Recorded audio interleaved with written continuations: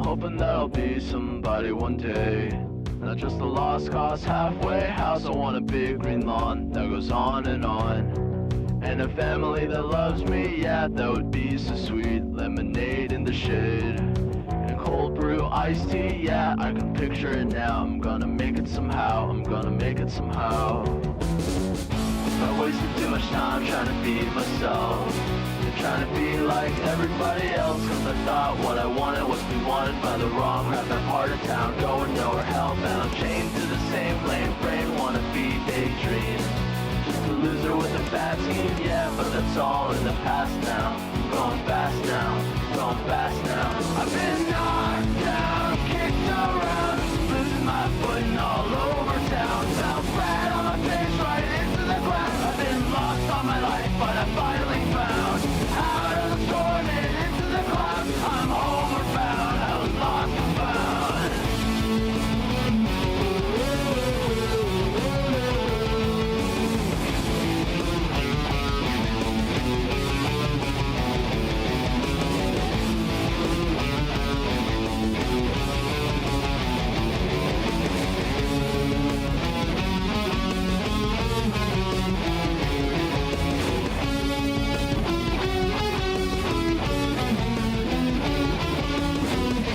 Hoping that I'll be somebody one day. Not just a lost cause, nowhere town. I want a great big house with a loving spouse and kids that really love me, yeah, that would be so sweet. Lemonade in the shade and cold brew iced tea, yeah, I can picture it now. I'm gonna make it somehow, I'm gonna make it somehow. I've been knocked down, kicked around, losing my footing all over town. Fell flat on my face right into the ground. I've been lost all my life, but I finally found out of the storm and into the clouds. I'm homeward bound, I was lost and found.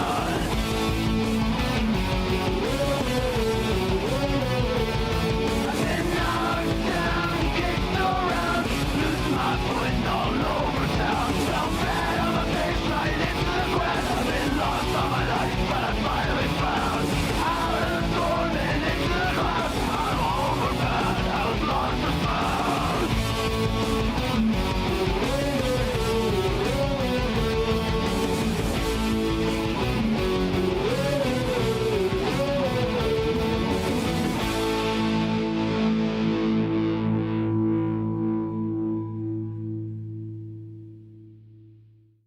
It might rain today, or was it yesterday? I don't know, I've been inside. It's been a while since I looked up at the sky. I'd consider if I only could decide which animal to ride. My makeup burns, but what lies beneath is too much to reveal. Life's easier when emotions are sealed. I like to keep on wondering what is real. Man, what's your deal? And so it goes. You can find me at my shows, telling lies disguised as jokes.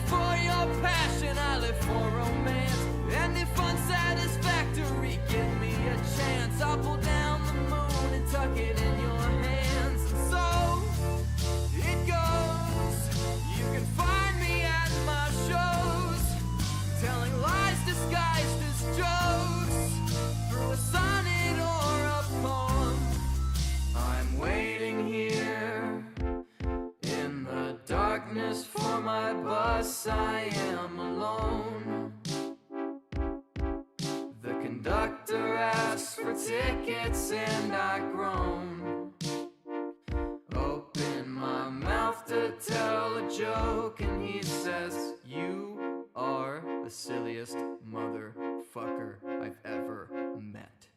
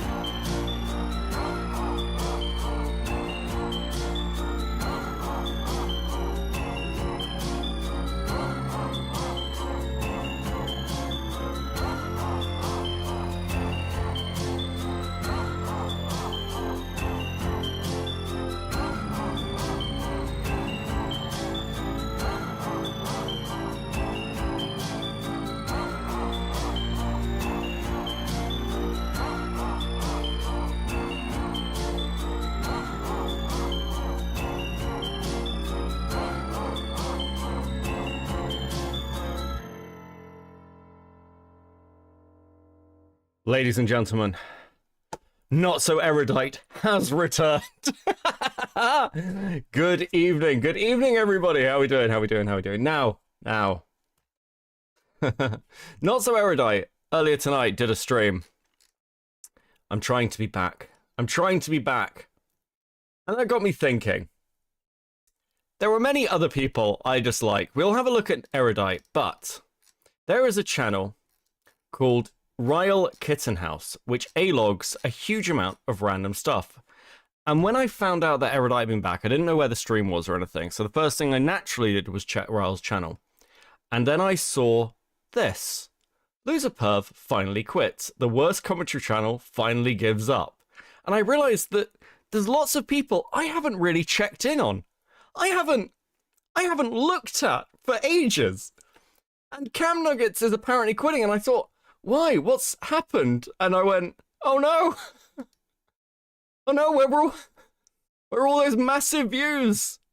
What's happened? What's happened, Cam Nuggets?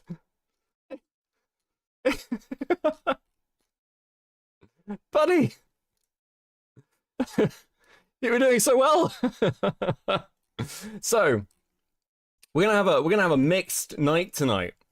We're gonna have a mixed night of looking at people and maybe like finding others who I haven't checked in on a while, and thinking, oh, maybe there's something interesting out there. As a fan, I hope you get turned into a lobster and then consumed by destiny. Thank you for the 5, Infamous. That was pretty good. I like that one. I like the lobster one. That's got layers. What is your favorite Dragon Ball form? As in, like, I don't know. I quite like Frieza. I quite like Frieza's like final form. Not their like golden or black form, but like I think Frieza's like a cool character. Anyway, it's an easy way to derail me apparently. So yes, we have a bit of a variety hour tonight. I figured I'd go live with a little bit. We'll do something. We've got like a more probably substantial stream tomorrow with the Chris the Fish competition and what else am I doing? I think I'm doing the North stuff tomorrow. Fuck, I'm talking about it like I've been scheduled in some way. What an insane idea. But yes, let's have a look.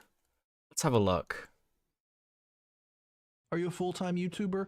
I was, not anymore. Who is Cam Nuggets and what is he known for? Thank you, Chris, for the 5. You ever think Dan Burst's X ended themselves? What? Which one? The one that was a troll? Oh, God knows. God knows. Possibly? I haven't looked at that Kiwi Farms thread in like forever. Maybe I need to go and have a little look. Star Sprinter with the 5, not Cam Nuggets again. Don't worry. It could be that this is the last time we ever look at Cam Nuggets. This could be it. This could be the last time. Starts with the call with lyrics and Mro where he lies about what's in his video. Ogpack and discredit him as like a way to sweep for Chris Tyson. That's what you said. That's not what I said. Wait, what do you mean? Like, you're saying this recent discourse is being used to go sweep for Chris Tyson? No, I'm not a lawyer. I'm not a lawyer. I do not think that Dogpack deserves the hate that he's getting. Say it already. I'm sweeping. I'm sweeping. I'm sweeping. No, what's happening is people are sweeping now for Chris Tyson. So that's exactly what he said. What I just talked to him about. That he said that he didn't. I didn't say that. I didn't say I didn't do that. I just said I don't remember. That's why I said pull it up. I never said that. You were correcting me on the fact that I didn't know what I was talking about when you said that. What you're talking about when this person. God, this was like. How long ago did this all happen? Is this like 6 months ago? When was this? Fuck, what is happening to time?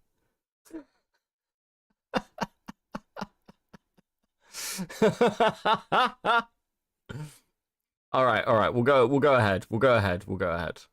So. Is Cammy Nuggets up to these days? Well, Toastify decided to create a... See, so this guy's dick riding Toastify like, Toastify destroyed Cam Nugget's career. He's finished. Wait, when did Toastify go after... Wait, the dark, sad, embarrassing life of Cam Nuggets.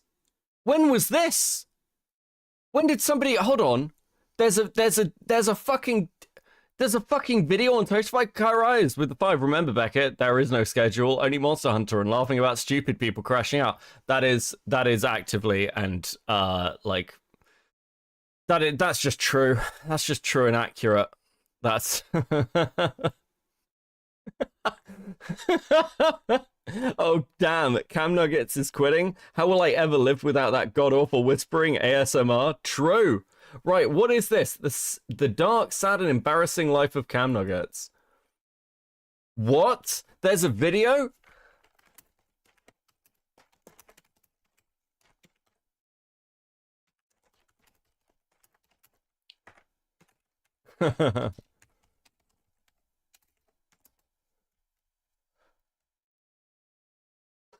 Oh, wait. Cam Nuggets is a comment. Wait, what? What? There was a takedown video and he reacted to it? This was so, like, this is from such a small channel, no one even fucking told me about it. What? When was this released? 2 months ago? It was released 2 months ago and no one heard about it. Dude, I would have watched the shit out of this. Oh, fuck, hold on. Fuck, let's go. Commentary YouTuber who blew up over the past couple of months through covering the MrBeast drama. He has created a staggering total of 51 videos attacking MrBeast. Now, in my opinion, Cam Nuggets is a prime example of a YouTuber who has a narrative he wants to push to his audience at all costs. He has no actual interest in investigating the truth behind the MrBeast allegations, he just wants to come at MrBeast with as many dishonest videos and plausible theories as humanly possible, cause that's what benefits his channel at the end of the day. Now, recently he has been exposed for some questionable behavior by members of the commentary community, which I do want to briefly touch on. However, I have not seen anyone talk about his manipulative response to the new information about MrBeast by Soggy Cereal coming out. Okay, we're not going to watch all of this, because we know this stuff. Making his way to relevancy. So I decided to focus on Cam Nuggets' insane dishonesty and biased reporting throughout. Holy shit. The predictable downfall? Where did this go? Eternal dishonesty.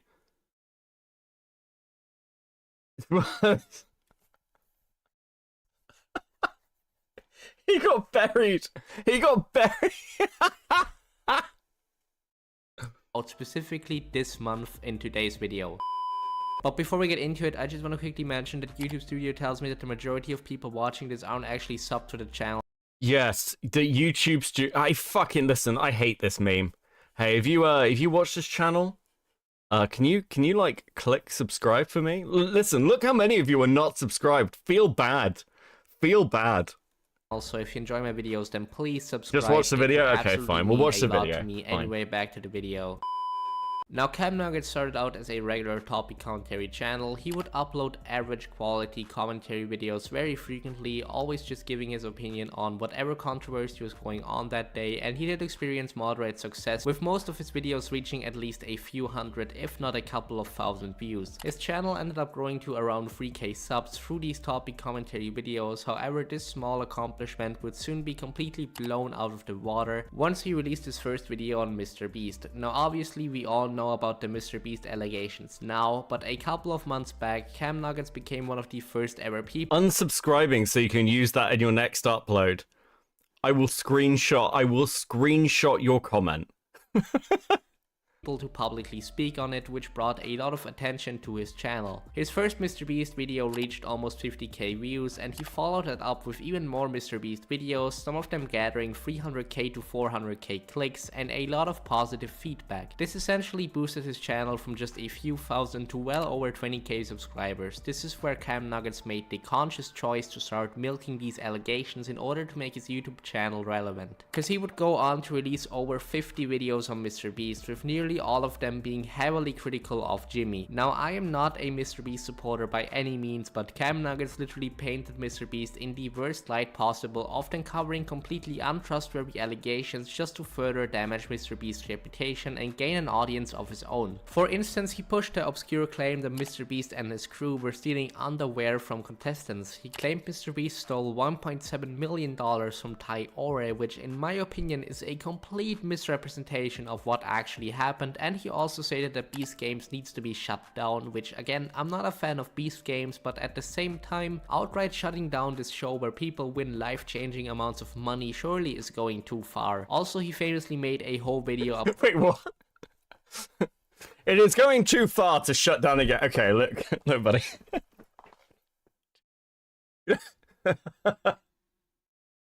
You don't need to defend the fucking game show. Come on, fuck. About MrBeast getting reported to the FBI and framing this as some sort of serious development of the story, when in reality It's Lizzie. Thank you for the 10 months at molding. Jesus. Hello, chat. Hello, how you doing? 07. anyone can report someone to the FBI at any given time. Like, I could file an FBI report against Jimmy Donaldson right now if I wanted to, so this just came across as really unserious. Now, I am not a defender of MrBeast by any means. I think he's wrong on some aspects of the drama, but not all of them. But regardless of what you think of MrBeast, you have to admit that Cam Nuggets reporting feels extremely biased, and overall this is just low quality content in my opinion. I mean, he's reusing a lot of thumbnails and talking about the same topics over and over again, and most of these videos are adding nothing to the conversation at hand. Again, he's free to upload whatever he wants, but by that same logic, I am also within my rights to criticize the quality. Don't cancel the show because it's funny when Jimmy is copying Netflix's replies about his shows. There's no way that's real, right? There's no way that happened.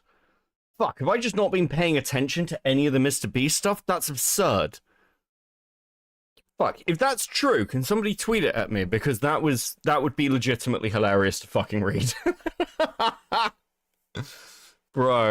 Bro, fuck, man. Quality of his uploads. Now, this milking of the MrBeast allegations did get him connections to some of the people directly exposing MrBeast, and it led to his channel becoming moderately successful. However, at the start of November this year, Cam Nuggets' already questionable reputation further collapsed after commentary channel Toastify decided to create a Twitter thread against Cam Nuggets. Now, I'm quite fond of Toastify.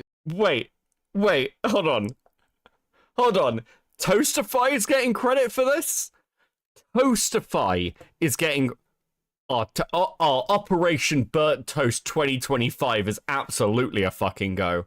The amount of work everyone put into taking down fucking Cam Nuggets, and Toastify is getting the credit? Are you fucking kidding me? This is, listen, hold on. Hold the fuck on.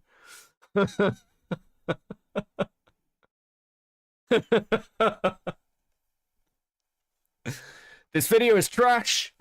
This video is awful. 0 out of 10. Strong dislike. Absolutely trash tier content. Trash. No research. Operation Burnt Toast is a go. I'm gonna fucking DM him about this. I'm gonna be like, you need to find whoever this fucking person is who's a fan of yours and take them out back and have them shot. All that shit I've said about you're not responsible for your fan base. Don't give a fuck. Don't give a fuck. Toastify decided to create a Twitter thread against Cam Nuggets. Now, I'm quite fond of Toastify and his investigative work. I think his channel is definitely going somewhere, and his thread absolutely did not disappoint. He ended up dunking on Cam Nuggets in absolutely hilarious ways. Now, he starts out by writing, "We discovered more desperate Gooner-esque content from Cam Nuggets, an anti-MrBeast commentator who recently had his Discord dating profile leaked." Now, Toastify then goes on to show a massive log of just embarrassing DMs with What do you mean? You went to... What? Wait, hold on. Are you fucking kidding me? Are you actually fucking serious? What, the stuff that... I'm sorry, Toastify is now getting the credit for this? I'm gonna fucking lose my mind. I'm gonna lose my mind. I'm actually so angry.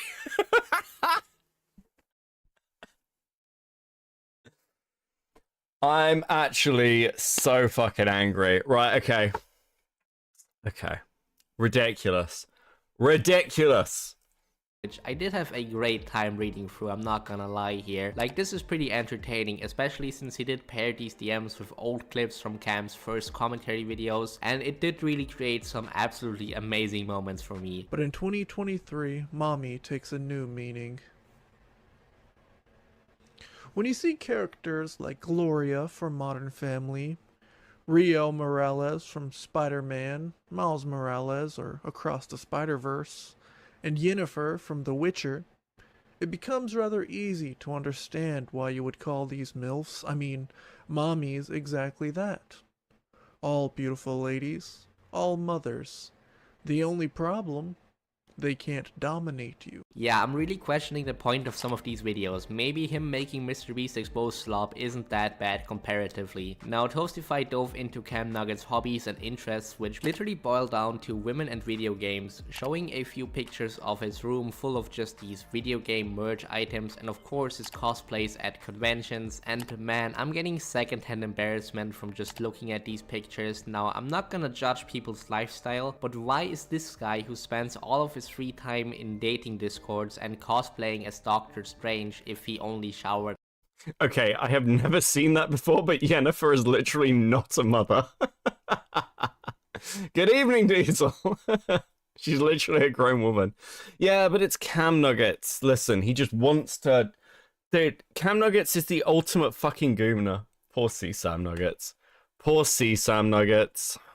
Like every 6 weeks, out here creating videos making fun of people online. That does seem like a bit of a throwing stones in a glass house situation to me. Regardless though, I'm not here to make fun of Cam Nuggets in any way. I think everybody is free to live their life however they want to, as long as they aren't actively hurting other people. And also pretty much everyone in the commentary community already ridiculed him, so I don't need to like dunk on this guy further, even though he again didn't make himself look any better by responding to this with clarifying that his interactions on the dating discords were between consenting adults, which just made him look so weird, because people weren't saying he did anything without consent, people were just calling him weird and making fun of him. But regardless, I hope I set the scene for you well. I've explained how Cam Nuggets milked his way to fame, and how he pretty much lost all favor within the commentary community soon after. Now let's dive into his terrible...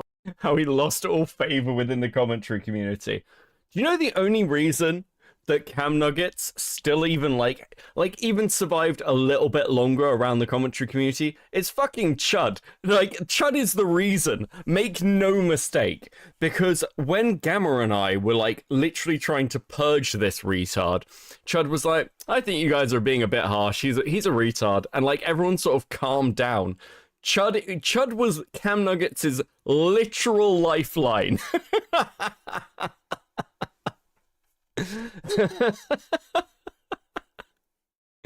response to new MrBeast evidence coming out and disproving some of the claims he himself pushed. Alright, again, I want to clarify, I'm not a massive fan of this Soggy Cereal video right here. I do think it leaves out a lot of key context and it's a bit disingenuous and features a few very untrustworthy claims, but at the same time it did provide some decent proof debunking certain allegations. Or as they say, true. Response to Soggy's video directly, because Soggy heavily implied that Cam Nuggets is basically a predator in this video. It's not a good look when your friend Cam Nuggets is revealed to be watching minors spread their assholes on Discord. This is just absolutely horrible framing by someone who claims to be an investigative journalist, in my opinion. I mean, I do dislike Cam, don't get me wrong, but this does make it sound like he's out here like participating in illegal activities and should be arrested, when the context here is literally that someone joined into Cam's Discord call and started exposing themselves, which led to him leaving and reporting it to the staff team. I don't think he did anything wrong there, and Soggy would have been way better off just calling him like a disingenuous loser instead of trying to frame him as someone predatory. I do think that's a massive mistake by Soggy, and I do blame him for it. Now, Cam Nuggets basically responded to this, calling Soggy a scumbag. I mean, it's a personal attack and he doesn't go into actually debunking the rest of the video, but I do think it's a fair response considering what Soggy did. But where Cam went wrong is by failing to address the aftermath of this video. Now, the Soggy video did directly debunk certain claims that Cam Nuggets himself pushed. Now, to be fair, some of them were already debunked before that, but Soggy was the one that brought attention to everything to the mainstream with his video. Like, for instance, the context behind the hiring of Delaware. Now, this specifically is a claim Cam Nuggets directly pushed in one of his videos, so I definitely feel like he should clear this up for his audience. However, he really only made one video referencing the possibility of that claim being false, and then just went right back to making MrBeast exposed videos, like MrBeast just got debunked, MrBeast exposed by Reddit, Beast Games gave a contestant brain damage. These are all the same old anti-MrBeast videos, and he's just failing to address that some of his old videos have outright been debunked. Now, again, I'm not a supporter of MrBeast, but surely there's a clear lack of integrity here, and it's become obvious to most of his audience that he doesn't actually care about finding the truth. Because for the past 2 months, his channel has essentially been flatlined because people have woken up and started unsubscribing, since Cam Nuggets mostly refuses to talk about ongoing developments of the situation whenever it's something positive for MrBeast. Again, I'm not saying he has to talk about... Yeah, I think part of the thing is with Cam's argument to me when I interviewed him was, and I included some clips of this in the Gamma video.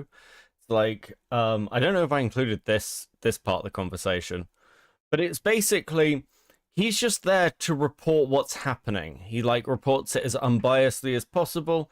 So if he misreports something, that's because that's the information at the time, which, you know, I think is kind of... I can see that if it's truly uneditorialized, but that's not what Cam was doing.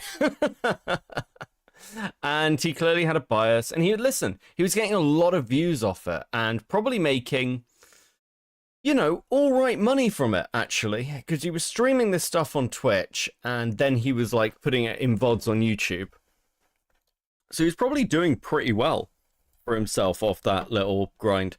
But the like anti-MrBeast kind of crowd has evaporated since Dogpack flew to the hills, ran to the hills. I was trying to find another fucking like metaphor of some kind, but apparently my brain broke midway through the sentence.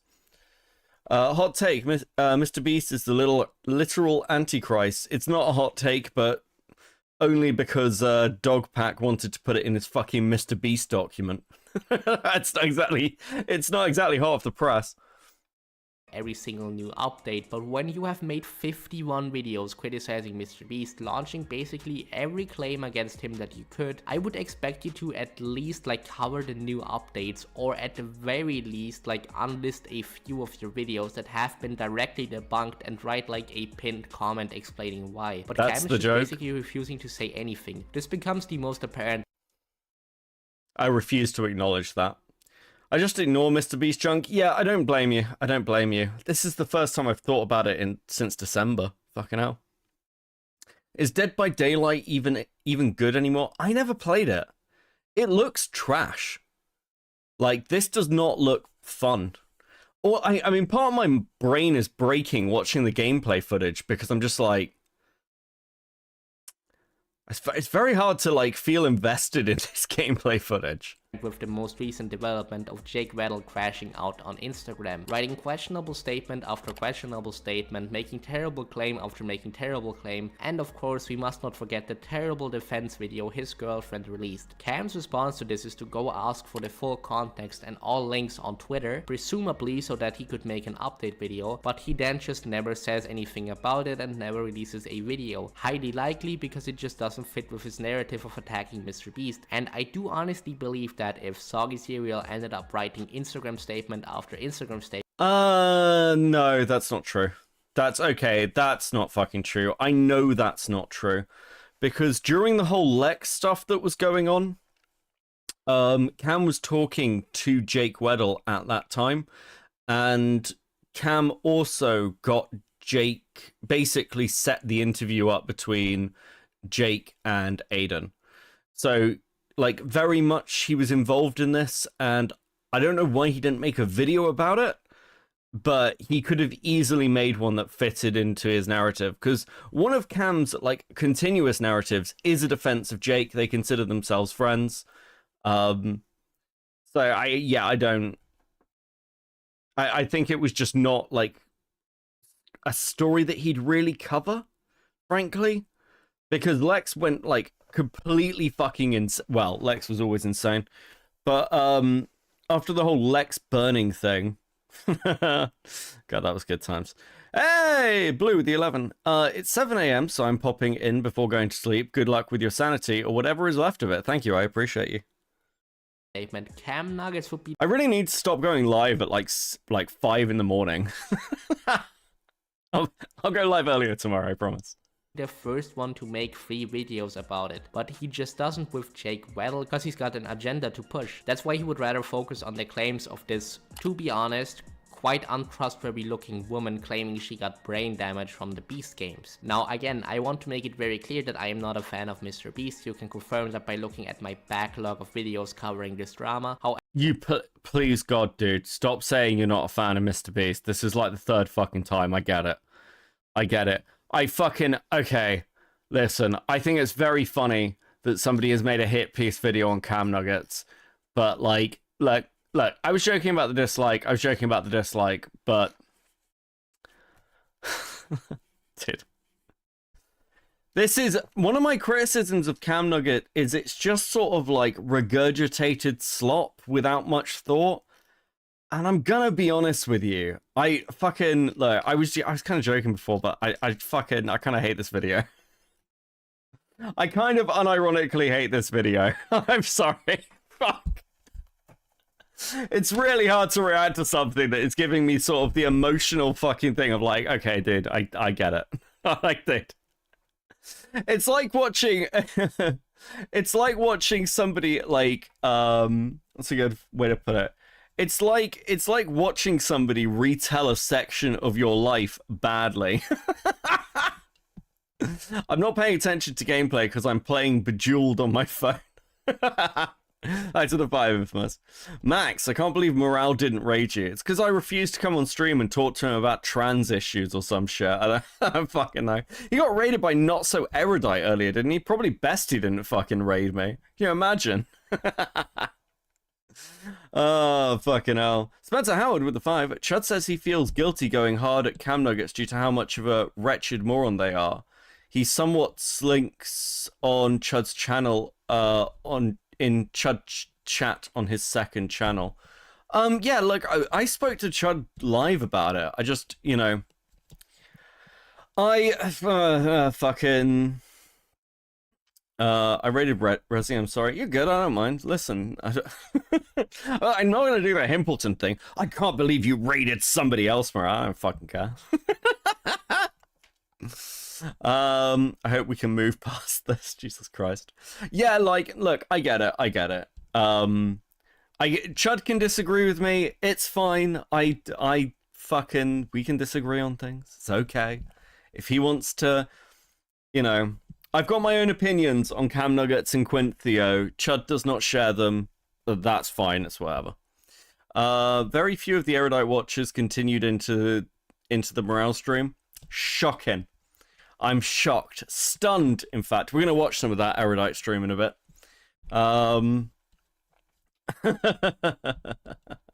Bro, can you read? Fucking barely. What did I miss? What did I miss? However, it's obvious to me that Cam Nuggets has zero interest in reporting ongoing developments of the MrBeast allegations properly and accurately. He just wants to do what will get him the most amount of clout, and I for one am glad that his supporters are finally waking up to it. In my opinion, he has failed to properly inform his fans of the updates that came from Soggy Cereal's video, willfully ignored some of the most important updates regarding MrBeast in order to save face, and he has shown a clear bias against MrBeast in his reporting. This makes Cam Nuggets one of the most dishonest commentary channels on YouTube. And okay, I'm done with this. Yes, okay, so someone made a video on Cam Nuggets. Cam Nuggets lost his mind. Fair enough. Understandable. Fuck. I'll be honest with you. I wouldn't have even responded to this. No, like, that video got like a couple K, and then I kept making videos. Like, Mike, it's over, guys. I'm done. This is an illusion. You're not actually watching me right now. I haven't earned 300, or I haven't earned 4,000 subs since the MrBeast drama has been over. That's all fake. Are you a full-time YouTuber? I was, not anymore. The algorithm is annoying, too stressful. I don't have time to like be scrolling through the internet all day long, hoping for like stories and hoping they pop off. But it's still a fun hobby. I still like doing it. It's so fun to come hang out with you guys and chat, but it's I work another job like in the morning. This is funny. He made this video on Internet Anarchist, and it was, the entire situation was like some guy accusing him of like going to another country to like. Dude, did you get really fucking upset about this video? Cam responded to this video on stream 2 weeks ago.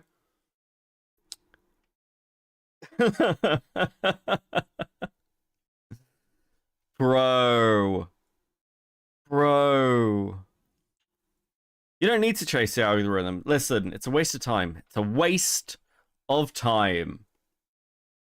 The video was embarrassing, and this response was more embarrassing.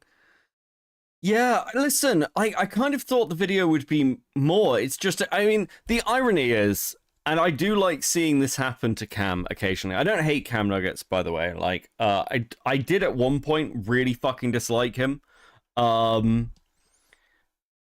But fuck yeah. It's like I don't hate the dude.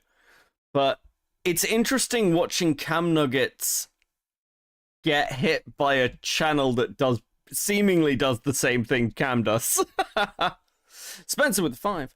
Morale has amnesty to be kind to wretched women. It creates too much good content for people to complain. Chud molding at him being nice to Lex was Kino. Jesus. Thank you for 5.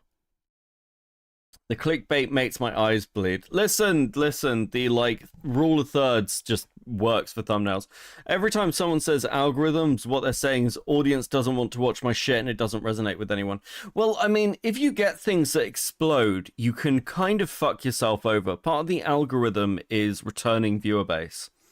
So if you've got like a strong returning viewership, then that'll kind of keep you in the algorithm. But if viewers are only coming for like one topic and then they fuck off for anything else, that will probably hurt you if it keeps happening.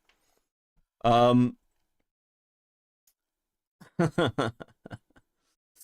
mean, I went through the video on Cam. I'll be honest with you, I'm just like, it's whatever. Like sleep with minors, and it was completely false. So this guy's allowed to make that video, 20-minute long slop video, but I can't make videos about MrBeast. Ridiculous. Pyrocynical Scam, 924 days. So he's going after one of the world's largest commentary channels. That's okay. Clown Show, the MrBeast response breakdown. This guy, that's all this guy's done. He's made 114 videos of slop, pure sludge. And he's just jealous that I have 25 times more subs than him. That's all I see. I don't know about y'all. The predictable, already questionable. He says the predictable downfall. I'm still getting like the same amount of views I've always been getting. Obviously, I'm not getting. I That's true, buddy. I think that's dropped quite significantly. I saw one, he got like, when was the last time he broke? Yeah, the Ice Spice stuff has officially fallen off. Ironically, 333k views. And that was what, 2 months ago? So like, he'll still hit the algorithm every now and again and get like a fucking ton of views with the right thumbnail and everything else, but it doesn't translate to like a general audience who are like, I can't wait to watch the new Cam Nuggets video. Cam Nuggets doesn't have a core audience. He relied on trending topics, viewership, and the topics he covered aren't doing as well. Yeah. I mean, like, January and like early February was fucking crazy for drama, but it is kind of quiet at the moment. It's not dead, but there's no like, okay, that's not true. If you're like going through the Ethan Klein, Destiny, Hassan stuff, there is like a wealth of content there, and there's stuff like the Rosanna stuff, and like there's things going on, but like there's nothing new really, like that's like come out of nowhere and you're like, oh fuck, I haven't heard about this person or any drama about them in the last like year and a half, and now they're here and we can like talk about it, and it's all like picking things apart. The last thing like that was Pirate Software, which is why the Pirate Software stuff did so well. Getting like hundreds of thousands because I'm not covering Mr. Beast, but like, okay. 3 Mr. Beast videos in the last 2 weeks. It's been a while from the last time Cam was on. Yeah, man. I've just been chilling. According to Cam's Reddit, he's either working at Target or Kroger's. Seems like he wants to take a break dealing with move. My Target wouldn't work with my schedule or let me go on demand while moving, so I just quit. I can now apply to another Target, but I lose my 70 cents of raises. What the fuck?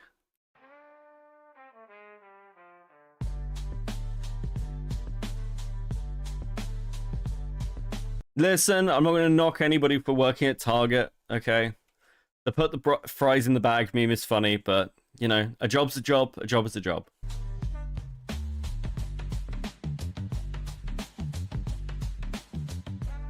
Can pull out her boob and like show the camera and then advertise her OF. I feel like a way to describe it is we don't have any iconic dramas like we did in 2024. Well, 2024 was just insane because it was like week after week was just new thing. It's quite nice to have something like more like chilled out. Yeah, it was banger after banger. It was literally like Mr. Beast, I Am Alex, Dr. Disrespect, started with Mama Max, and then it just kept rolling. Like, there are dramas I have covered lots, not to mention all the ACC shit that happened. Like, it was just never fucking ending. And that's okay, right? And somehow that makes me a degenerate. Breastfeeding tutorial, 4K breastfeed tips. Obviously what is censored is a woman's very large pair of bosoms, okay? So I woke up from my beautiful rest. I was about to sleep, as you can tell by the big bags under my eyes. I need it. But this caught my eye, right? Because I'm not the kind of person that will allow... Why does this guy criticize my content when he literally just has a picture of like this shitty anime guy bouncing around? Like, you're Let's fucking go. Cam Nuggets versus Queenman. That's Vosh folder, yes. Fuck, I forgot about the Vosh folder. Jesus.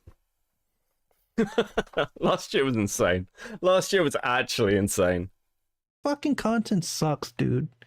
You literally just sit here with this anime guy in the corner of other people's videos, and then you just watch them. Like, you just have a watch-along party to other people's content and criticize it. Like, nothing in this video is new. He's just watching my videos. Like, dude, do something. Anyways, guys. And now a lot of people will be like, oh, here's Cam Nuggets making another anti-Mr. Beast video. Cam, thank you for making amazing content, covering things without trying to drag it out. I don't Watching this in the background and the last few sentences made me worried I was having a stroke. The Ethan Hassan debates. Oh, fuck yeah, Jesus. Whoever does the 2024 retrospective video, like the retrospective on that year, that video is going to be like 2 hours long and completely fucking insane. Like a timeline video, a good timeline video with like the key dramas and like key clips and all that for like 2024 would be a fucking banger piece of content. You'd have to release it late 2025, I think, but that would be incredible. That would be like a fucking awesome video. I feel very called out. I feel very called out by Cam Nuggets because I've just got a little fucking anime guy. A little anime guy sat in the corner. It's fun. I'm on my downtime. I'm on holiday. Fuck shit. Okay. I don't know why somebody would hate. People are allowed to hate me. Like I don't mind it. I feel like you made it if you got haters, you know what I mean? But a lot of it just comes across as disingenuous. Like people now Nuggets will take shots at you for your little avatar. I don't think Cam won't take shots at me. I'd be very surprised if Cam even gives a fuck. Give me my gold star and go to bed. Chat, I am so proud of you, chat. I am so proud of you guys. You guys have done so well. Me, right now, look on my face, proud fucking streamer. Proud fucking streamer right now. You're so well behaved. Couldn't ask for a better chat.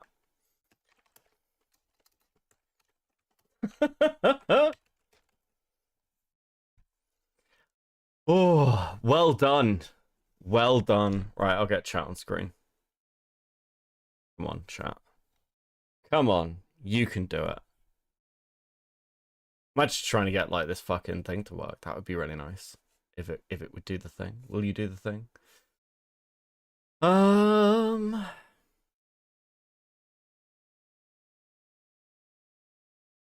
There we go. Put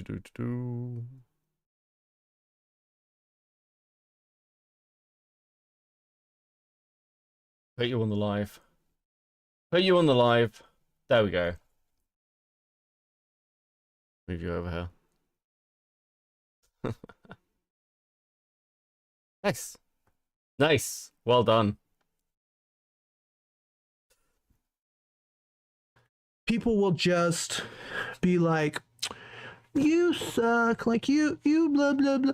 I'm sorry for the Pavlonia response with chat and the gold stickers. It's actually, listen, Roy Brain has actually just... I could probably do an entire stream with just the goal animation on screen.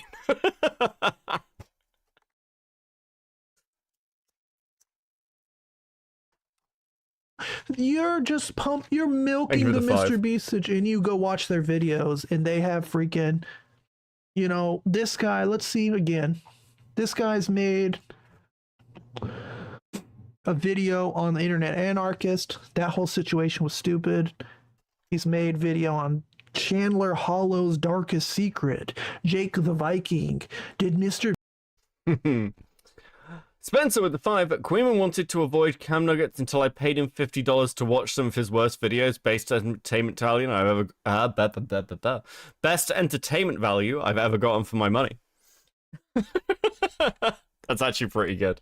I offered Queeman money to watch something, and he just refused to watch it. No, he refused the money. He refused the money. I was shocked. I was shocked and appalled. You're legally obligated to now, Beckett. What the chat fucking goal animation. I might at some point talk to Rotting and see if they want to do more animations for the stream. We'll get like a grouping of them, and I'll rotate through them. Thank you for the 3 months at Coping, by the way. Much appreciated. Beast torture this YouTuber. The most ironic band. Like he's milking slop too. The only thing is I found something that worked that people This channel criticizing Cam Nuggets is sloppier than Cam Nuggets himself. I wouldn't go that fucking far, but I will. But look, listen, you guys know I dislike Cam Nuggets. Like, again, don't hate him, but like, this is a dude who has over time annoyed me, and even I think the fucking video on him's bad.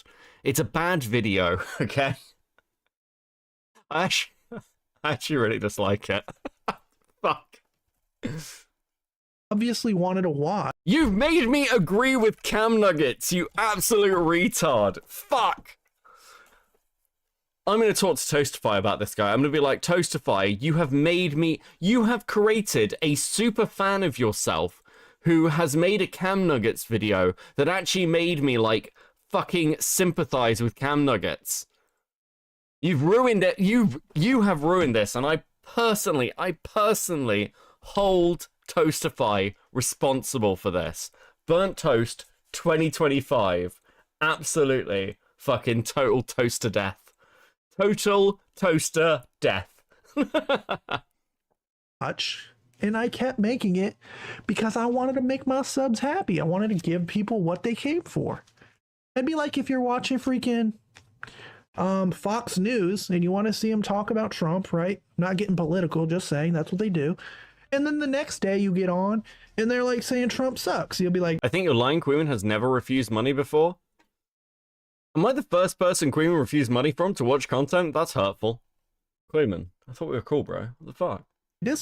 Can y'all make your mind up? Like, it's hard to see what's going on here. Like, come on. Okay, so that's what Cam Nuggets is up to.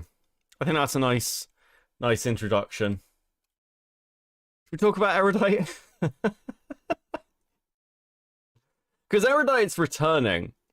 How are people feeling? Because there are a few other things. I wanted to talk about tomfoolery as well, because I know that there are some tomfoolery clips going a bit far back. I'd probably have to fucking find it. But,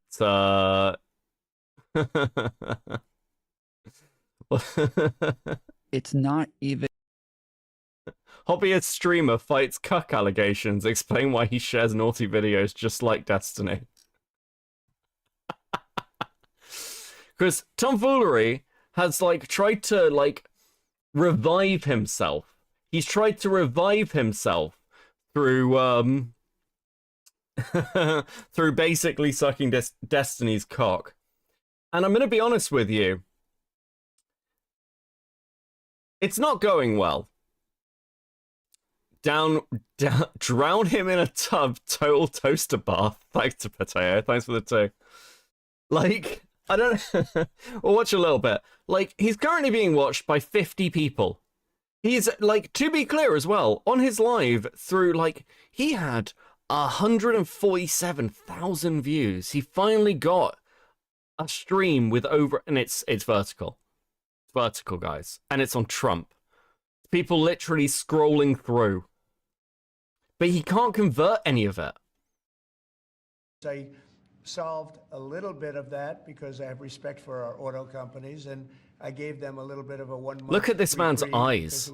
It was unfair, although I'm sure that is a person who is dead inside. That is such fucking bullshit, dude. That is such bullshit. It just spawned. Oh, I don't even have the fucking game up. Oh shit, I don't even have the game up. I took it down. Oh no.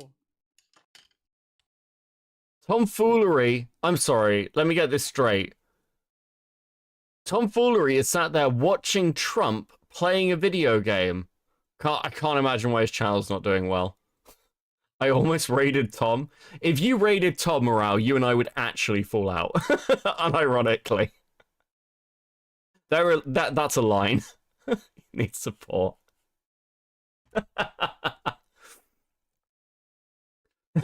Don't mock him. Cancer is hitting him hard. Then it's not even always a cuck sort of thing. When it's a casual thing, if you don't have any sort of like intimacy or anyone who streams vertical must become French. True. Fuck. So I don't think anyone here will know who Sonsol is. I will be very surprised if any of you know who Sonsol is. But Sonsol has been a streamer. He was a Twitch poll streamer back in the day. And he's been around for ages. And he's sort of trying to, every now and again I see him stream, and he was streaming vertical today to 5 people, and I was like, bro, dude, just stream normally, please. Okay? It's okay. It's fine. It's not, please. His eyes express a strange mix of resentment and impotent rage. Morale got the erudite raid. Listen, I heard. I'm amazed that she raided you. How the fuck? Like, but I guess we'll see when we watch it. DMAX streams vertically. DMAX streams vertically and is fucked. Oh, Dickers will obviously know who Sonsol is. True. How you doing, Dickers?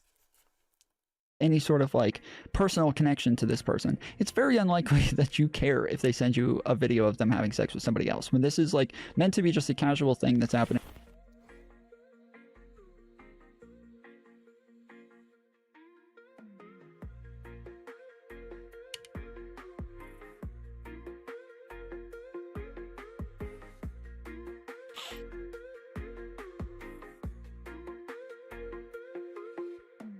Hey! Nicholas Diorio, thank you for the raid, buddy. Much appreciated. How you guys doing? Welcome in. We're we're catching up. We're catching up on old Twitch poll people. Currently taking a look at tomfoolery.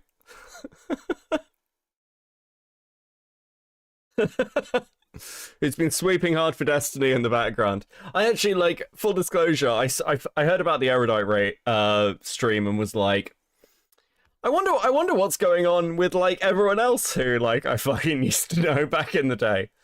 It's not going well. Can I turn down the flute? I'll try. Perfect time for a raid. Yeah, like, we got past the fucking god-awful Cam Nuggets content. Jesus Christ. But it's cuckery but it's not cuckery just that they send these things to other people. That's not cuckery. Who would admit they are cuck? They're not. The people who do this shit aren't embarrassed of being cucks. Destiny's kind of seeming like a creep. Was Trump in the Destiny leaks too? I really want to look at the Epstein flight logs thing, like, at some point, because I'm fascinated. I saw bits and pieces about it, but I didn't really follow it. So I'm kind of interested, not gonna lie. Creep that gets off on this, it don't look good for him. Yep. Yeah, I mean, again, this is like when it first came up, that's kind of what we were talking about. It's the clip just a second ago where he's talking about the fact that he sends, videos and pictures and stuff of him and Melina together to other women, and she sends those sorts of things to other guys, that this is a thing that they do. And it is, again, kind of like a cuck sort of behavior that, like, people get off on. And so if that's their, their kind of thing, that is a common thing to do. So for context, for those who don't know, tomfoolery's been in a really weird position with this whole Destiny stuff. Like, there's layers to this. It's an onion. It's onion content. So tomfoolery's career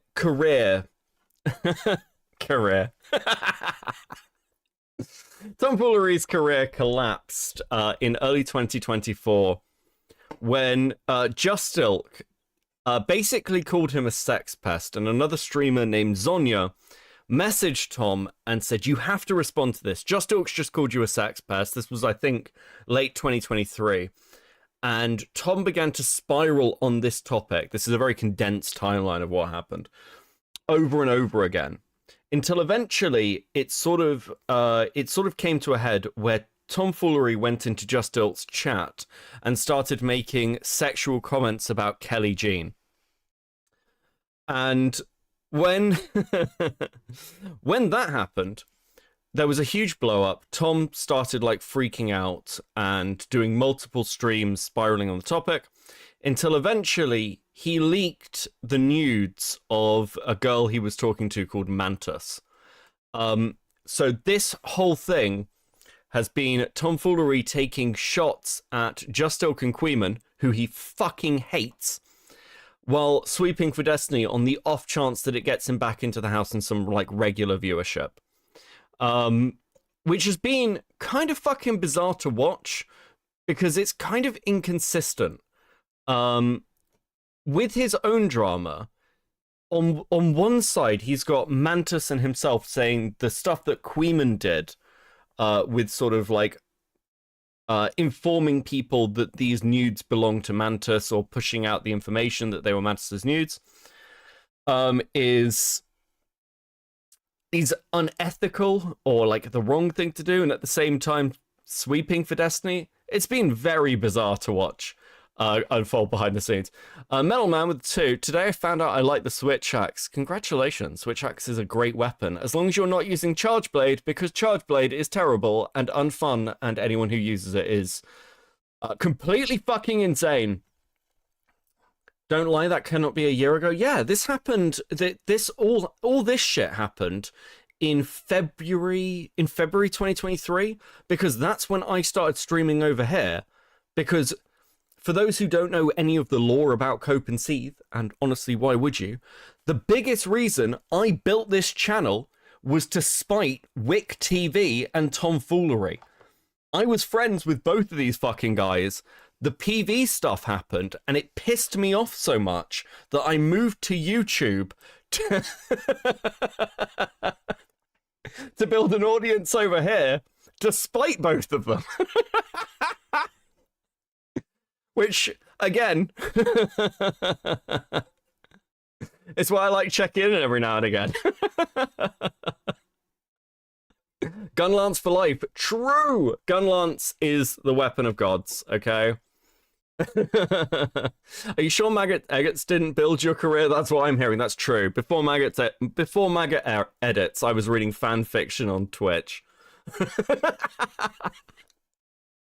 On top of that, it's not even Listen, if I owe my career, quote unquote career, listen, I'm no let's not get ahead of ourselves. I'm no better than Tomfoolery or any of these other fucking glub shows for the idea of this being a career.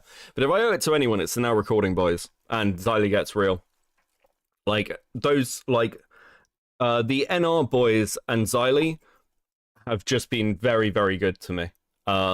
It's why, like, I will stop doing Cope and Seethe before I stop doing Now Recording. As long as Now Recording wants to go live, I will always be there for NR.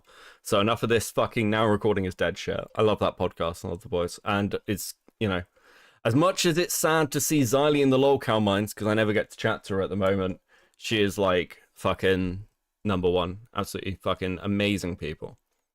Always a cuck sort of thing, because we talked about the fact that like people who are just engaging in casual hookups, like they're just, you know, they're online, you know, sexting. Is this a longsword user safe space? Yes it is. Yes it is. Listen, longsword users are always fucking welcome. Literally everything but Charge Blade is a legitimate choice, and if you are a Horn user, fucking I love you, okay? One of my friends has started playing with us, and like we're playing in the Discord. We've got like a wild chat, so I'm playing with some of the audience. And one of my friends is a Horn user, and he is like the fucking best person to have on a run. It's incredible. It's like an extra third of damage. Absolutely fucking insane. Horn is so good in Wilds. No idea what they've done to it, but it's great.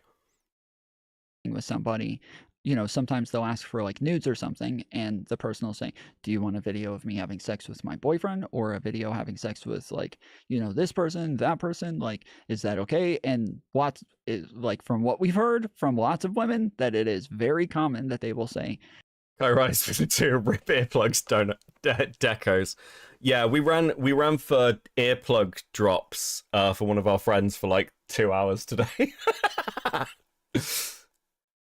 yes, yeah, dope. Speech yeah, was wholesome, not enough like, Hitler. Yeah, true. send me a video of you having sex with somebody else, because you can't keep messing with Core like this. He can't take it. Rip Now Recording. So true, Rage. Thank you for the 5. Okay. We're gonna lock in. I'm interested to hear what Tomfoolery has to say about literally anything.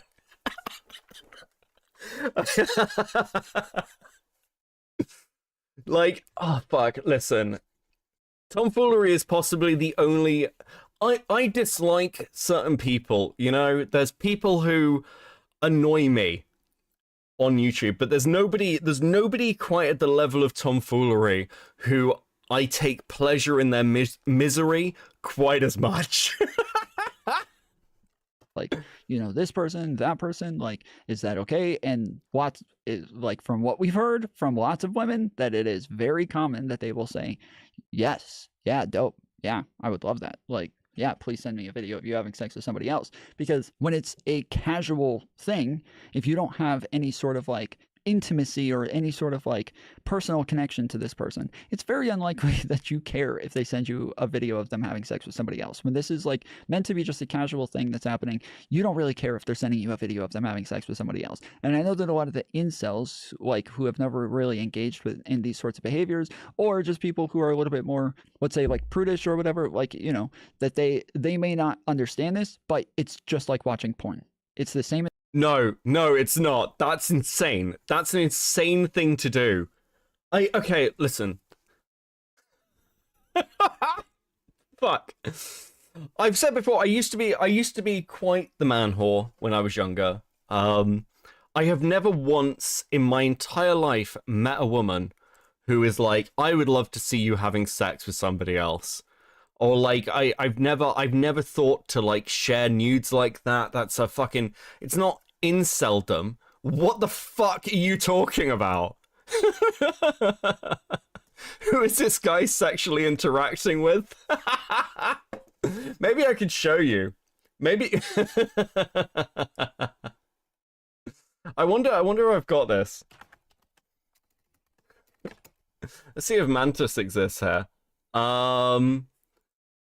Is Mantis? Yeah, okay. This woman is who tomfoolery is sexually interacting with. This is Mantis.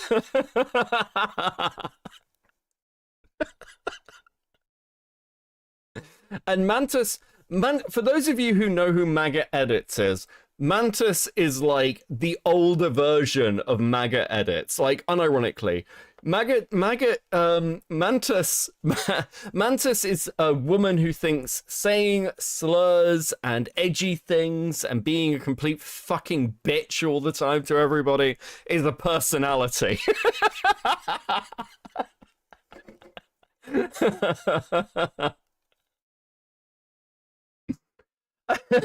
And by the way, the reason why when tomfoolery flashed up Mantis's nudes on stream, many people instantly identified it as Mantis is because Mantis had just randomly sent like pictures of herself to them. So lots of people were just like, oh yeah, that's Mantis. We recognize her.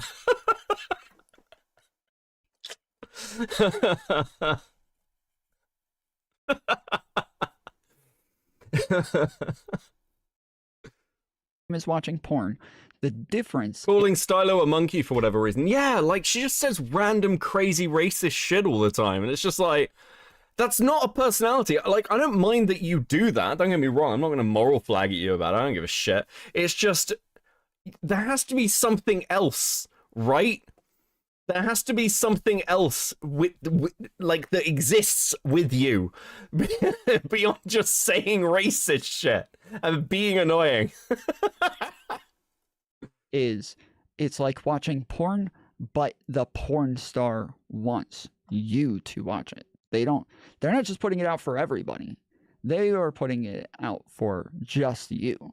And there's like, yes, there's like a bit more to it then, right? Like everybody likes to watch porn. They like to watch people that they find attractive, have sex with other people. This is just a normal thing that people like. That's why people watch porn. But yes, then when we're talking about the fact that, yes, somebody wants to watch someone have sex, they enjoy that sort of thing. And now the person that they want to watch have sex, they're texting with, and that person is willing to send them a video of. I can't imagine why he's stuck at 50 viewers. Holy fuck. It wasn't Mantis, it was an androgynous Republican twink meme Becky. True. I'm misremembering the story. I don't know what's worse, leaking somebody's nudes on stream or then making the claim of, no, it wasn't their nudes, it was a trans person. You're fucking...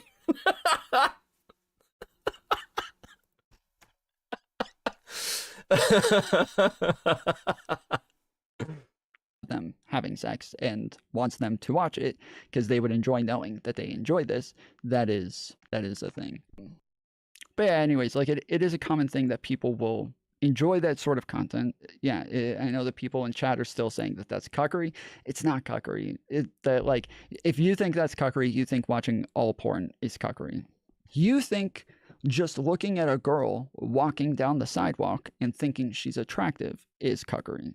Like, there's a whole spectrum here, and if you're that far down the spectrum where you think just watching porn is cuckery, you think just finding a girl attractive who's walking down the sidewalk, you think that's cuckery too now, because you are in that realm now. That's where you're at. That's how far down the fucking spectrum you are. What makes you believe that when we don't even have the correlation? Even the correlation wouldn't make that true.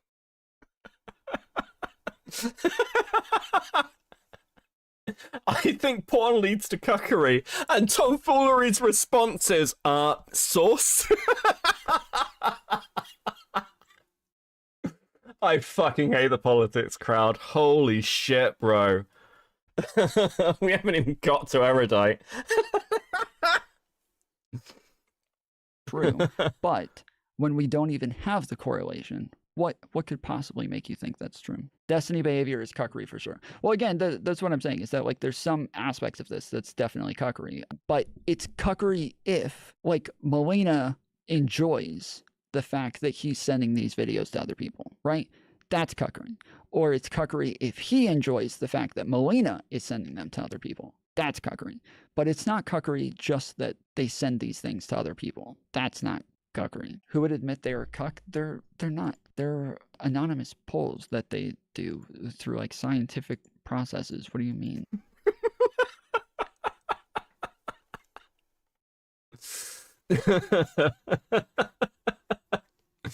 They do anonymous polls through scientific processes, guys. What are you talking about? No one's admitting that they're cucks. I don't know what you're talking about. It's a crazy thing to say, guys.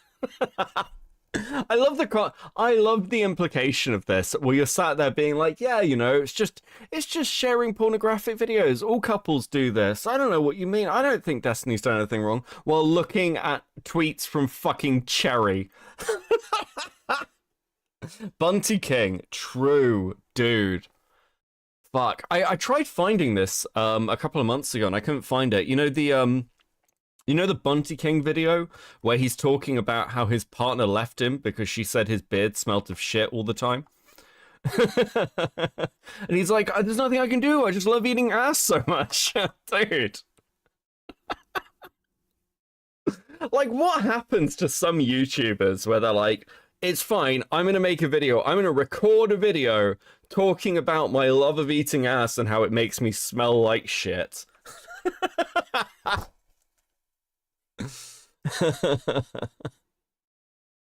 Who would admit it? Like, the people who do this shit aren't embarrassed of being cucks. Like, they're doing it for a reason, because they like it. So I am playing directly into Destiny's game. Someone needs to break the chain, or people are going to continue to be hurt. Yeah, see, so he's saying, like, yes, I have, even though the victims are saying they don't want us to talk about this, I have to talk about it. I have to do this to put a stop to this. It's like everybody already knows everything that you know. You're not really putting out any new information. And then throughout this whole thing, he doesn't really, like, reveal anything new. But it turns out that Natsa Erudite was telling the truth when she said she was communicating on behalf of the victims, because as it turns out, she was from very early on the primary middleman negotiating the price of their silence, right? Pixie and her friend Straighterade had used the specter of her impending suicide to alarm Destiny enough that he would be receptive to suggestions of financial compensation.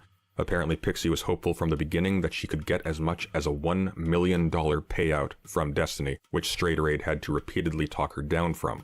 The condition of this financial compensation is, of course, Pixie's continued silence.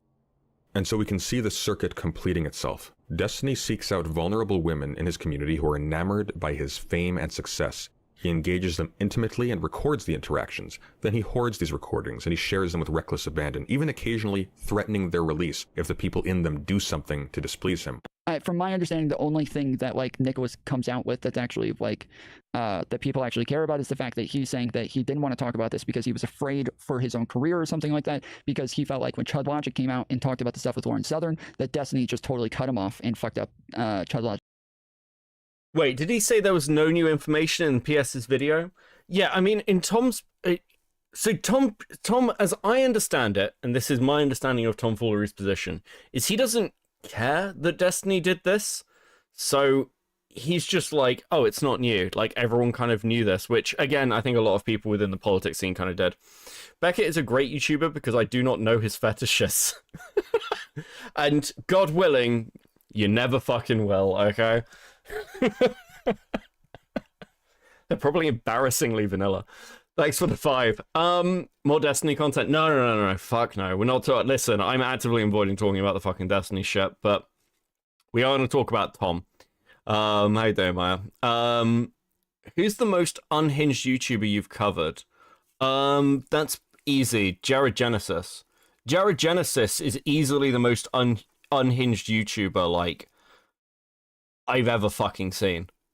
This is Jared Genesis is like one of the only YouTubers I've ever seen who's a man in his late 30s who stopped making YouTube videos because his parents banned him from using the computer after he kept them up all night screaming at his trolls. It's really not very fucking it's not even a fucking competition. Logic's career. The problem I have with this is that that's not the way I remember it. I don't remember DK and Chud Logic talking about this and then Destiny cutting them off because they were wrong. Because he was saying, I don't like that I like give these people a platform. I give them a lot of clout. I give them a lot of like audience and help them grow. And then as soon as they get a chance, they turn around and cover drama on me that fucks me over. And they like amplify this shit and try to fuck me over in the end. And I've been through this personally numerous times where people want to keep outing shit about my personal life that I'm gonna like, no, I draw the lines on what I talk about within my content and what I do want part of my content, what I don't want part of my content. And if you make more of it, if you bring more of my personal life out and platform it and put it out there more than I want, I consider that like on the same lines as doxing. It's not considered doxing, but it's the same as doxing. Like, oh, what the fuck, bro? Okay. I hate this shit. I hate this shit. We are in a very minor sense, public. And a lot of the stuff about us becomes public. We're just reaching out to like vastly more people. But just to like put this in context, let's say you've got a friendship group, IRL, and like you're dating somebody and that relationship goes wrong. Your IRL friendship group will probably know about it and talk about it. And the like drawback of streaming, like streaming is a double-edged sword compared to like pure video essayists. Because if you're in video essayists, like your audience probably doesn't really know you, and that like separation can be very, very fucking helpful. It can, listen, for a lot of people, it keeps them sane and it keeps them alive. Because like, you don't really want an audience to know you that well. But with streamers, you're talking for like hours and hours at a time. Often you like insert like personal anecdotes, especially streamers who aren't playing like a character. Tom puts a lot of his life out there. Tom lists what his like previous work was. I mean, he lied about it. Let's be clear. Tom lied an awful lot. And he's still coping about this, by the way. Like Tom basically came into kind of like online politics conversations claiming he was a linguist. He wasn't. He worked at an like, is it a mortgage company? He like did mortgaging stuff. And like he took a course, like one of these like week-long courses on linguistics or like a linguistic marketing or some shit. And then he started calling himself a linguist. And then he worked at Pizza Hut. Again, very condensed. This is very condensed. I'm skipping out a lot of shit here. But like, yeah, Pizza Hut upsales.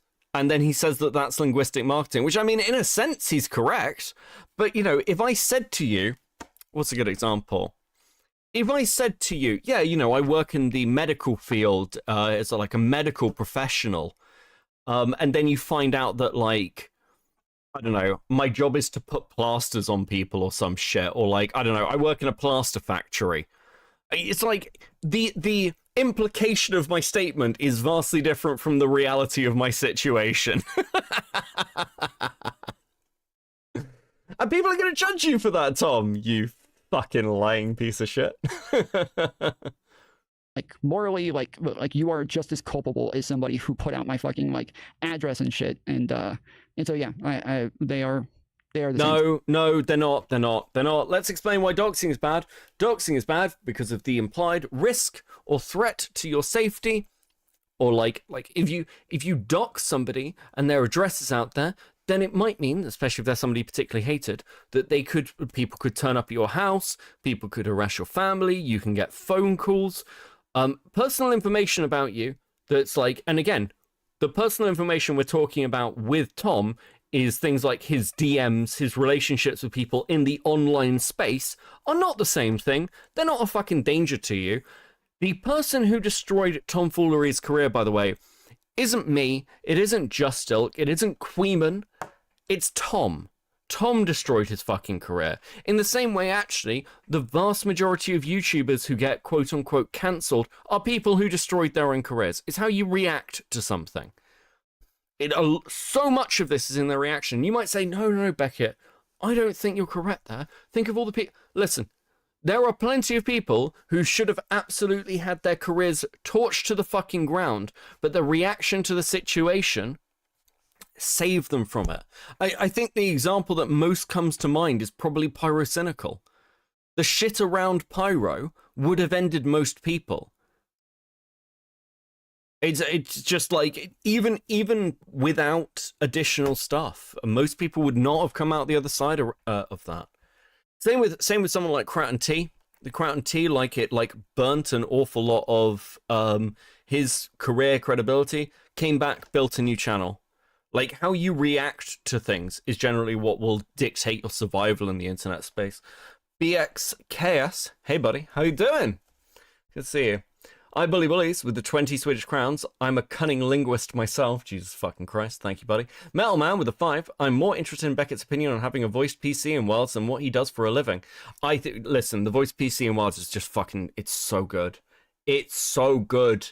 Okay, complete fucking sideline just because I want to talk about Wilds for just one thing. Do you know what's one of the best things about Wilds is? You're not a rookie hunter just starting out. This is like... This is really rare to see in a game where they're like, no, you're already established, you've already got a reputation, many of the other characters already know you by your reputation, the only reason you haven't been seen before is you're kind of like a lone wolf hunter, and they're like, that would be perfect for this situation. And it would be like, and it's really fucking unique, and it works really well. It's because you're not like treated like a fucking child character or like a rookie. It's nice. It's really nice. Wilds Hunter is aura maxing the entire game. Yeah, it's really cool seeing how he because he'll like straight up just be like, there's points where he's telling the handler to give him permission to do things, which you don't really see.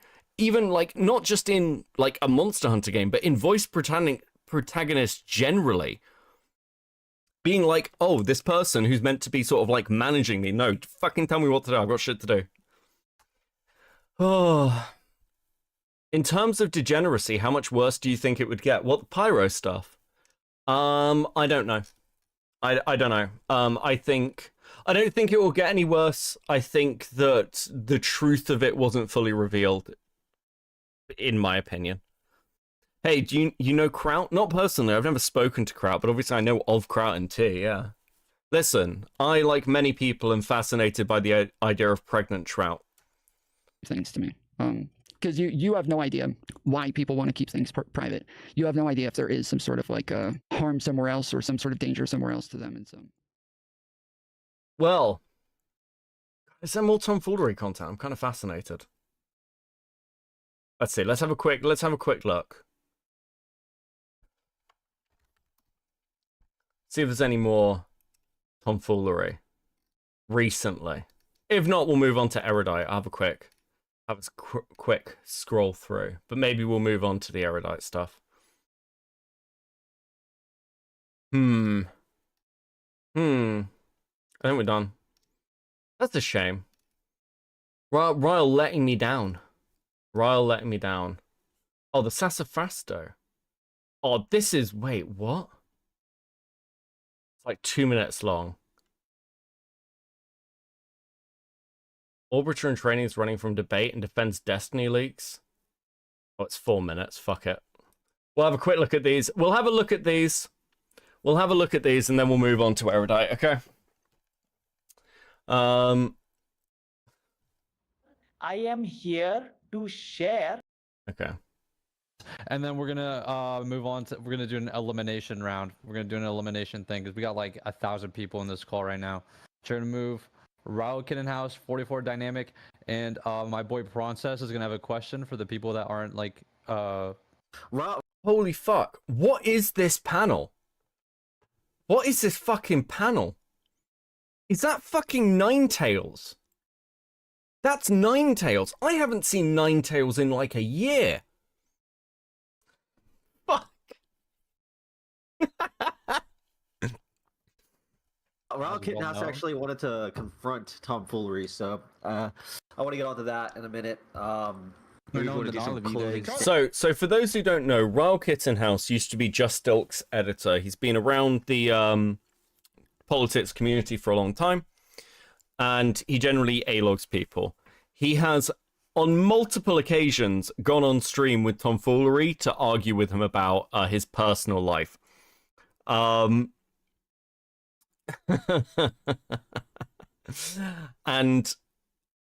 Tom kind of just broke. And now he just like fucking, he can't take it anymore because Ryle is just, listen, much like me, waiting for the next fucking tomfoolery crash out, and he knows it. He knows that Ryle's farming him, and he can't fucking stop himself. He can't stop himself. Shut up, 44. Shut up. Sorry.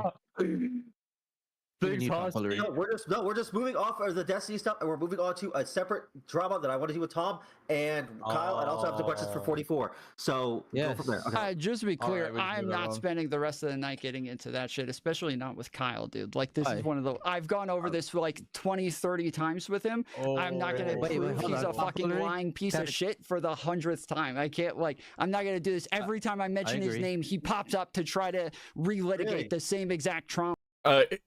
Wait, hold on. To do this every time I mention his name, he pops up to try to relitigate the same exact drama over. Did he say trauma?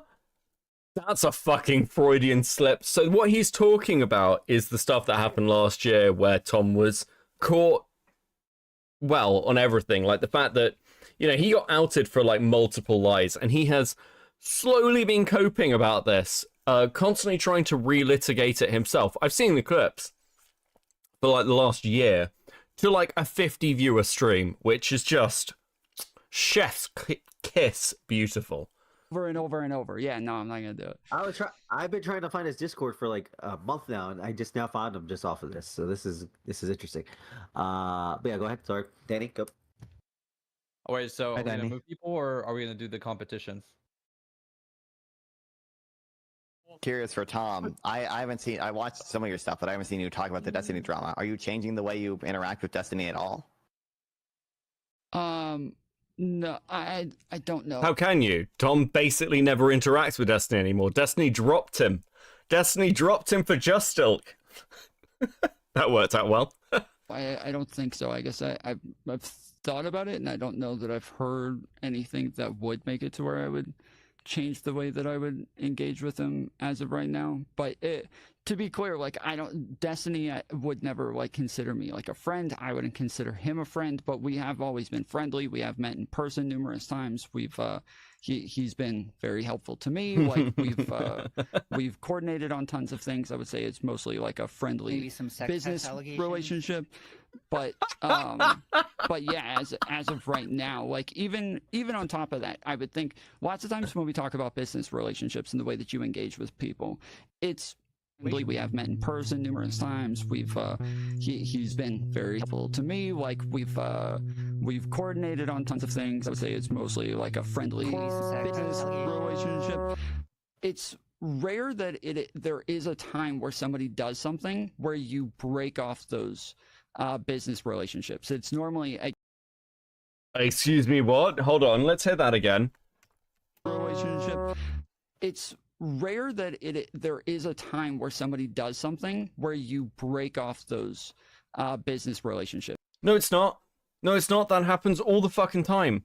All the time. Fuck, we had like somebody from the games industry on last night talking about stuff and saying this. Like, you will get certain things, or like said, like have certain situations where somebody will do something in their private life and you'll end a business relationship with them over it. Like, if somebody's like a murderer, generally that will probably end their business relationships with people. If somebody commits fraud or like a serious theft, that will probably end your business relationships with them if you've got any fucking sense. Now, this isn't very hard for Tom, because like most people in the politics community, Tom doesn't have any ethics or morals. What he has is what's convenient to him at the time.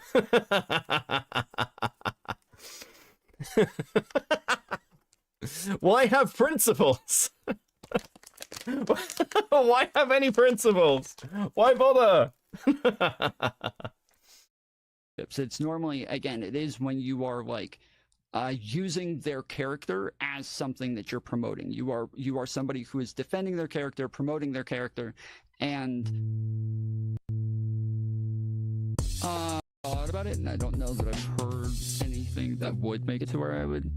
Even on top of that, I would think lots of times when we talk about business relationships and the way that you engage with people. Why?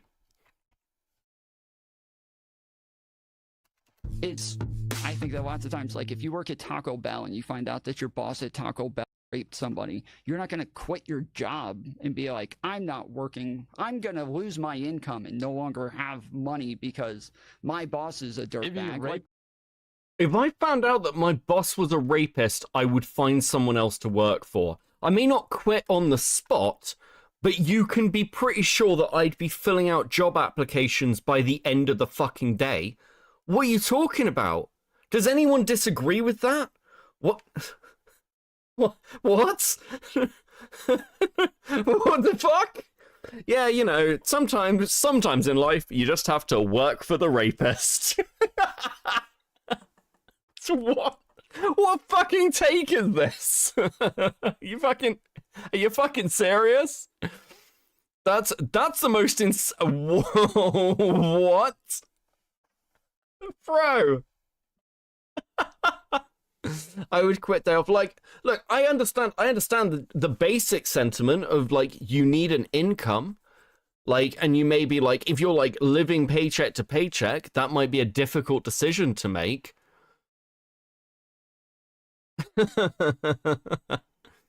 If I had some money put away, I'd quit instantly, yeah. But like, he's talking about Taco Bell here, so I'm trying to be understanding of people who like don't have any money or savings, right? That's sort of like the income demographic we're talking about. But yeah, fuck, man.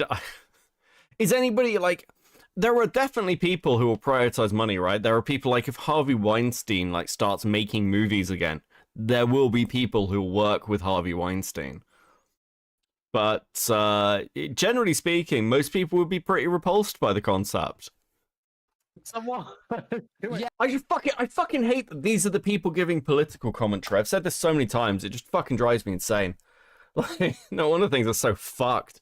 Fun fact, we had a supervisor who harassed women. Guess what? Not only was he fired, but banned from working at my store. Based. Thank you for the 5 rotting. Yeah, any good company just wants to get rid of that. Actually, do you know what? It's not even an ethical thing. It's a liability thing. Yes, if your boss did it, yes. You're saying you're going to punish yourself because your boss did something bad. That doesn't make sense. And so, yeah, we're talking about the fact that, like, in professional areas, Curious for Tom. I watched some of your stuff, but I haven't seen you talk about the Destiny drama. Okay, so Royal turned it into a sort of fucking, do I humor him? Hydra Dancer with the 2. This stream is going to give me fucked up dreams. My pleasure. That's what I exist for. Are you changing the way you interact with Destiny at all?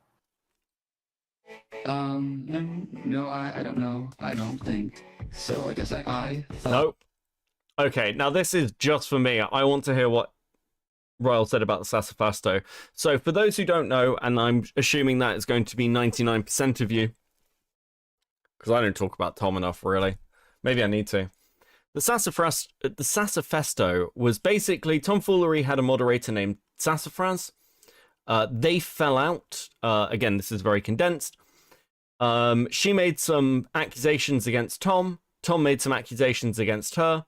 It's Sass leaving the community is actually what really destroyed Tom's career, actually. Because Sass was such a key part of the community. When she left, a lot of the rest of the community was so pissed off with the way Tom acted towards her that they just stopped watching him. It like destroyed his audience. And he went from kind of averaging 120 concurrent to averaging 30. He's managed to build that up to 50. Rickton Pawned, how you doing? I see you in chat. So, like, he hates Sass, and we've been teased with a Sassafesto where he'll come out and tell us all the things that Sass did. And, like, to be fair, if he continues that content, if he does it, I'll cover it. The tomfoolery Sassafesto content nuke destroyer.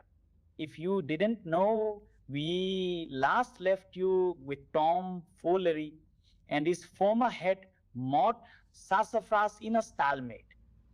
Sass claimed tomfoolery led her on, but she refused to leak logs. Tomfoolery. Oh, fucking Stuart, good evening with the 5. Not if I give you fucked up dreams first, Hydra. So true. Good evening, buddy. How you doing? Claimed he never dated Sassafras and was waiting to release his manifesto destroying her. Zonia was able to confirm that I wasn't dating Sass.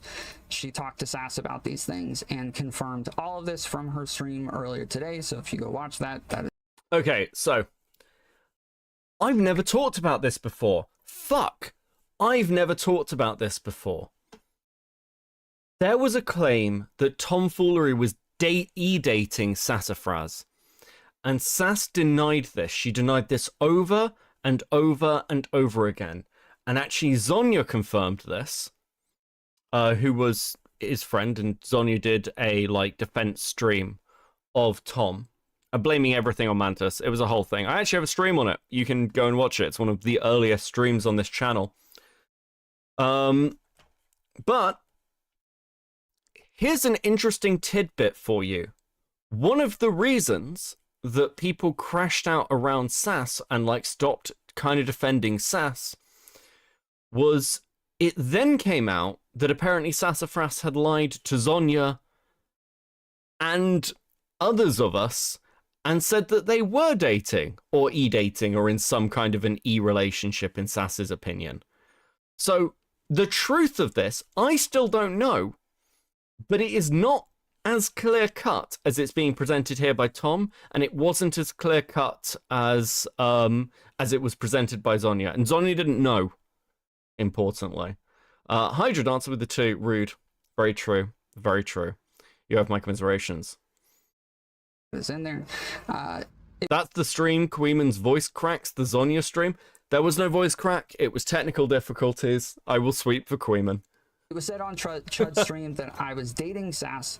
From what I understand, it was Hannah who told him that. I have absolutely no idea why she said it or where she got it from. I'd assume there's a good reason for why she thought that. But again, if it were me hearing these things, I'd expect some more confirmation than just a chatter saying things. I have discovered the silver bullet that shows tomfoolery and Sass were romantic and not just pet names. November 23rd, Sassafras says in the foolery Discord, Tom has boyfriend Dick. Tarot is always right. Continuing, she says, it's like not too big, but not too small. A comfortable A size. Sassafras says, gotta lock it down. It's perfect. Less than 1 month later, tomfoolery posts an inverted image of a router where Mantis is seen commenting just below it, expecting big things. knowing Mantis, she mean Dick. Later that day, Sassafras is seen in the same thread, and below it is a reply from to Mantis, from me, question mark. Sorry, I have a boyfriend Dick. Mantis seemingly knowing the reference. Tepeli says, nothing wrong with that. This all started because Dare used lied to Tom and told him I was going to ambush him on a panel last week. Okay, I fucking have no idea what Ryle is on about here, I'm gonna be honest. What the fuck? Okay, whatever. Right, listen. That's the tomfoolery content. We're good. We're good. We're good. Okay? Let's talk about Not So Erudite. Let's talk about Not So Erudite. Now, my understanding is Nick went over this anyway, so let's be coming over from there. You'll have already seen this.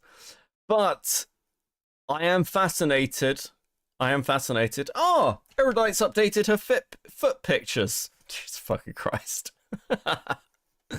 I'll fucking show it with the 2. Apologies, I was just being unkind. See? We're all friends in this chat. We're all friends.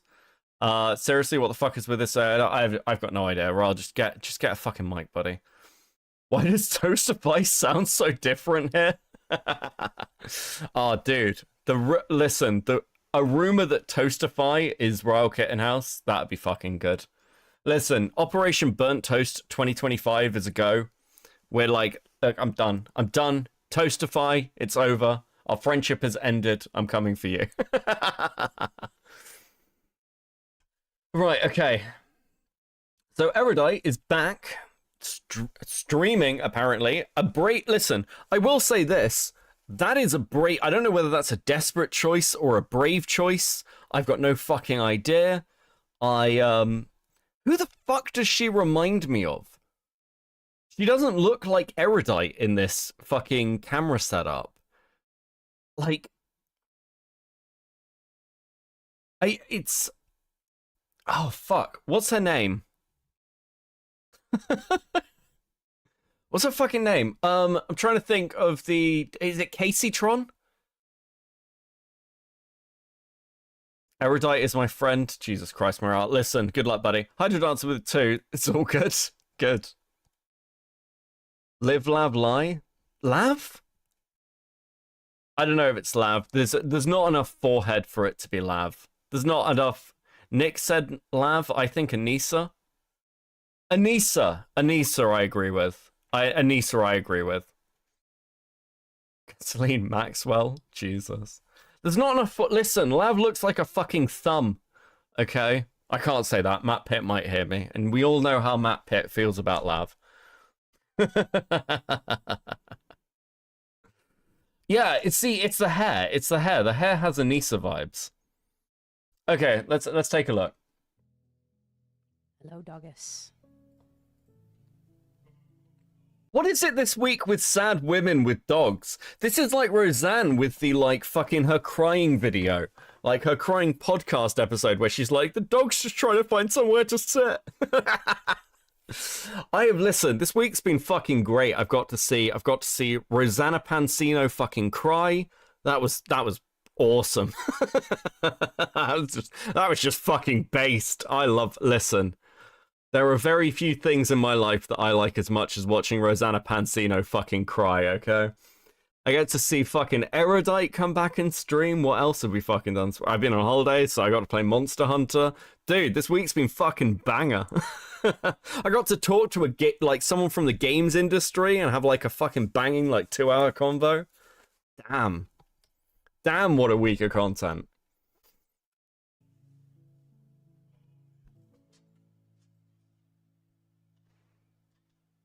In my headcanon, you look exactly like that, Beckett. Fair enough, Teddy.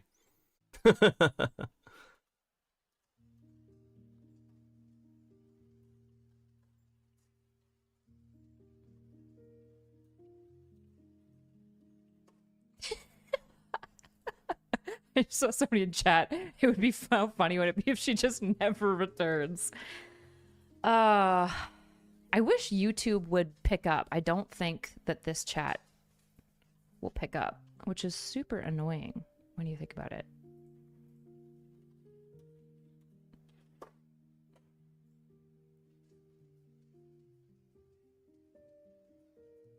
Hee. Don't you dare sexualize or degrade this strong woman.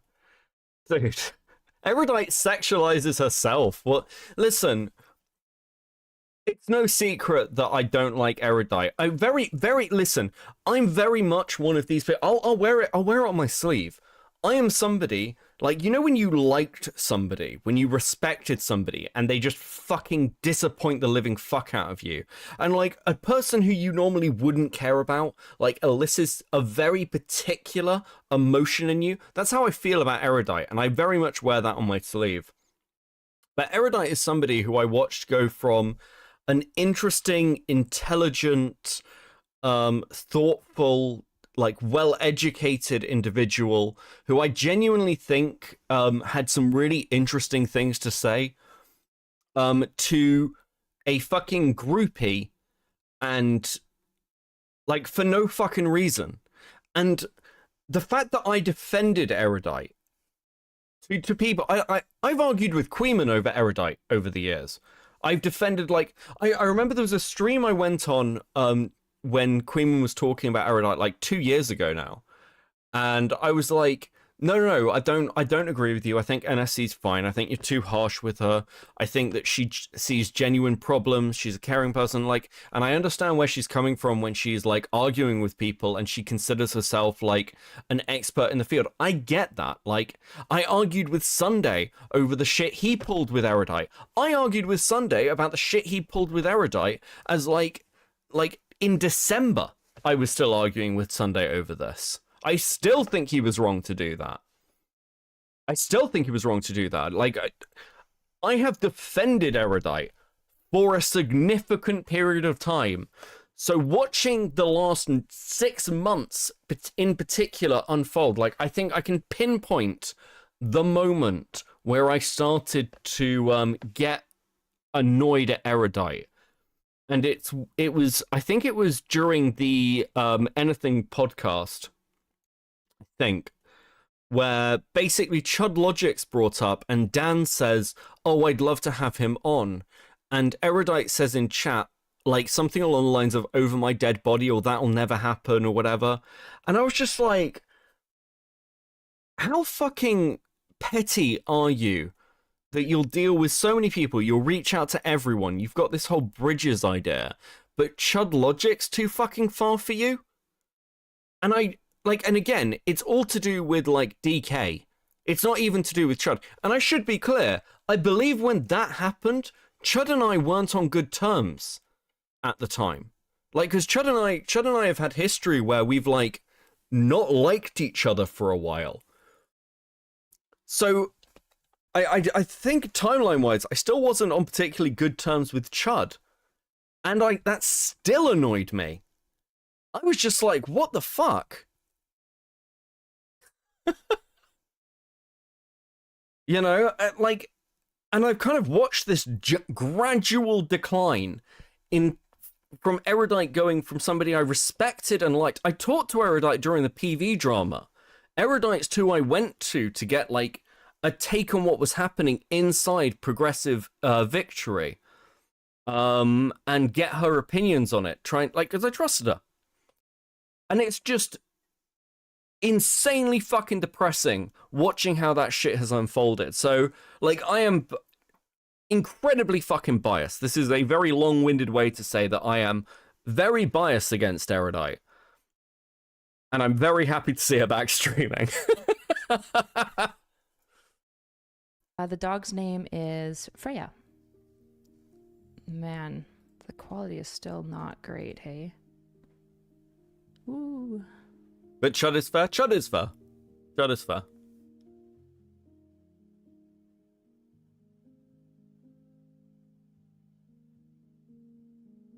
I think we're back. Cat's the name of the dog? No. To be clear, of all the people who've kind of done shit to Erudite, or like around it, Like, what I really dislike, because I should clarify, what I really dislike about her dislike of Chud is it's very guilt by association. It's guilt to do with, like, Queeman and DK. Chud himself, as far as I'm aware, hasn't really fucking done anything to Erudite other than cover the drama. That's it. Like, listen, there are people who I'd, like, understand hating Chud. I get that. But, like, this gay shit of I hate Chud Logic's editor, I hate Queeman, therefore Chud's somehow responsible, is just fucking retarded. And it's always been retarded. Which, I'm going to be honest with you, that particular position and take has caused me problems over the years, but I've always thought that, I've always felt that way. It's Freya. Okay, we do have 1080 though. It looks like the frames per second could be bumped, but I think we can live with it. Right? We can live with it. Yeah. Batter beef. I got beaten from Amaranth's humor. I don't think. Yeah, that's fair. Oh, did we ever determine whether Amaranth actually got robbed? I haven't covered any of that drama, but they're just jealous of his Gok monopoly. Okay. Poor Chud. I do think it's shitty that people bring up the DMs and shit against Chud like that. It's fucking. Did I see a new fucking Chaser video on Twitter, like this AI kissing shit? Fucking. What does she hate about Chud? His haircut, the way he smells like a donut? How could anyone hate Chud? Answer me. It is literally just the editor. I know that's a fucking facetious question, JFA, but it's just hating DK. She blames Chud and DK for the shit that happened. So when Sunday made his video on Erudite, which basically gave her full name because he was talking about her qualifications, and it wasn't technically doxing, but it was, in my opinion, close enough to get pissed off at, right? I wouldn't say that Sunday doxed her. I'd say that Sunday crossed a lot of fucking lines, though. At that time, DK was talking to Erudite's husband, and then through Spicy Chat and other things. And basically the accusation came out that Erudite's husband, Nick, was trying to dox Sunday. It was all very retarded, but Erudite sort of hated the whole group ever since. You can see Chud kissing Ethan is online. Is that who they fucking AI'd him with? Guys, that's fucked up. What's wrong with you? They probably didn't. I can't complain. Someone animated me kissing Jar, like my little fucking OC kissing Jar, so we're all fucking getting it, I guess. Okay, let's pop this out.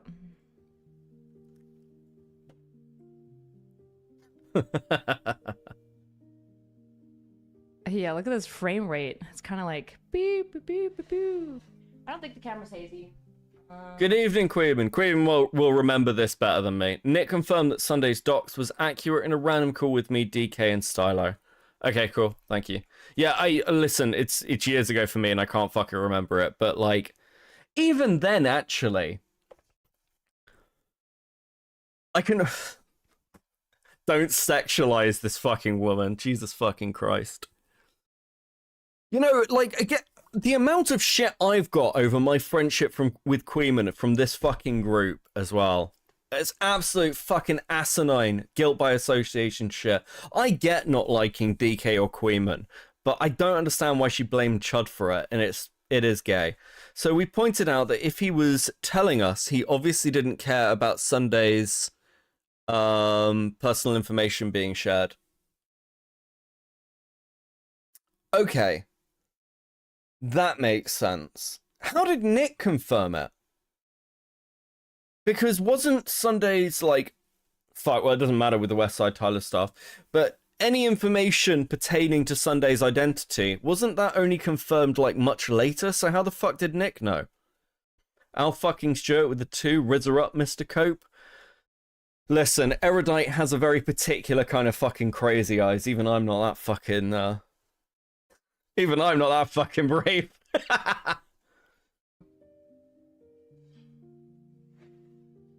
Just keep yapping, I'm 75%. He was like, we've looked into it. I know his identity. Do you still have that call, Queeman? Can you send it to me if you do? We'll play it. I'm interested. I haven't heard that. I only ever heard a section of it, and it was fucking what, 2 years ago? God, that's fucking depressing. I'm gonna fucking die here, aren't I? Because Nick knows everything. We're not talking about Diorio here, we're talking about Erudite's husband.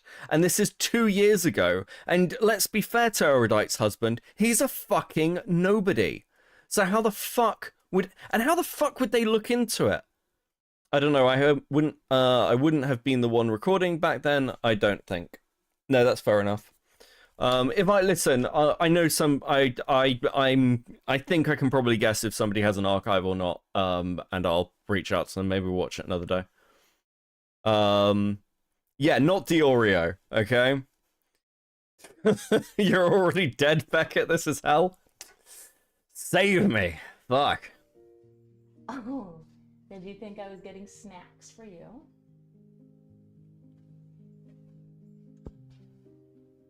Yeah, everything's glowing just because I think... Oh shit, that was really dirty. Oh shit, that was really bad. Did Erudite stream with filters? She looks aged. She's like, you know how guys hit, like younger guys hit twink death in like their mid-20s? Whatever the equivalent of twink death is currently happening to Erudite in the same way it happened to Casey Tron, and it is not fucking. Listen, this is the sort of point where you become a VTuber, right? Like, surely this is the point where you move over to VTubing. Take a leaf out of the ACC's book. Jesus. She went to the beach that makes you old. So funny. My camera was apparently just in a swamp before this. Yeah, okay, focus looks good. It's called The Wall. Some weird stuff. The gain we could drop. The brightness is fine. Nick made the correct observation that she looks like Azula when she went insane in Avatar. Nick Diorio made a fucking Avatar reference. I don't believe you. What? Contrast. The fuck? Yeah, I need to Google that now. The fuck? Wow. I think that's the best. White balance is off. I'm kind of pink. Oh shit. He's not wrong. What the fuck?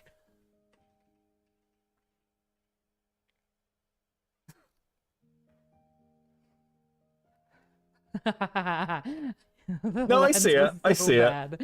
It was. He did, in fact. What the fuck? Diorio has, in fact, seen Avatar. That's not brain rot. The fuck? There's no way. There's no way he's seen Avatar all the way through. He's watched it through fucking Instagram shorts when it randomly pops up. I refuse to fucking believe it. I refuse to believe that Diorio has watched Avatar. What the fuck? It was dust all along. It was dust. You guys are right. Damn. Now I look like the asshole. Okay. Welcome back. Let's go. Slow. It is what it is. We're gonna live with that because I'm not restarting again. Hello, Wick. Thanks for stopping by. Hello, Wick. Hello, Wick. Thanks for stopping by. Fuck. Oh, fuck. Hold on. Hold on. We've got a little distraction quickly. Because Wick TV still exists. He's been on holiday recently, but I actually went and checked out his channel earlier. And listen, he's doing better. He's legitimately doing better. It's not that long ago that he was getting, okay, well, there's still like the D&D stuff still doing badly, but he's getting like better views. He was struggling to break 1K for ages. And he's when I actually feel like talking they're- to people. I don't know what the fuck this is about. Like, I don't understand why he's talking to, like, I don't know what the fuck any of this is. But I had a look at Wick TV, and I just want to highlight, like, look, there's a comeback. I think Wick may actually be the political streamer that survives. I don't know if that's depressing or not.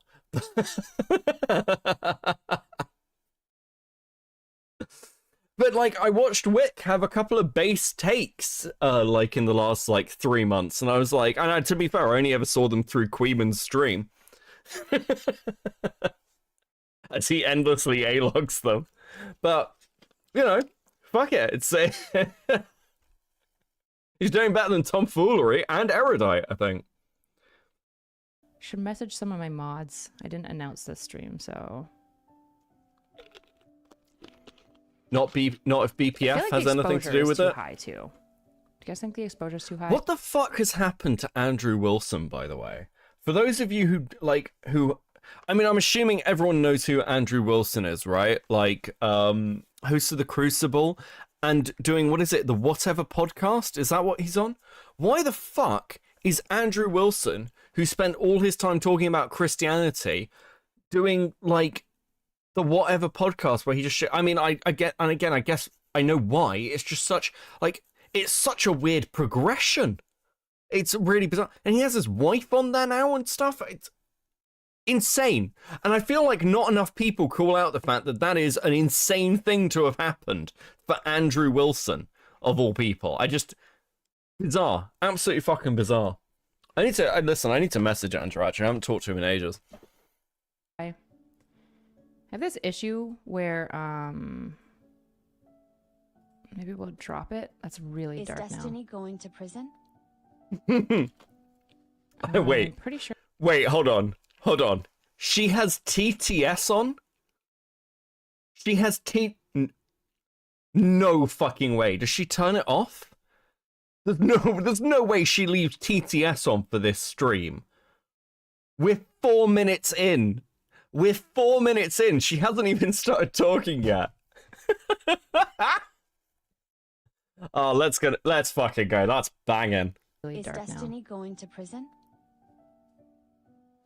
I'm pretty sure you're not Andrew from The Crucible. I'll take you $2. Wait, Erudite only has 10k. No. She's got 49.5. Okay. She's bigger than Chud Logic. So,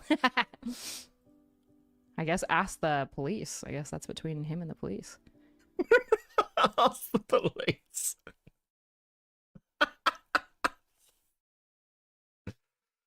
Oh, fuck. This is... Oh. Chef's kiss.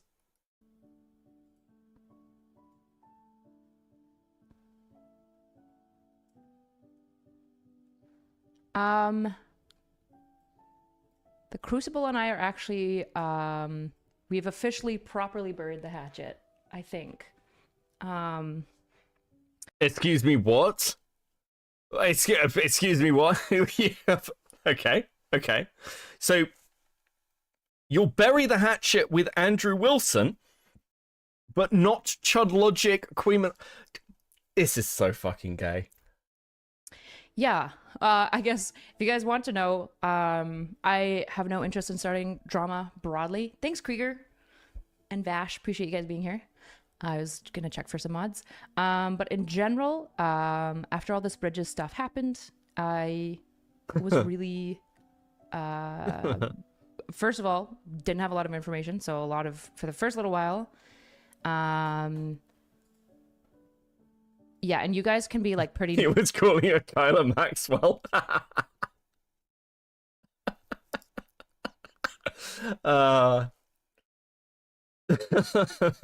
Listen, I should be clear. Well, I think what Andrew is doing now is a very weird progression line. I've never disliked Andrew. And he is, whatever else you want to say about him, generally speaking, pretty fucking funny. Nuke heavy if people are like calling people rapists and stuff like that. Just get rid of them. I'm so disinterested. Yeah, I was very sad at first. Where's my gold star? Fuck, sorry. Did I just, like, completely miss the goal? Chat, well done. I am proud of you. Please accept this gold star for a job well done at meeting the goal. Super fucking based. Congratulations. Thank you so much. Your support is, as always, super appreciated. Let's fucking go. DeSantis has the opportunity to do something very funny. With the Tate stuff, specifically, I don't know if DeSantis has enough charisma in his body to pull off a lot of like the public publicity stunts. You were talking about being reached out to by another. Oh, okay, you're gonna fix that. No, Krieger, the cam is laggy because of me. The frame rate is low. I just don't want to start doing it again. How come I don't have children?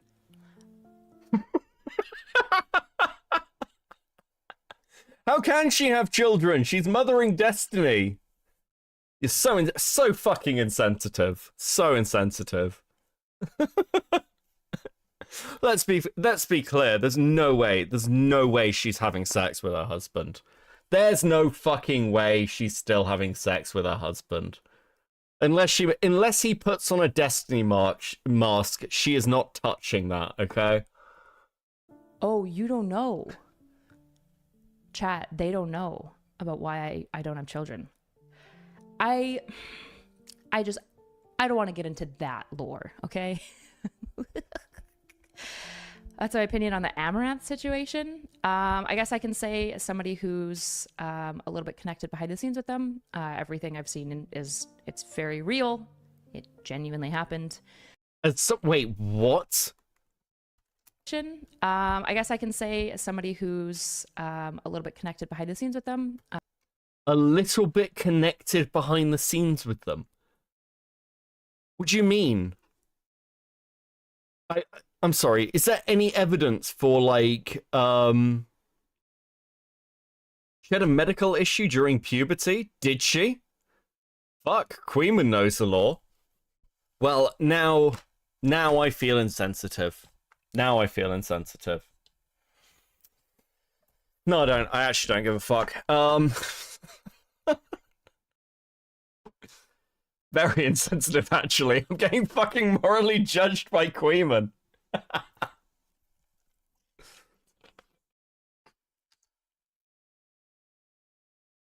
Oh dear. Oh dear. Oh dear.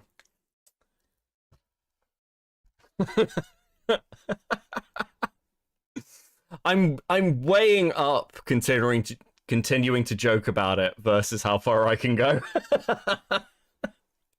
Everything I've seen it's very real. Listen, as previously stated, fuck it. As previously stated, if you have put something out there on the internet and talked about it, it is fair game. I don't give a fuck whether it is sensitive to you. I don't care. I don't care whether it is like a completely fucked situation. I don't care. If you have put something out there and turned it into content about yourself, it is fair game for other people to talk about it, joke about it, and fucking make content out of it. I don't give a shit. I do not fucking care, okay? There we go. Let's not fucking pretend otherwise. It genuinely happened. Today Beckett almost cared. Other than that, my understanding is I felt a soul or some feelings crawl up and start tentacling out into me, and then I realized, fuck that faggot shit. Are you kidding me? The fuck do you think you are? Fuck this shit. There's going to be a public statement at some point, like once the police process and stuff. I just know that they're working with the police right now, so they probably don't want to make too many public statements. So Bridges is not done, but I am going at it solo now. So Destiny is no longer a co-owner of Bridges. It's just him and I. Right now, I'm in talks with a couple of people. I actually had this idea that I think is really good. I think it's really, really good. And in fact, I know it's really good because every single content creator I suggest it to also goes, holy shit, that's a really good idea. So, what's my opinion on the Erudite situation?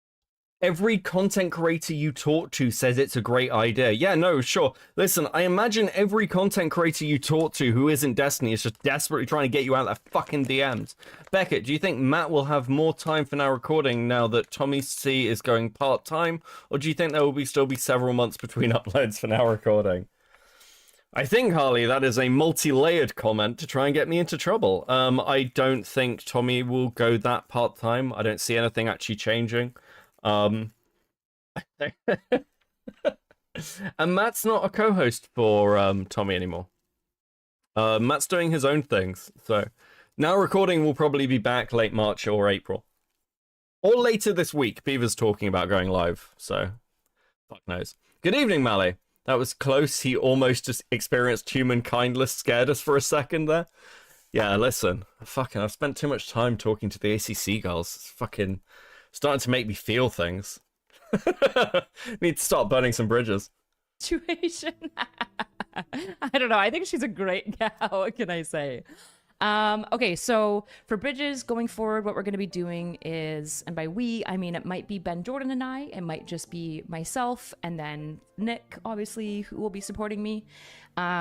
Every content creator is when she talks in the mirror. True, Infamous. Thank you for the 5. Make it was dumb comment me, just directed at no one in particular. It doesn't get asked of men so much. Wait, okay, that was for somebody else, right?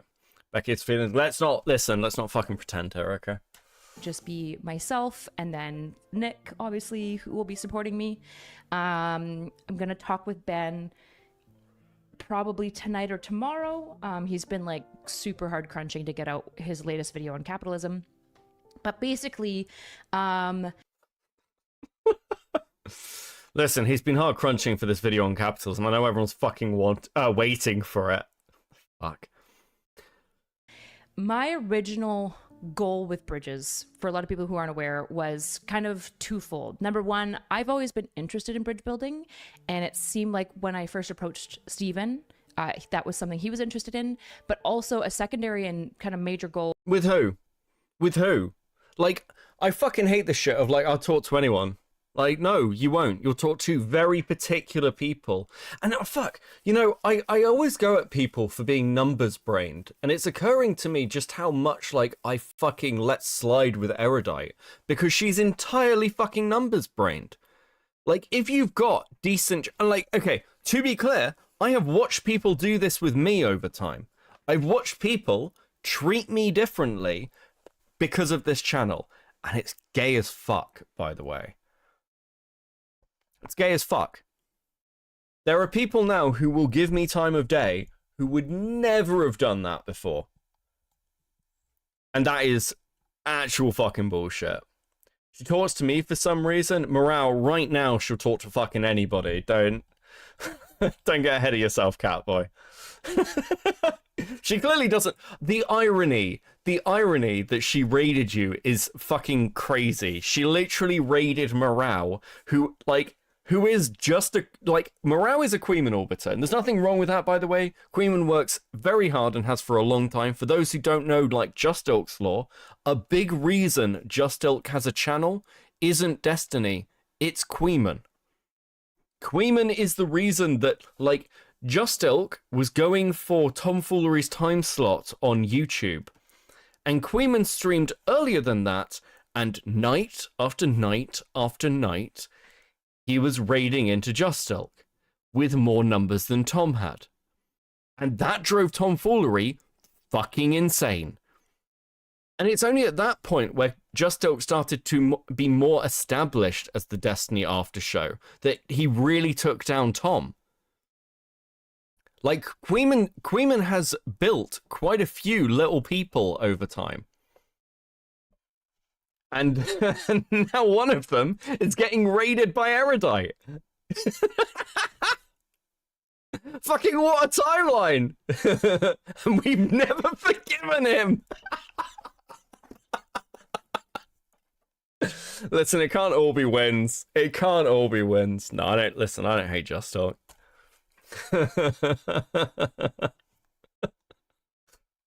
for why Stephen was included and why he was interested was to kind of create this more serious space that's a little bit more separate from all of the drama and all that stuff, so that he can have a space to somewhat legitimize and have a more professional atmosphere to talk to people. And I was just super happy to do that. Metal Man with the 5. Beckett is always the same amount of jerk, no matter how big his channel is. I'm always the same glub shitto doing this for fun, okay? Nothing changes. And if it does, I trust that the people who've known me longest will fucking ego check me. That's what they're there for. Okay. What's she talking about? She's saying that she wants Bridges to be a place where Destiny can come and chill out. Included and why he was interested was to kind of create this more serious space that was something he was interested in. Basically, my original goal with Bridges, for a lot of people who aren't aware, was kind of twofold. Number one, I've always been interested in bridge building, and it seemed like when I first approached Steven, that was something he was interested in.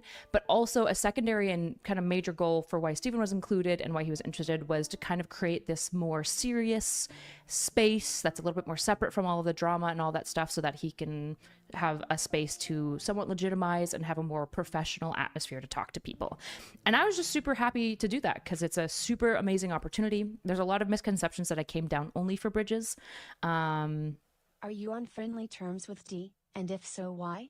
I'll get to that. Just so you guys know, I appreciate all the comments and the questions, but I'm gonna like string it all together in order. Hey, your content helped me through terrible things lately. Just wanted you to know you're appreciated. Thank you. What bridges has she built? What an interesting question. So for those who don't know about the panel scene within the politics community had something called bookers, who were people within the community who built their reputation off working with a particular streamer or a couple of streamers, as basically people who would go around and round up other content creators to come on a panel. So that was people like Samantha Savage. Who else did booking? Jack, actually, who's in my chat every now and again. He was a booker for fucking Kai? Was it Kai? Prime had a booker. Dylan Burns had a booker. And part of the reason for that was Danabo, yeah.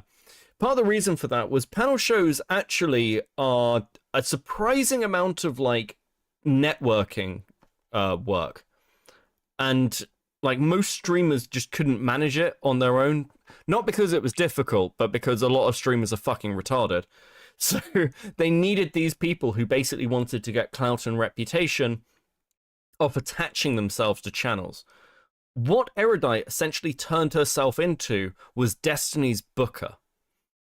And like a lot of this idea of like networking, it's really interesting when you look at it in this light, because she talks about other content creators the same way all these sort of glub shitto bookers would, where they'd be like, oh yeah, you know, I networked with I networked with Tuna Chip and Smugbug, and I got them onto this panel, and I'm talking to Smeth, like where it's like, oh well, I know these people behind the scenes. For like a more commentary community example, look to people like Furran, for example, who were like saying that they were in everyone's DMs, or like this idea of like when a creator's like, or when a random chatter's like, oh, I can get you in touch with this person. It's that kind of shit, but there's a title attached to it, and in some way, apparently, they thought like it gave them some, validity. It was very gay, but it's really interesting hearing her talk with that in mind. Okay. So that was the original goal. Now, obviously, I think I don't want to speak too much for Steve, but what I've understood from him, obviously, is that he's pulling back from all extra content, just wants to do streaming. We've kind of been politically diverging increasingly, I think, since the election. I think he's got a bit of a scorched earth approach a little bit more. He really wants to Accountants with the ego. meet Republicans at the tactics that he views them as using. And I think a lot of people agree with him. And just to be clear, that could be the correct approach for like managing modern day politics. I just don't No. I don't know. I do know that I don't. It's not the controversy, guys. It's not the like allegations against him or the lawsuits or the fact that, you know, it was publicly outed that I'd basically known way more than I was claiming and manipulated things from behind the scenes and played both sides. Actually, do you know what? I don't accept that. Erudite didn't play both sides. She was always on Destiny's side. It's because we're politically diverging. Alf, take care and goodbye for now. Have a good evening, buddy. It's because of the election. Yeah, since the election. Sure. I would love to know what happened during that fucking election night at the Destiny studio. That must have been, God, fly on the wall for that must have been real fucking fascinating. Agree, basically. And I think Do that... you still communicate with Destiny? I do, yes. I see...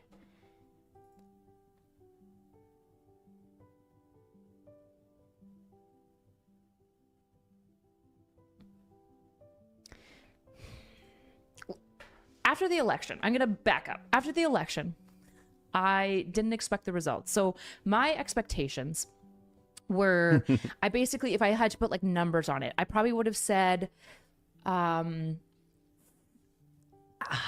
think I was at 51% that Kamala would win the Electoral College and 49% that Trump would win the Electoral College.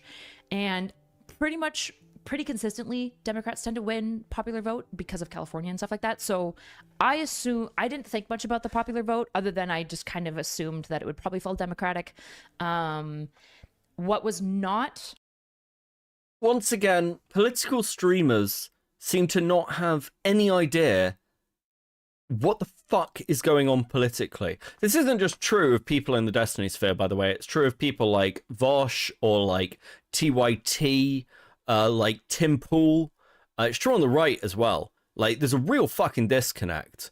Do you know what I was really fucking surprised by? I was watching, like, Queeman for some reason doing, like, political content at the moment. I was watching some of that last night. And he was talking about his takes on Starmer. And it was really... I was fascinated because I disagreed with him. But some of his reasoning was really sound around Starmer. And it bothers me somehow that Queeman was right and I was wrong. I've never been... Like, it's just odd to be bothered by that. But, like, what is the fucking state of political politics when the people who are, like, having the most sort of, I don't know, sane, reasonable, or, like, takes with some foresight to them are the fucking shit posters? What the fuck is going on? Infamous with the two. I think this woman is worse than Anissa. I hate her more than I hate Anissa. Yeah, sure. On the cards for me at all was Trump winning the popular vote. And I know it wasn't by this insanely... Whoa. Isn't this Friendly Fire Beckett? Weren't you a political streamer for a hot minute? I was in the politics sphere, yes. But if you actually, like, for my old content, largely I debated politics and I covered bits of it. But my old content isn't that different from what I do now. What I do now is a bit more focused, and my streams are much more focused on a topic. But I have always covered bronies, I've always covered lolcows, I've always covered weird shit on the internet, right from day one.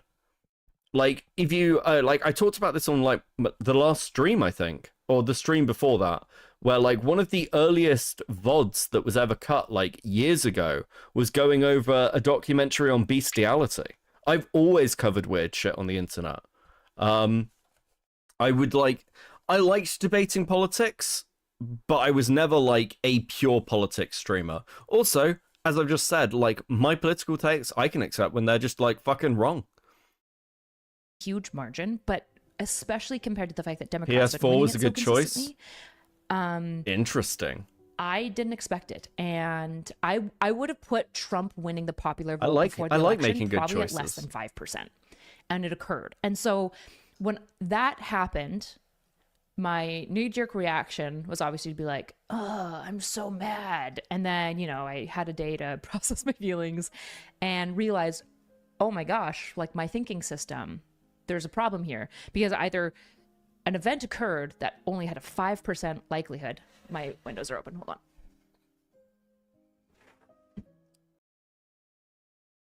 What the fuck is going... There's no way this is real, right? There's no way this is real.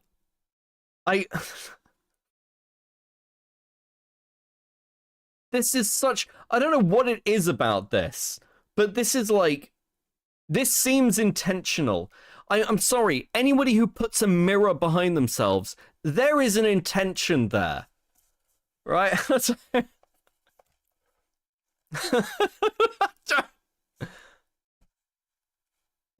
Saw a moth, a massive moth fly into the house because the window is open.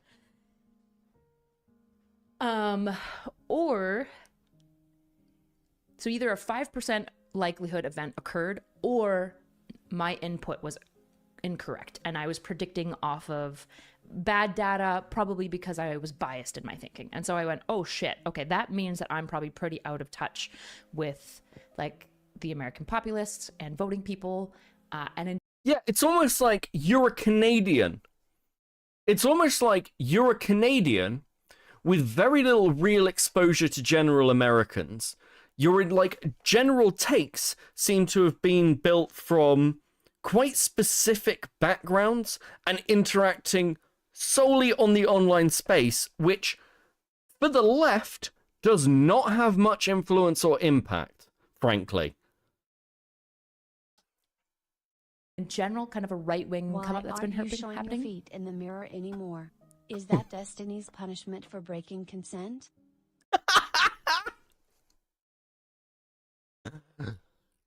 No fucking shot. Why aren't you showing your feet in the mirror? Look at her face. Why would you listen? Again, I'm impressed with the bravery that you'd keep TTS on.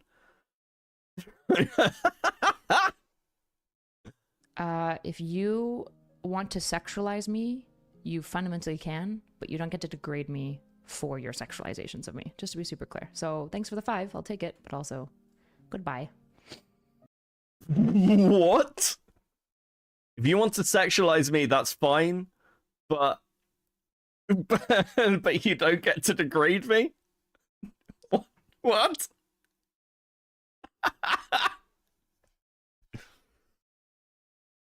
We need to bring back shame. We need to bring back shame. I look, there's how long before she just gets a fucking OnlyFans? It can't be that far away. I need to ask, listen, Lumpy Willy will know, I'm sure. Yes, sexualize, but don't sexualize. Like, Erudite sexualizes herself. I've been over this on stream before, like, all the cosplay shit. Like, if you look at, like, Erudite's early content, it's hyper prim, very professional looking, for, like, she looks like somebody who's going to talk about, like, serious topics. Apparently she has one. Okay. I don't want to know. I actually don't want to know. My understanding was she didn't, but fuck, that's depressing. So only tasteful sexualizing? God. Her boyfriend is already a cuck, so she's halfway there to the fans account. That wasn't degrading her, they degraded Destiny of everything. And I think, you can't, listen, you can't get angry at being called someone's pet if you're actually someone's pet.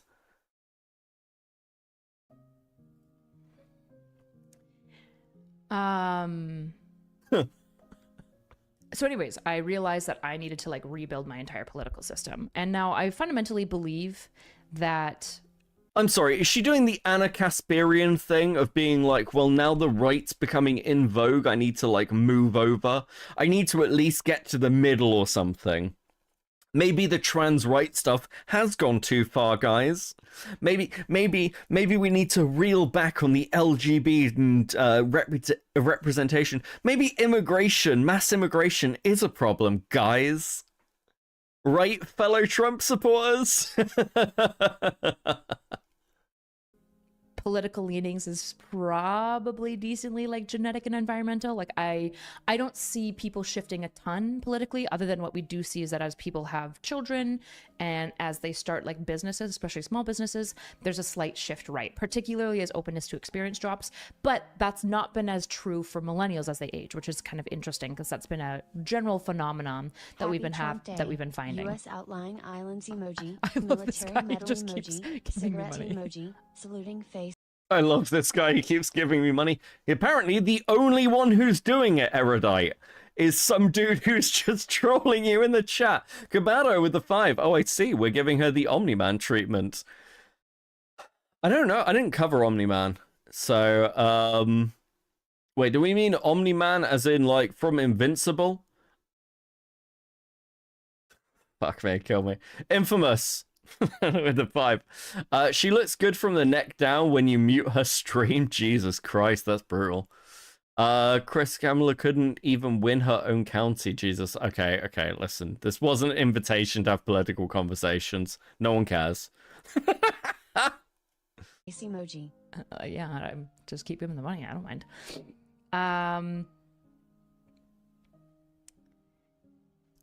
Becca, you need help. I've just woken up. I was in VC with you just before I went to sleep. Yeah, and now I'm here. What the fuck's your... Love you, Beavis. Chris is just like, wood with the bag. What is this background music? She has a head. Holy fuck, guys. Are my financials getting better? No, they're terrible. I'm on YouTube, Twitch, and Kick right now. There is, oh, dude, there is nothing fucking worse than hearing someone talk about their fucking financial problems on stream. Guys, no, my financials are so bad. I'm not making enough money. No, things are so... Listen, you've got to like and sub and donate and support. I'm gonna starve, guys. I'm gonna starve. Look, I don't think like this because I think this is part of the reason why I would hate the idea of going full-time doing this shit or turning this into my income. Because, like, it definitely has a fucking lifespan for a start. But secondly, holy fuck, come on. Listen, it's great to get, like, memberships and donos and all this shit. It's awesome. And it lets me pay for, like, my editor and, like, shit for the stream and everything. But, like, I always feel a bit fucking cautious about tying this into something that gets paid into my bank account. Becomes, like, my money directly. Like, that's a bit of an investment. I think it fucks with people. I think it messes with people. They're like, you know, there are certain streamers who are doing very, very well. So that must be hard as well, especially if you've known someone. Imagine, because, like, Erudite was coming up around the same time Chud was. I think Chud was around for about a year longer than Erudite. So it must be particularly painful to watch people you hate, like Chud, doing so fucking well. Like, just fucking raking it in. That must be agonizing. $100 with a 5. She's got that early 2000s high schooler look on lock. I actually know what you mean. Like, you know, the fucking, like, not quite emo, but, like, slightly emo-ish girl look? Yeah. She's too old for that. She's too old for that. And I say that with somebody with a bad fucking emo cut from the 2010s. Okay? Like, listen, I know what I am. I'm giving your editor so much rations for when you bring him food in the basement. True. And listen, he bitched at me the other day for not actually recording anything. I will record the Leadhead video this week, okay? Metal Man with the 2. How many pints would it take? What, for Erudite? Fucking... listen. I couldn't get past... No, as if I didn't know her? maybe like 8 pints of Guinness. Like she's like hitting that 8 pint look. You're thinking scene? Am I thinking scene? Fucking kill me. I feel old. Okay. 4. Chris is on 4. Chris is Italian. He can't drink as much. Basically, I've gone back and kind of been revisiting my own political beliefs. I've been taking this course, not being very diligent about it, to be clear. I need to refocus, but basically trying to understand why I believe what I believe. And just so it's clear, because a lot of people will be like, oh, wow, you knew nothing before. I probably knew more than... She just needs her tips dyed like red, blue. Listen, I'll play the Scott Pilgrim song later, okay? most people who talk about this. But at the end of the day, if my input system was incorrect in its predictions to such a massive degree, something needs to get updated. And so a lot of what I've been doing has been kind of rethinking my last year in politics, I suppose, and reevaluating it. And I just don't know if I'm convinced that scorched earth is the pathway forward. I think that probably... I'm sorry, I can't listen to somebody talk about this fucking shit, endlessly, without pointing out that, are we really meant to be taking this seriously? I get it. People have personal lives and stuff, but this is your fucking YouTuber account. Hey guys, don't worry. I know that things might be a bit chaotic at the moment, but listen to my fucking political takes. Just...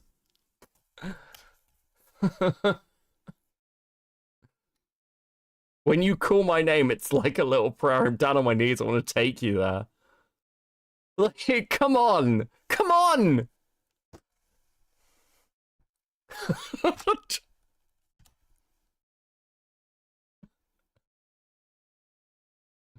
It's never been so fucking Jova. Empathy and trying to listen and being firm about certain hardline boundaries is Trump one of her seven evil exes?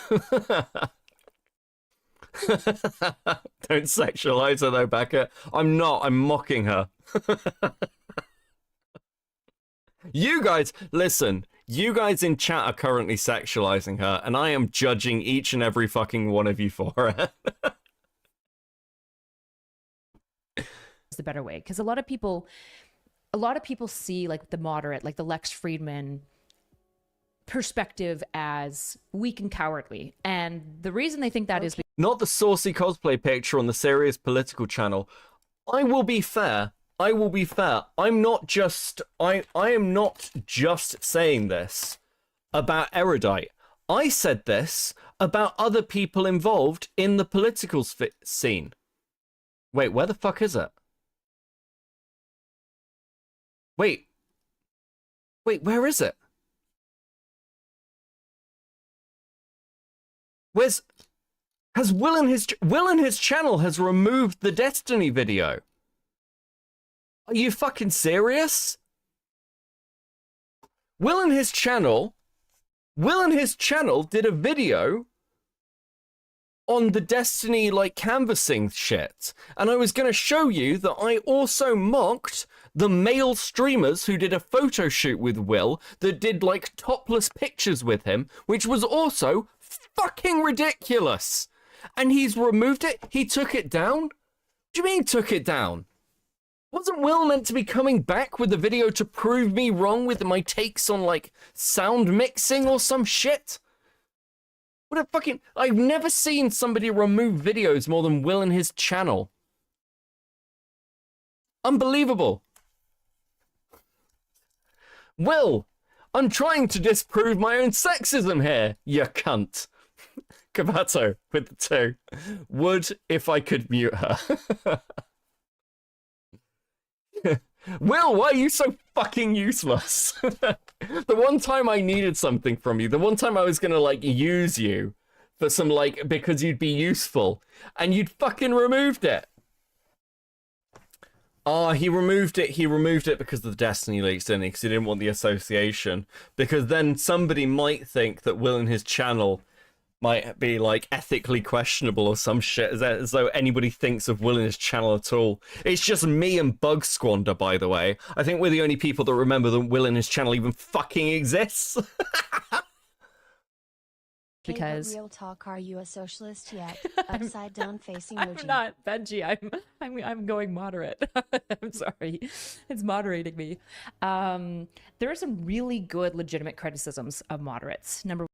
Okay, wait. I said earlier that she's doing the Anna Kasparian thing. She's literally doing the Anna Kasparian thing. Fucking what? Okay, please continue. One, that they're cowards, and I think that that's true. And I think that a lot of the times that I can be a coward.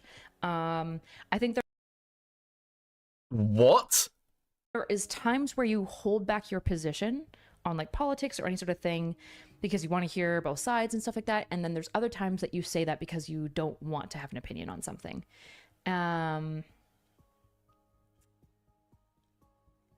So I think Lex Friedman is a really good example of a moderate that I think intended well and has expressed it terribly. Really good to see you.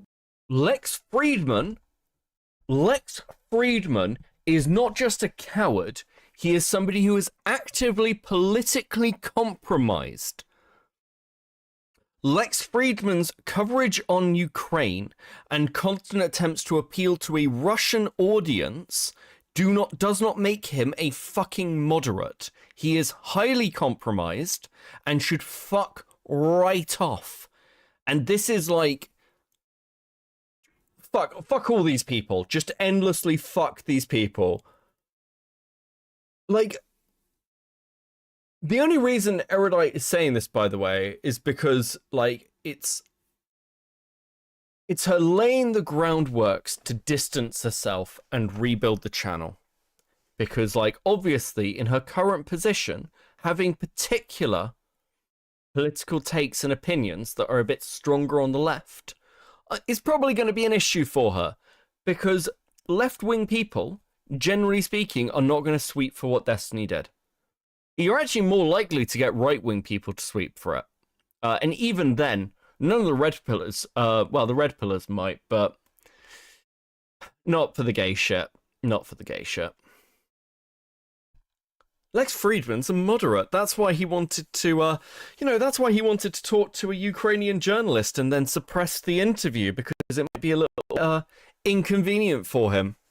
Great moderate there.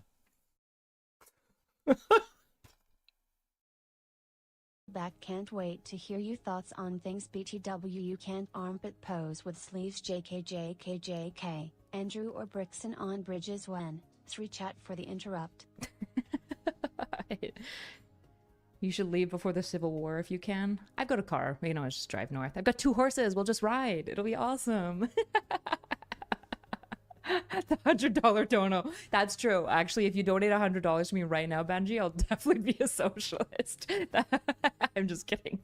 But basically, please give me money.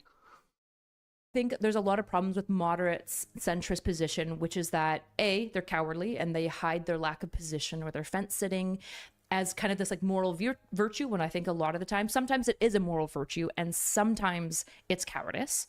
And Why 2, are you still friends with Destiny if he hurt your friend Pixie? Bro, Thoughtful face emoji. This guy, I'm getting so much money. And number 2, I'm getting so much money for these questions that are. I think these are not big donos. Okay, if you're not blocking this, I don't know how this is coming in because it's not through super chats. So I imagine it's through like Steam Stream Elements or whatever.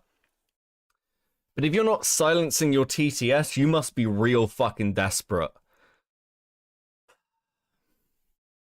with the moderates, another really big issue is that what they'll do is they'll see bits of truth on both sides, because a lot of time 2 really large popular opinions have some merit to them. The problem is that that doesn't mean that they're equal, right? So I feel like Lex has done this a little bit with the Russia situation, although there might be things maybe going on behind the scenes that I'm not aware of, where he's like, well, Russia has some level of concern about NATO expansionism. And you're like, I mean, like, I suppose to some degree, right? There's been like this Cold War tension between NATO and Russia for a long time. I'm sorry, what? I'm actually stunned. I'm actually stunned that I'm listening to Not So Erudite try and sweep for Lex Friedman's position, or the retarded ass argument that Russia has been threatened by NATO and therefore its actions are in some way defensive.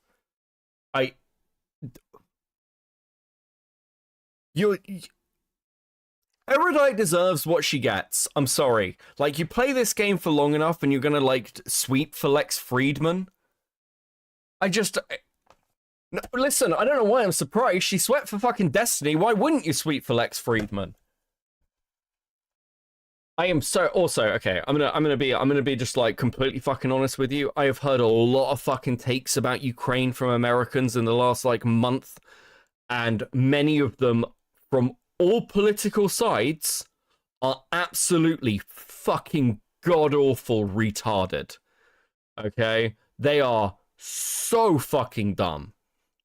Like, I have legitimately lost respect for people, like, who I didn't have strong opinions on, who I've, like, not like the respect of, like, oh, I liked them as a person, but I've, like, I thought you were smarter than this kind of takes.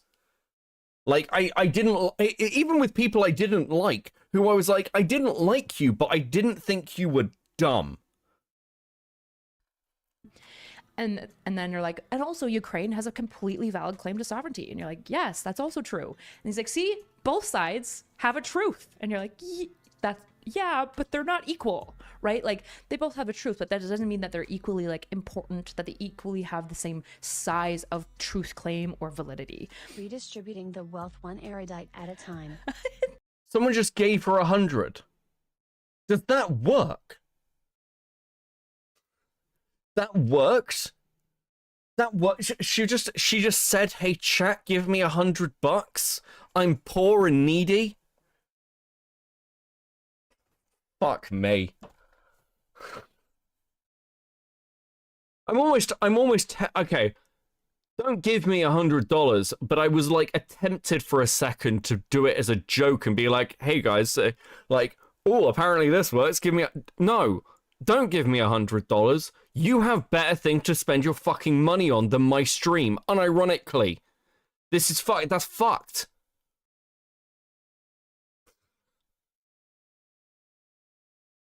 Dude.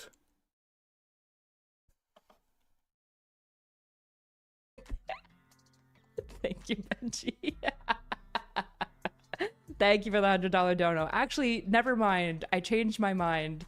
Liberals bad. You can take the girl out of Berta, but you can't take the Berta out of the girl. Liberals bad. Cut a liberal fascist bleed. We need to redistribute wealth through the government. It can be fun to give money to locals. I just think this is fucking sad.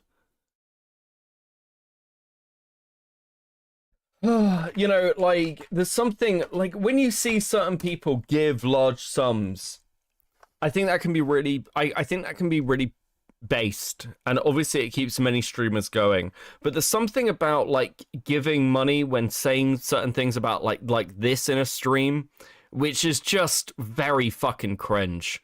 I don't, to be clear, I don't need $100, okay? I don't, right now. I'm fine. I'm okay. And it just, like, there's just something fucking distasteful about what she's not the only one who's done stuff like this. I've seen other people do stuff like this, and it's like the sympathy thing. Make some fucking content.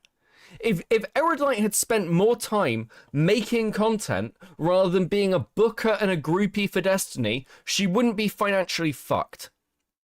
Erudite had the personality, looks, education, and setup to be very successful.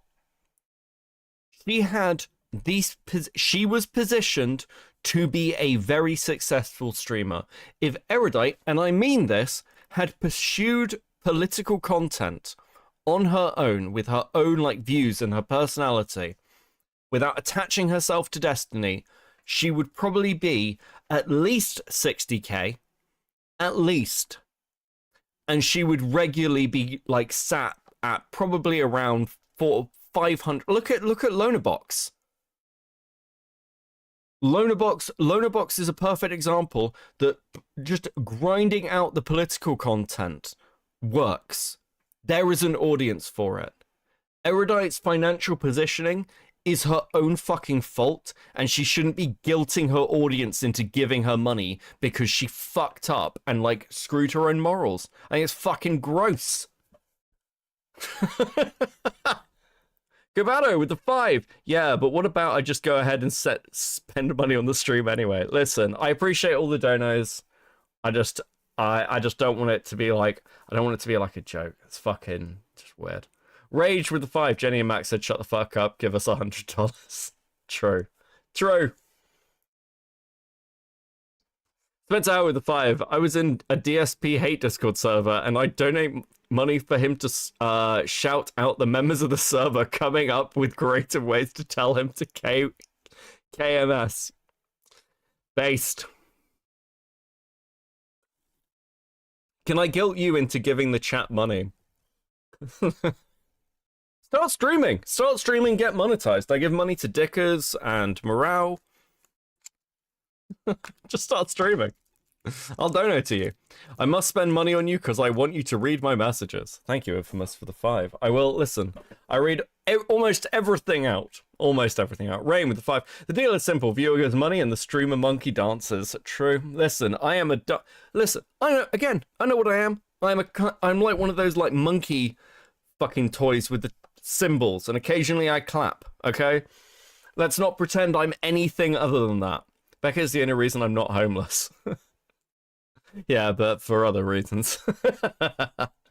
I definitely trust the government to redistribute wealth properly and well. Okay.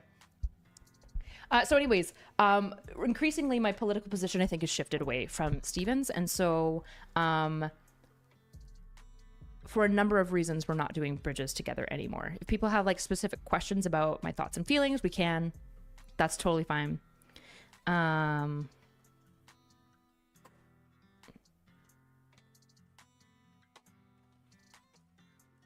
Sorry. I'm just getting questions from mods and stuff. I bet you are. I bet one of the first questions is, what the fuck are you doing? Freddy Drongo? Freddy fucking Drongo in the chat. Dude, it's been forever. How you doing?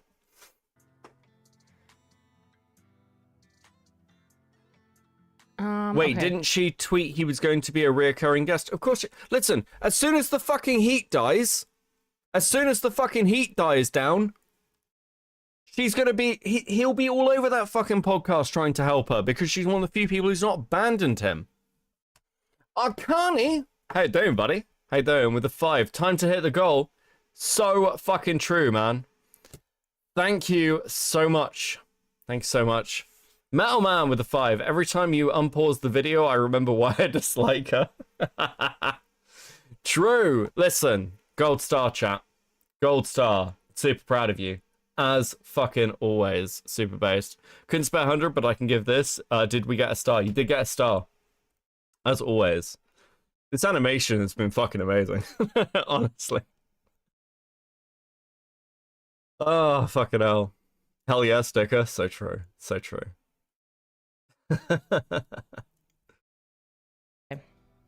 Sorry, we're like fucking around at the same time. Well, distribution in action. If the kid not have an opinion on something, better that than strong beliefs while being uninformed. So that's not even like the moderate position. Like the moderate position doesn't have to be, I don't have an opinion. The issue is like, it's fine to say, I don't know because I'm not informed enough. I think the moderate criticism is to say, well, both sides have something true to them. So they're both equal. Food. And it's like, say liberal good though. Queenman. Queenman's noticed the animation. Which ACC miner made this for you? Groomed ACC miner. None, actually. There, that was rotting Grotting did that. They're not a minor. They're at university. They're an animator. So they've done a couple of animations for the stream. They did a Jar. They animated Jar's fucking insane monologue to Himpleton as well. Base Toz with the 5. Thank you for giving me autism. Now dance streamer dance. Also remember, I hated you before you did. I hated her before you did, and I told you so. Yes, listen, everyone was right. Everyone was correct. Okay, I was wrong about Erudite. You were all fucking correct. You all fucking win. Congratulations. I was wrong. Yes. Beckett sucks. Beckett is a poor judge of character, like, fucking 60% of the time. Okay? Fuck. Liberals are good, okay? Have I heard of Jason Brennan? I've not. I'd be super open. Oh, the bridges idea. I didn't even tell you guys. I just keep on, like, edging. Clearly, I'm all over the place. In which ways have you shifted Why ideas? do niggas call you the sandwich? This is crazy. I need to bump my TTS up. Thanks for all the money, though. I appreciate it. Oh, this is crazy. It's so funny. Fuck. Oh, fuck. Bro, just put the fries in the bag. Come on. In which way have you shifted ideas? I think Scorched Earth specifically. I think that there are, so for example, a lot of people, like when I watch Lex Friedman, I'm going to keep pounding on him. And just to be clear, I genuinely think that Lex had a really good intention in the world. I think he does broadly more good. I just think, especially this Russia-Ukraine stuff, I've been really Really interesting. Broadly more good. Who else has she said that about? Chat, can anyone remind me who she thinks does broadly more good and therefore is like valuable in some way? God, there's a take about somebody where they keep saying this regardless of what they do. It's tip of my fucking tongue. disappointed with him. I don't really understand what's going on behind the scenes, but I'm using Lex as a like regular example, but this isn't to just like shit on Lex. But I think our society has done a really bad job at understanding how to do confrontation. Probably, I think, because we've lost our theory of violence to such a degree, right? Like most people will never be in violent situations. They don't have to deal with violence. They don't, and I'm speaking from This Is Me2, I don't really know what it means to have somebody threaten violence in a way that like my life feels under threat. I've come close, I guess, when like the kid was chasing me with an axe, but I was on a horse. Like I really wasn't that fearful. What? Also, is this true? Is that actually true? I've been in tons of fights. I've been beaten up like multiple times.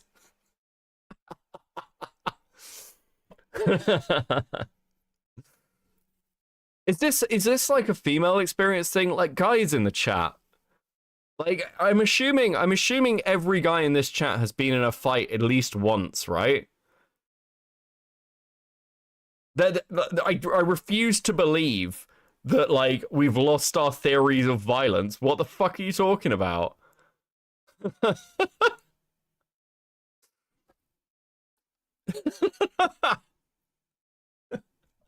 Dude. Therapist, by the way. Fucking hell. Because Nicandros, you've never been in a fight. I'm actually really surprised by that. I imagine you seem fighty. I've gotten jumped before. Like most guys I know have been jumped on a night out. Like, no, Beckett, they haven't. We discussed in your Discord one night. I was fucking seething. Really? Had someone try and fight me in the street holding a baby in one arm? Fuck.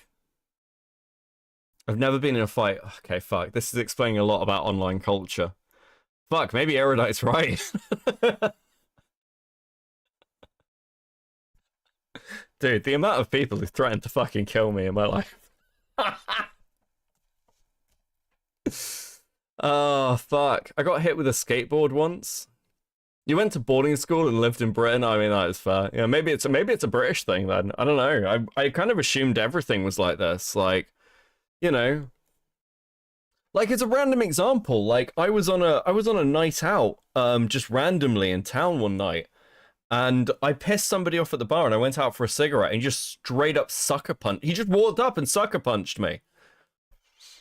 That's just a random. That's just an example. I remember, like, I was telling bar stories last night, and like, I remember walking onto like a friend's bar to check on them, and he's bleeding from his head. He's just bleeding, and I was like, dude, what the fuck has happened to you? He's like, oh, I've been glassed like 3 times tonight. And people customers had thrown 3 bottles at him, and he just carried on working. And I was like, dude, go home. What the fuck's wrong with you?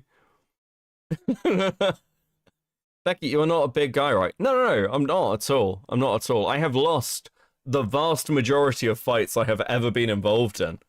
But, like, I've been in fights, right? Like, oh, fucking hell.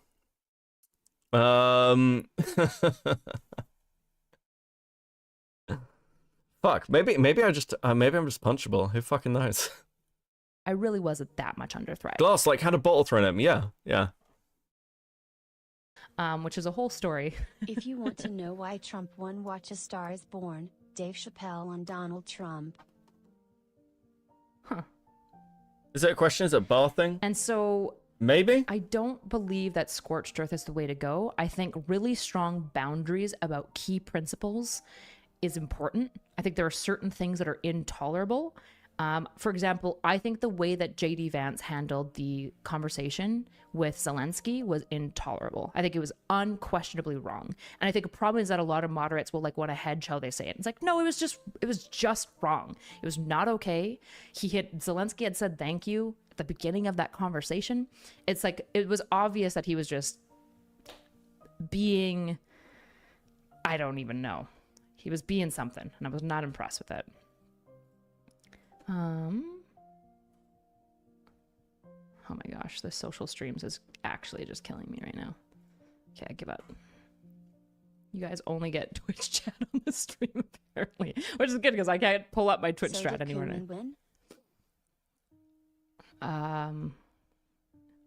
There's a joke, but I'm not gonna make it. I was about to make a joke, but I'm not gonna make that joke. She is a Canadian woman and B1TC4 maid. Of course, she's never been in a fight. Yeah, I mean, I wouldn't expect Erudite to be in a fight, but I'd expect most guys to have been, you know? Problem is, Lex is just entirely too naive. He's like a hopeful child. I mean, I want to believe that like a 40-year-old PhD robotics guy with like a black belt in, what is it? Jiu-jitsu isn't naive. Like, I want to believe that. I think that there are sometimes people who like, they choose tactical optimism. The problem is, I think what's happening with Russia and Ukraine is beyond tactical optimism. It feels, something seems just off. She won't even say his name? Wait, did I miss her talking about, like, Queeman there? He's like a hopeful child. Make it. There's a joke, but I'm not gonna make it. I was about to make a joke, but I'm not gonna make that joke. Problem is, Lex is just entirely too naive. He's like a hopeful child. I mean, I want to believe that like a 40-year-old PhD robotics guy with like a black belt in, what is it? Jiu-jitsu isn't naive. Like, I want to believe that. I think that there are sometimes people who like, they choose tactical optimism. The problem we'll is, go back. We'll go back. I want to see. You guys only get Twitch chat on the stream, apparently. Which is good, because I can't pull up my Twitch strat anymore. Oh, fuck. I completely missed that. My brain broke for a second. There's a joke, but I'm not gonna make it. Fuck.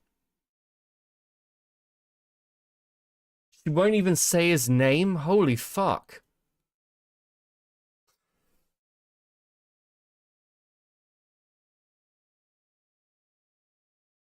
Say what you want.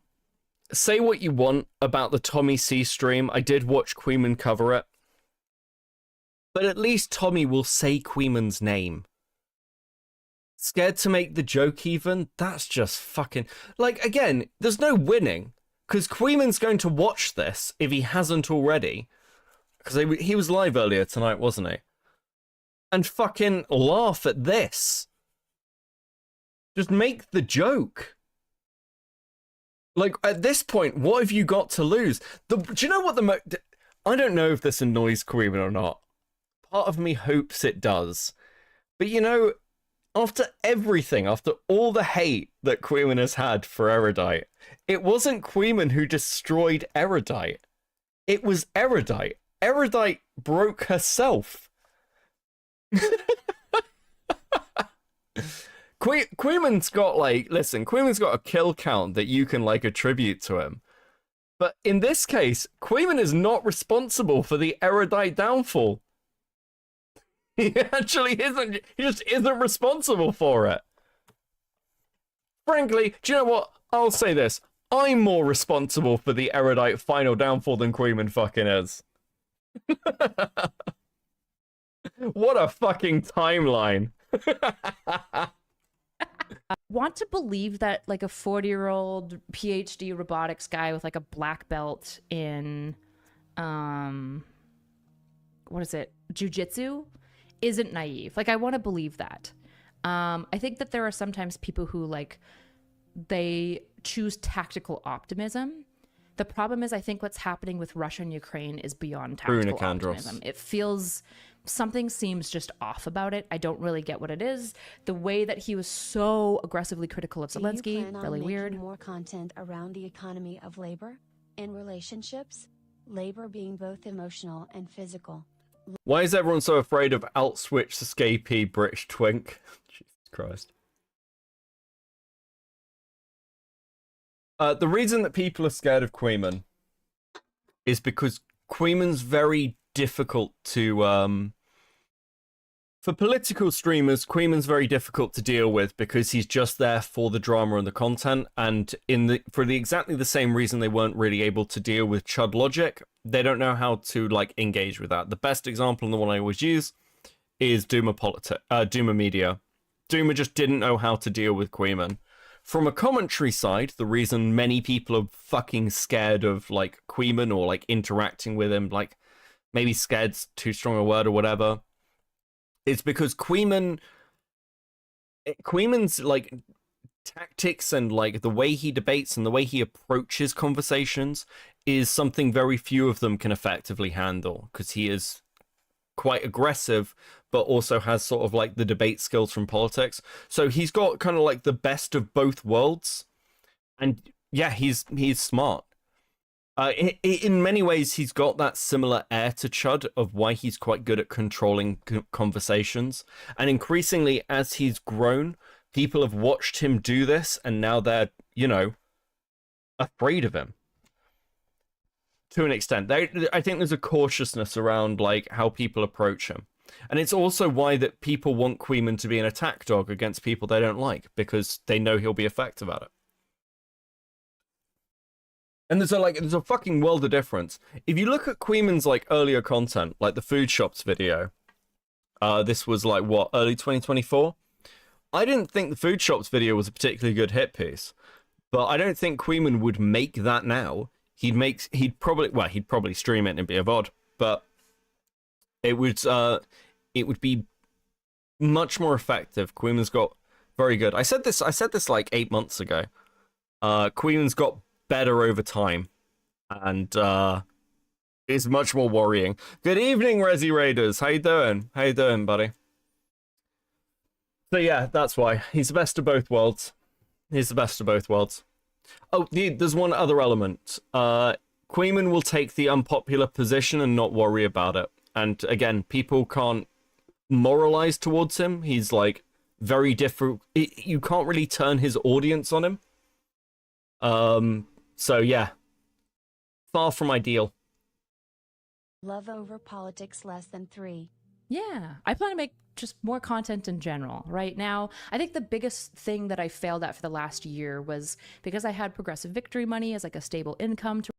Did you see my part of this yet? No. We're rarely on. We're mostly just chatting shit, Resi. What, you have a part in this? rely on. I kind of just focused on that and building bridges, and I just kind of abandoned my own channel because the reality is that I think I saw my social media as just like a stepping platform. That's why fundamentally like Bridges was fine with me, because I didn't care that much about being like this big name. I was happy to help Steven out. I was hoping that it would turn into a media company. I was hoping it would turn into a fucking media company.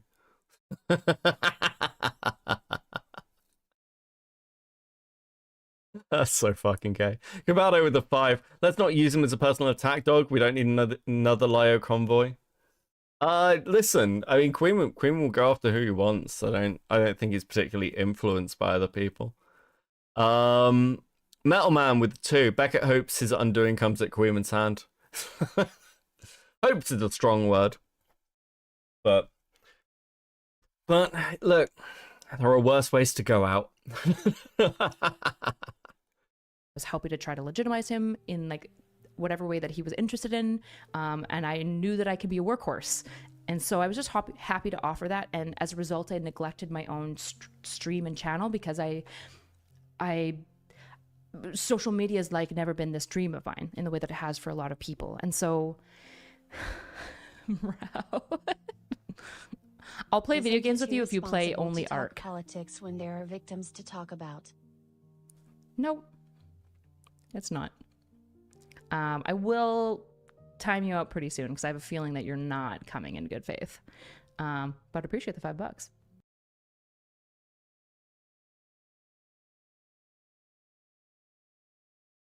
Alright, I fucking muted myself. What was your first clue that this wasn't good faith? Was it the Destiny stuff? Was it, I don't know, the random fucking shots? Was it Queeman 1? Fucking I can't believe morale got raided. It's fucking wild. I'm not following this answer. That's fair.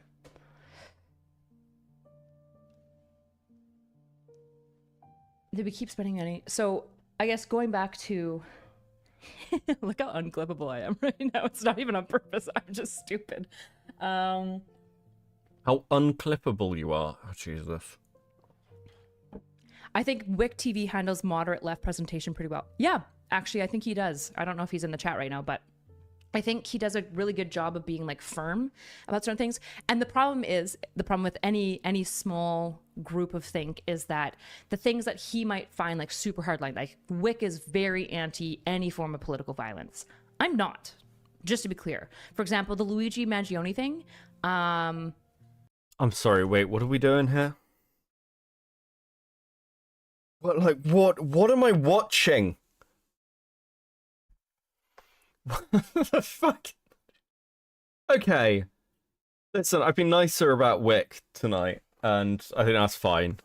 Do I think he's a good representation of the moderate left? He's a representation of the moderate left, sure.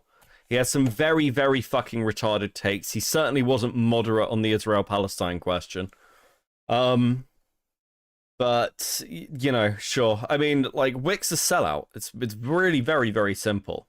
Wick sold out, now the money isn't there, and we're getting actually more of the old Wick back, because he's essentially... The biggest argument that PV, like Wick's argument around PV was PV would never have changed his content. But the biggest argument that that's not true is that when he signed on with PV, his content actively changed and became more serious. And since he's left PV, now he's doing more non-political things like D&D. He's trying to do more fun panels, trying to like boost himself in the algorithm, and it seems to be working. So it obviously fucking had obviously it influenced him. Leah, is it Leo Bug with a 5? Haven't watched Queeman, but from what you're describing, it sounds like he stands by what he says. Hard to turn people against someone like that. Yeah, I mean, look, I don't want to sit here and just fucking glaze Queeman, but it's not exactly a secret that I'm like a fan of him and have supported him for quite a while. So I don't think my takes around Queeman will be a particular surprise to anybody, because I liked Queeman when he had like no support at all and nobody fucking cared about him. So, you know, I think he's done very well. I think he's done very well, and I'm happy to see it. I think he should be tried and charged and go to jail for his crimes, and I also don't think that what he did was like super wrong. What's your economic policy on these recordings? Okay, yeah. Also, I was totally right. I was totally right. People around this fucking politics space told me I was fucking crazy. I said Queeman had the potential to be a good, decent creator and would build a sizable audience. I said this 2 years ago now, and I argued with people, including, yes, my ex-girlfriend, over this fact, and I was just fucking right. I was just right. So, you know what? I will glaze Queeman because I also get to be vindicated in my position, frankly. His numbers speak for themselves. You're just gonna get banned. Bye. I was wrong about Erudite, but right about Queeman. So, just came in. Are you still done completely with Destiny? From what he points out, seems like he didn't actually do anything reprehensible to me. Is a horror game? It'll be good. Trust me, in good faith, we need to game. We'll see. We'll see. I don't know if I want to do a horror game with you. I do, Ryle Kittenhouse, I do appreciate the cash, but I don't think you're coming in good faith, and I... Wait, the person donating is Ryle? I don't think you're coming in good faith. What's your first fucking clue? Cavado with a 5. Alright, well, it's late as duck for me, so I'm gonna head out. Hope you enjoy the rest of the stream, Beckett and chat. Thanks very much. As always, Cavado, have a good evening, sleep well. I feel like the cash can't be the reason that I break the rule for you and not for others. So if I'm nuking non-cash senders for bad faith, even if you send cash, you should probably get nuked for being bad faith and not coming in like any good intentions. But what did that CEO do specifically? We don't need to get into the Ouija board. We can someday, but I'm just gonna get... Oh yeah, she's... Sorry, I completely skipped over the fact that she's like, I'm fine with political violence. Like, and again, that's an okay take to have, but why are you skipping over it then? Surely that's something you'd want to expand on. You're expanding on your other political takes. Why aren't you expanding on that? You're just waiting to get to the Destiny stuff, or? I also, listen, the banning stuff is gay. I mean, like, it's basically impossible to get banned from this fucking chat. The stuff that I've allowed in here. But, dude, but if you could, dude, bypassing with money. Oh, if you give me money, maybe you can stick around a bit longer. Fuck off, dude. No principles. None of these people have any fucking principles. Give you all of my hot takes. I'm gonna drop them. I'm gonna... Why? Who is Royal Kittenhouse? Did he choose the name Kittenhouse? Yeah, he's Just Stilk's older editor. And he A-logs a lot. We were watching a load of him earlier, actually. Because we were going through, like... He's actually a fairly useful resource. I'll let everyone mauled really hard, and then I'll be back tomorrow, and we can just talk again tomorrow. Did I miss you? You didn't think that what Migiata did was wrong? Oh, we are going to get an expansion. No, it was wrong. It was just also... It's tolerable based on the information and understanding that I have health insurance. How are you changing but I could your be moved. beliefs pertaining to international politics in comparison to Destiny? I would argue that his approach to the issue is on point, but his moral choices are terrible. I don't know about international politics. I think geopolitically we're probably still really alike. Like I'm pretty harsh against like Russia, China, like all that stuff. It's probably going to be more domestic politics where we differ, and it's mostly going to be our approach. I don't believe in the scorched earth approach. As a Canadian, soon to be a U.S. citizen if Trump keeps up with 51st state thing lol. Trump pissed off me with the anti-Ukraine after how much they fight. Yeah, the anti-Ukraine stuff I think is a really hard line for me. And I think what I'm trying to do with my political positions is figure out what my hard lines are, because I think if you're going to be center-left... Does she know he's Just Stilk's old editor? I doubt it. I imagine she would have got rid of him if she did. Because Erudite has a fairly no spicy chatter take to all this shit, so... and even though many people within Spicy I'm saying this because I don't want to name the person who's coming to mind, even though he probably won't fucking mind. Fucking hate Ryle Kittenhouse. She'd view it that way. There's always that question of like, well, what's okay and why is it not? And you have to have an answer for these questions. You like must. And so I need to figure out what my answers are for those. So I'm very blessed by a friend who's got a PhD in political philosophy. I'm sure I'm butchering what his PhD is. The worst thing about like PhDs is like you get like a bachelor's in like biology, and then you go to PhD and you're like, oh, they have like a PhD in biology. And they're like, actually, I have a PhD in the mRNA receptacles of specific eukaryotes when they interact with archaeans. And you're like, so biology? And they're like, no, actually, I'm not. This is the dumbest take on academics I've ever fucking heard. Not ever, fuck. Erudite is somebody whose credibility is based on her academic qualifications. PhDs are very specific. Mostly, PhDs will tell you, no, my PhD isn't general, it is in this specific topic. Because what they're used to happening is people coming to them and going, you've got a PhD in this topic, so you must know everything about it. And it's like, no, I don't. It's very specialized. I'm very specialized to this one thing that my PhD is in. And usually they clarify that. Why the fuck are you doing this? Erudite is fucking... Dude, I fucking... Does anyone have the clip? I'm gonna see if I can fucking find the clip. Give me a second. I'll see if someone can send it to me. The clip of I am your expert. Because, like, Erudite is absolutely somebody who will be very, very fucking pedantic about her own qualifications. So I don't know why she's doing this. That, like, fucking the endless drama that's come out of the fucking psychometrist label. Fucking insane thing to say. Not an expert on anything but archaeans. And you're like, okay, bro, you are an expert of biology. Shut the fuck up. Are you in support of political violence, as in stuff like Euromaidan in Ukraine, just revolution of government? I don't think my position on political violence is fully fleshed out. I need to think about it more. But like, for example, I'm pro the American Revolution. I think the American Revolution was good. And it can't, my answer for why the revolution was good can't basically come down to, because I feel like when I ask a lot of people, like when they're like opposed to the Luigi Mangione, when I'm like, well, why are we supporting the American Revolution? They typically have some of a reason, but some people go, well, like that was a really long time ago. And it's like, well, a long time ago can't be the reason why political violence is justified, because then maybe my political violence will just be justified in 200 years from now. Like, that's not a good reason. Didn't know asking questions was against the term.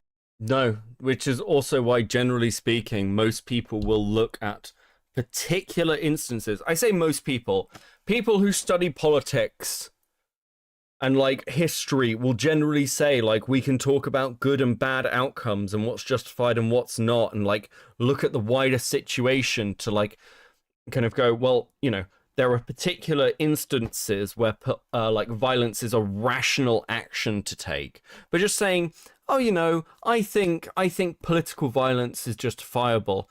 When you're a politics streamer, when your like content is about like thoughtful takes, yeah, that's a dumb thing to say. Like, it's just so poorly worded. Ah, thank you. I've been sent it. I've been sent it. Let's have a look.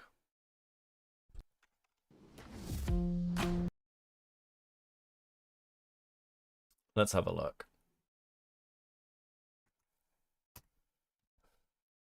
What the fuck?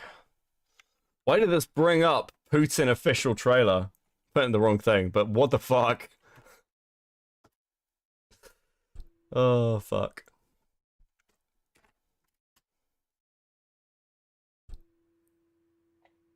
As always, thank you for listening, and take care.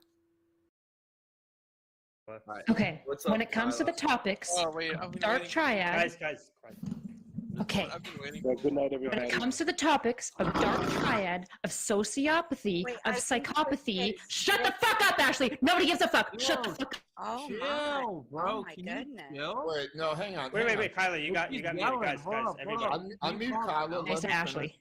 Can you please? When it comes to the topics relating to psychology in any way, I am your expert, okay? I just fucking am. And every single time I talk in an educational tone, if you feel condescended to, that's a fucking self-report on you. If you don't know the words that I'm using, if my vocab's too big for you, if Kevin's too fucking smart for you, that's on you, bitch. That's your personal offense. I don't give a fuck. I don't care if you feel offended. Be offended. Be more offended, okay? If you can't keep up with a fucking conversation, if you don't know what a fucking analogy is, I don't give a shit that you feel condescended to. You should. You should be embarrassed. You should be embarrassed to talk in public and sound so fucking stupid. Okay. Let me give you a take of one of the reasons that I stopped debating in politics to answer an early question of weren't you a political streamer? The reason I stopped debating in the politics sphere is because I got sick of people leaning on their credentials and like citing random fucking topics or playing academic. I have decent qualifications. I work in a professional field. I work with an awful lot of people who have PhDs, like at the high end, but generally speaking, people who have either very good degrees or masters. I work in a technical capacity, and leaning on your credentials is something that is just, in my opinion, incredibly fucking cringe and gay. You just don't need to do it. Just because I have a piece of paper that says that I went through a fucking educational course does not make me fucking right. I am wrong all the fucking time, including on topics that I know quite a lot about. I'm human. I make mistakes, or I am incorrect in certain things that I believe, or like I haven't thought about something enough, or I'm lacking a bit of data. The piece of paper does not make you the expert. And if you are the expert, then you should be able to persuade people in a reasonable manner, and the piece of paper doesn't fucking matter. It makes no fucking difference. And again, I have had my mind changed and my opinion changed by people who are far less qualified than me. In the same way, actually, in my professional capacity, debate's a fucking gay word, but like, I will have meetings with people who are far more fucking qualified in the area than I am, and I'm just right. Again, the piece of paper doesn't matter. Like, I've got the experience. I know what the fuck I'm talking about. And I hated this in the political scene. I thought it was incredibly fucking disrespectful. Because honestly, if you're just interested in what other people's fucking qualifications are before you, like, believe them in a take, you don't believe in fucking, like, information or knowledge or, like, learning. You just want to be right, and it's gay. It's gay, and I hate it, and the politics scene was full of it, and it was fucking shit. Lila, of the two, hasn't the dark triad concept been very criticized? Well, fucking knows. I don't know anything about psychology shit. I am a complete layman. The credentials fallacy. Listen, let's not do the fallacy shit. I can't be fired. But yeah, no, look, I mean, I was down to debate or talk to anyone about any of the fucking topics, okay? One of the people in Twitch poll who I liked talking to the most was Doobie. There's a really old stream. I came across it. I actually had a VOD copy of it recently. I was cleaning my computer hard drive out, and I deleted it. You'll never see. You'll never fucking see it. But it was a conversation I had with Doobie. And during this conversation, we were talking about this very thing. Funnily enough, and he was like, he hated when people like leaned on their credentials because it's just disrespectful to like whatever knowledge he might have. It was just a way to dismiss him. Doobie is the frog. He ran a big politics Discord back in the day. And Doobie was great. Like, the fact that he wasn't as well qualified as me was just like irrelevant. Absolutely fucking irrelevant. And he won a lot of his debates by being a better debater, and to be clear, debate is a sport. Debate isn't about being correct.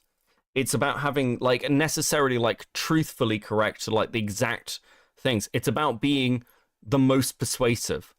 That's how you win debates. And there's nothing wrong with that, by the way. That's what debating is. It's an appeal to authority. Truth needs to hold on its own merits, not be pedestaled by a credential. With that being said, it really comes to the question, not so complicit is streaming and not organizing events and not, you know, practicing psychology. Yeah. I mean, this is the baseline. My qualification means that I should be able to explain to you the area in which I'm qualified in a persuasive way with good data and sourcing. It also means that I should have been trained and educated in a way to fully understand the academic context. That's it. And actually, I'll say this, some of the most fucking ridiculous, insane things I have ever heard in my life have been written and said by some of, like, very, very well qualified academics. There is a particular academic called Toft. Toft is cited by the UN. She is cited by Harvard. She's cited by Cambridge. And she writes on something called rebel victory, which is basically the argument that victories in a civil war by rebel forces are longer lasting and better than, like, government victories or ceasefires.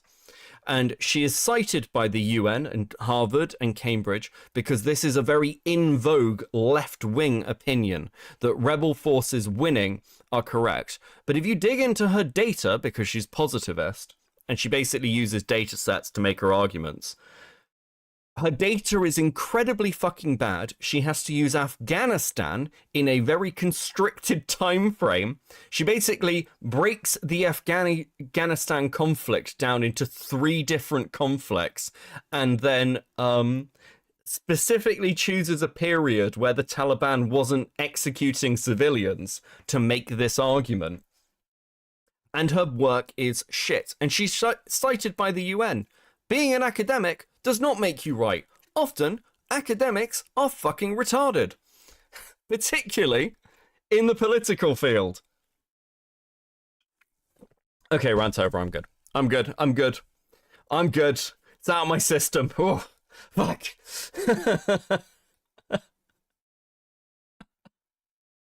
Terms of service. What? I'm going to start working on being less white. Oh, there's a bunch of words that are banned. That's probably what you're running into. Thank you. Thank you, Joe. Just so you know, most of Eastern Europe is also fed up with Zelensky. He is dragging on the war. That's not fucking true. What the fuck are you talking about? He's dragging on the war. Most of Eastern Europe, with the exception of a few states which I would consider for a long time been drifting in a very particular direction. That, like, most people don't know this, but I've got friends in Estonia, in Latvia, more fucking other other states along that border. Friends in Finland. Do you know what their, like, reaction to the fucking war was? It was to, like, stand up like reservist militia members. And one of my friends is still, like, regularly on the weekends. We don't see much of her anymore because she's on the weekends on training exercises.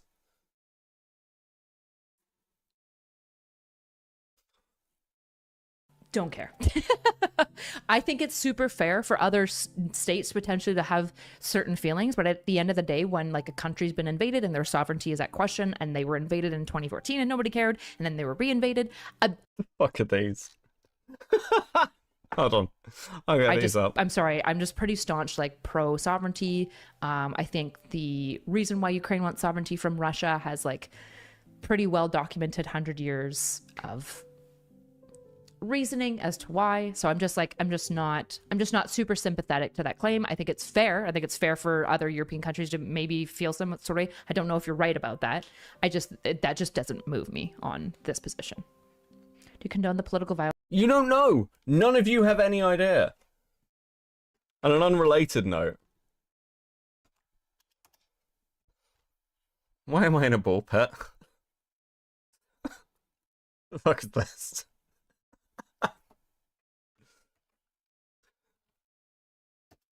I have no idea why I'm pantsless in this, but thank you.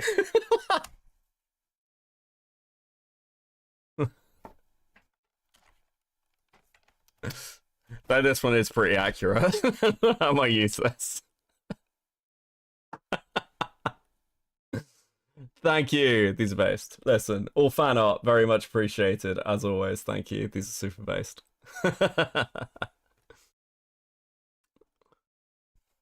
Violence of mods banning chatters. Holy crap, the TumblrCon ball pit, yeah. Listen, we need to bring back fucking TumblrCon. That shit was great. I stand by my mods. In fact, I told them to be a little ban happy for people that are like clearly just coming in to be nasty. Thank you, Daru DeWote. What even was Luigi's motivation? I feel like just a lot of people overlay their own legend.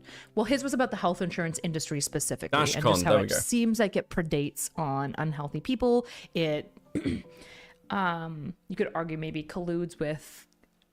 It does stuff to the price of healthcare goods that is extremely problematic, and you're now required to have it. But you look so damn good in that outfit. I don't agree with many of your political takes, but you deserve to be worshipped SMH. My god, what a fucking chat message.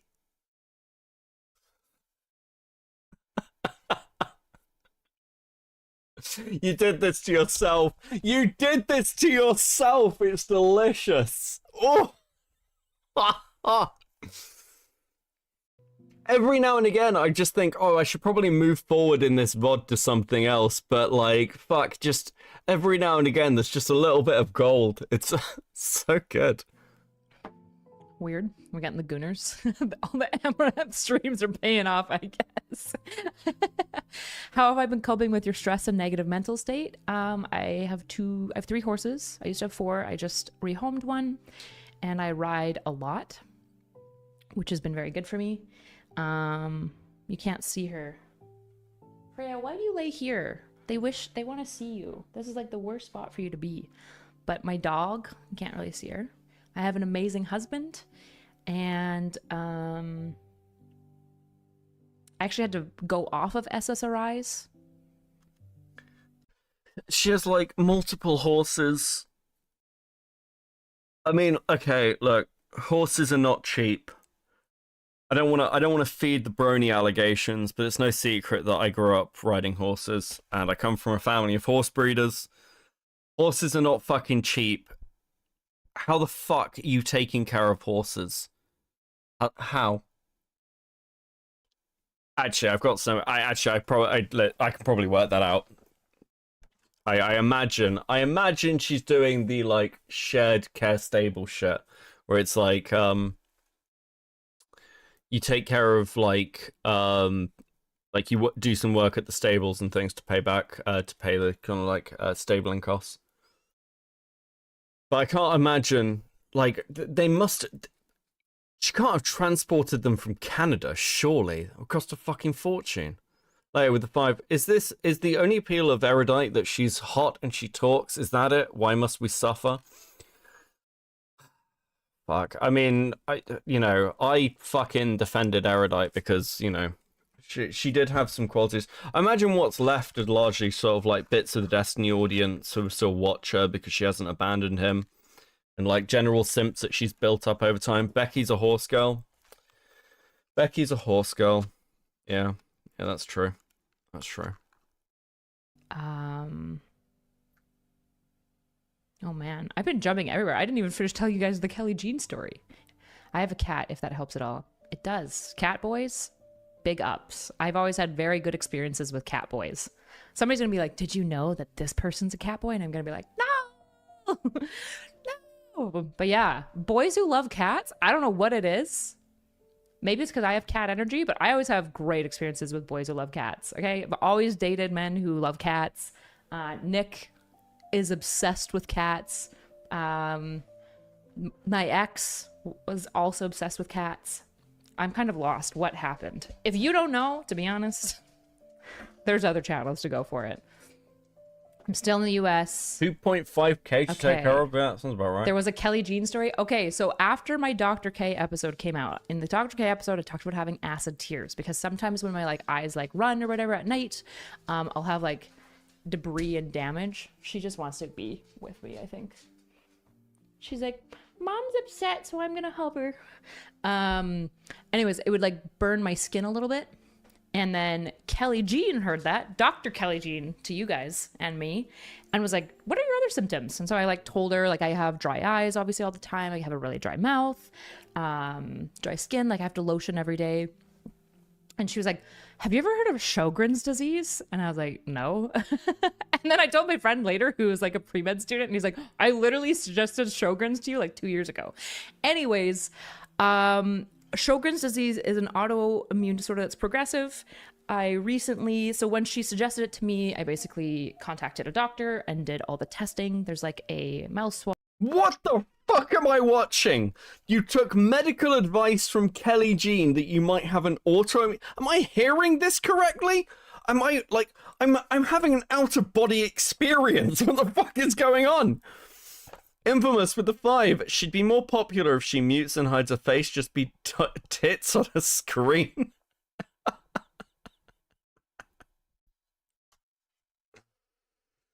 Oh fuck! I mean, at this point. Swab and a blood test that you do, and I was confirmed and accepted into a clinical trial, actually, that's local, for treating Sjogren's disease. I'm like one of the youngest patients that they have diagnosed. Apparently it's usually diagnosed really late in life, which tells you like the level of like severity. Like it's not this like super like life ending. Most people have a very normal lifetime. It's just obnoxious. Everything's dry all the time. Like my eyes are kind of itchy like right now. So yeah, Kelly Jean was right. Kelly, after, I'm not telling you, I've been trying to figure out what my autoimmune disorder or like what my mystery dryness disorder has been for like 10 years. And then Dr. Kelly Jean diagnosed me correctly. Crazy. So yeah, so I got diagnosed in January when all this stuff was happening at the same time. So it was a super fun January. How mad are you going to be if you put in all that work to come to the USA when you could have just waited for Trump to take over to get citizenship? Lol. I mean, not that mad. I'm really, really blessed and lucky to be here. Like I said, I have horses. You put the dinosaurs over her face, please. For like my health issues. Nice. Bro, Kelly Jean be your hero was crazy. Yeah, my health hero. Yeah, Kelly Jean is my health hero. For sure. Kelly Jean saved Destiny's secretary. If I was Destiny's secretary, I would have a lot more money in my account. Okay, I would actually like have a solid income. Kelly hates you now because of that. Wow. You sold out for nothing.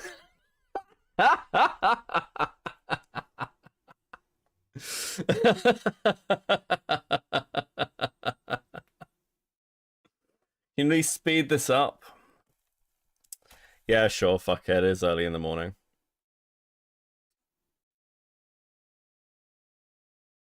Fucking YouTube, like fucking dies. Come on, let's go 1.5. Just like Buzzkill. Maybe. All I can hope is that like as more truth comes out, people will be like, oh, if you haven't already, we you were should wrong. check Sarah Payne. Yeah, I know. Of continental versus maritime power really solidified the case for defending Ukraine. Emo. I have had. As more information comes out, I hope people will be like, oh, I was wrong. What more information? Look, I said this, prove me wrong. Leak your conversations with Destiny where you are actively challenging him on this shit. Show me. Because all you have shown is the fact that you essentially tried to sweep everything under the rug. Wait, you're not even halfway there after 3 hours? To be fair, we did a lot of content beforehand. We did a lot beforehand. When did we actually start watching this? Okay, we've been going at this for 2 hours, okay? Fuck, I'm so bad at tangents. I'm not even joking, probably 12 different people asked me about Sarah Payne. I have reached out to her. She was on sabbatical for a while, and now she's just not sure about traveling. So I think with my new model of bridges, which I still haven't told you guys about, I just keep edging it. I think it's a possibility. Just so you guys know, I'm just going to say it now.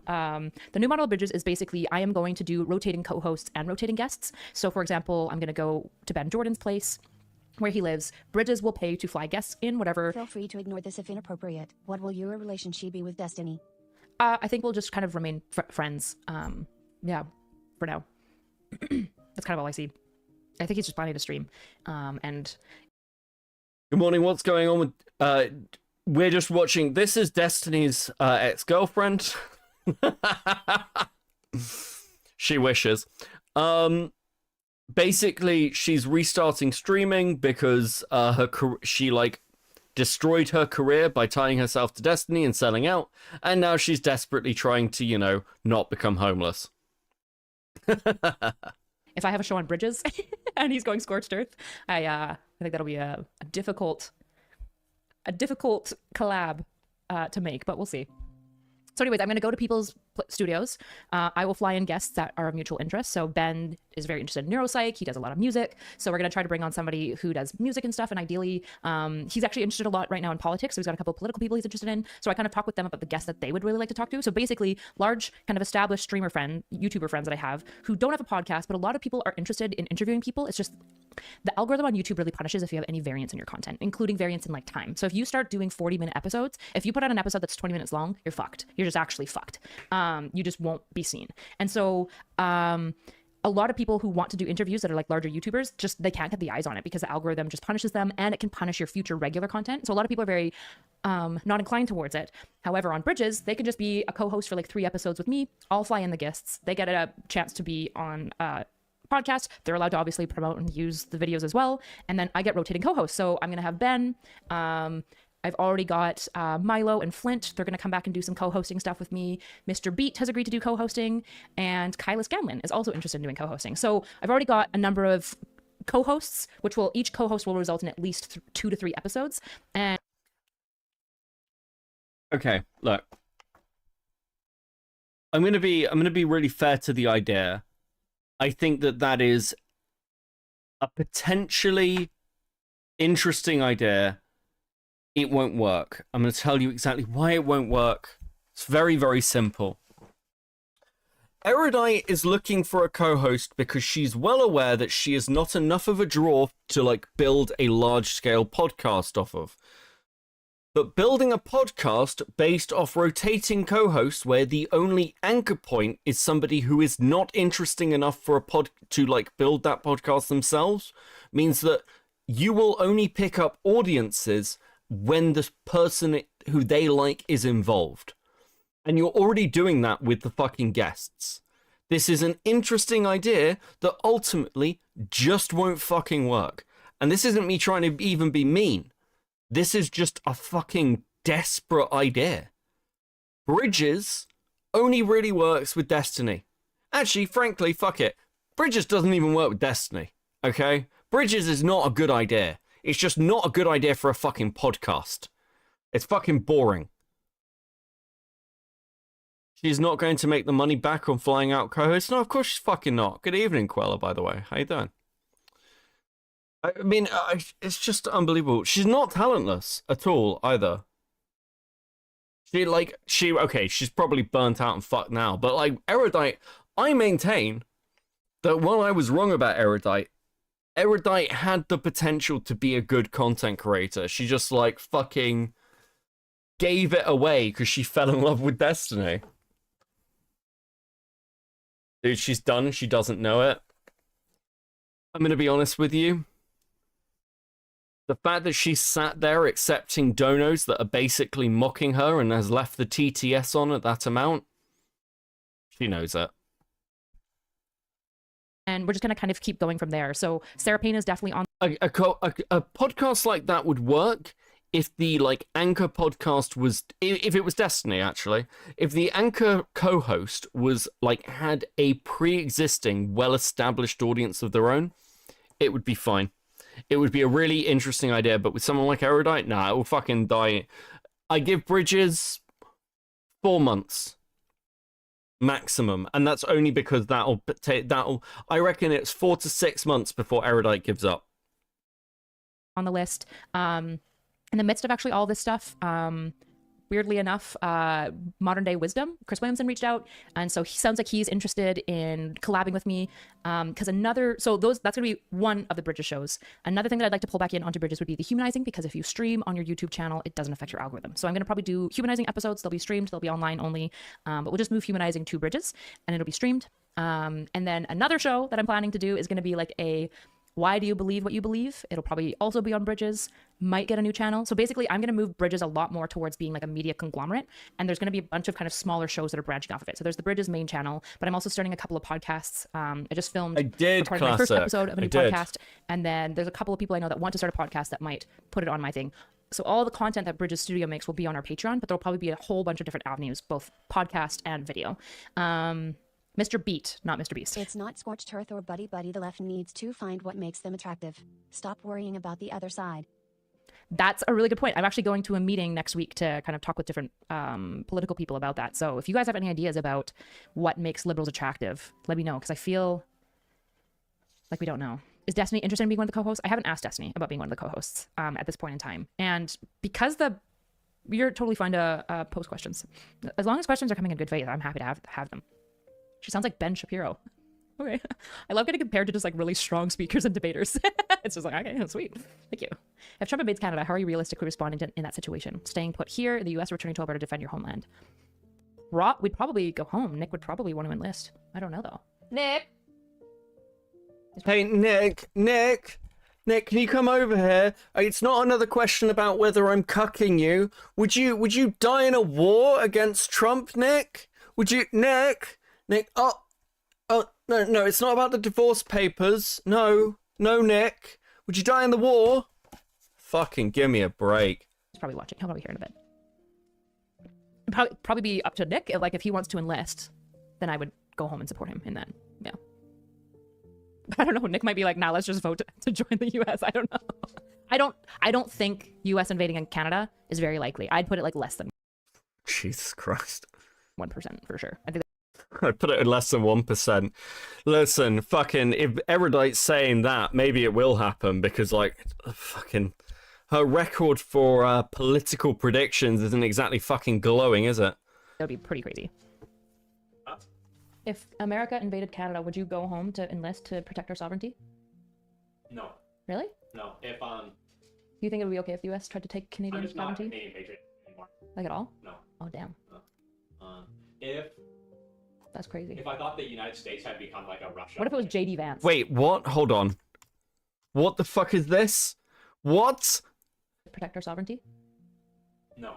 Really? No. If Do you think it would be okay if the U.S. tried to take Canadian I'm just not a sovereignty? Canadian patriot anymore. Like at all? No. Oh damn.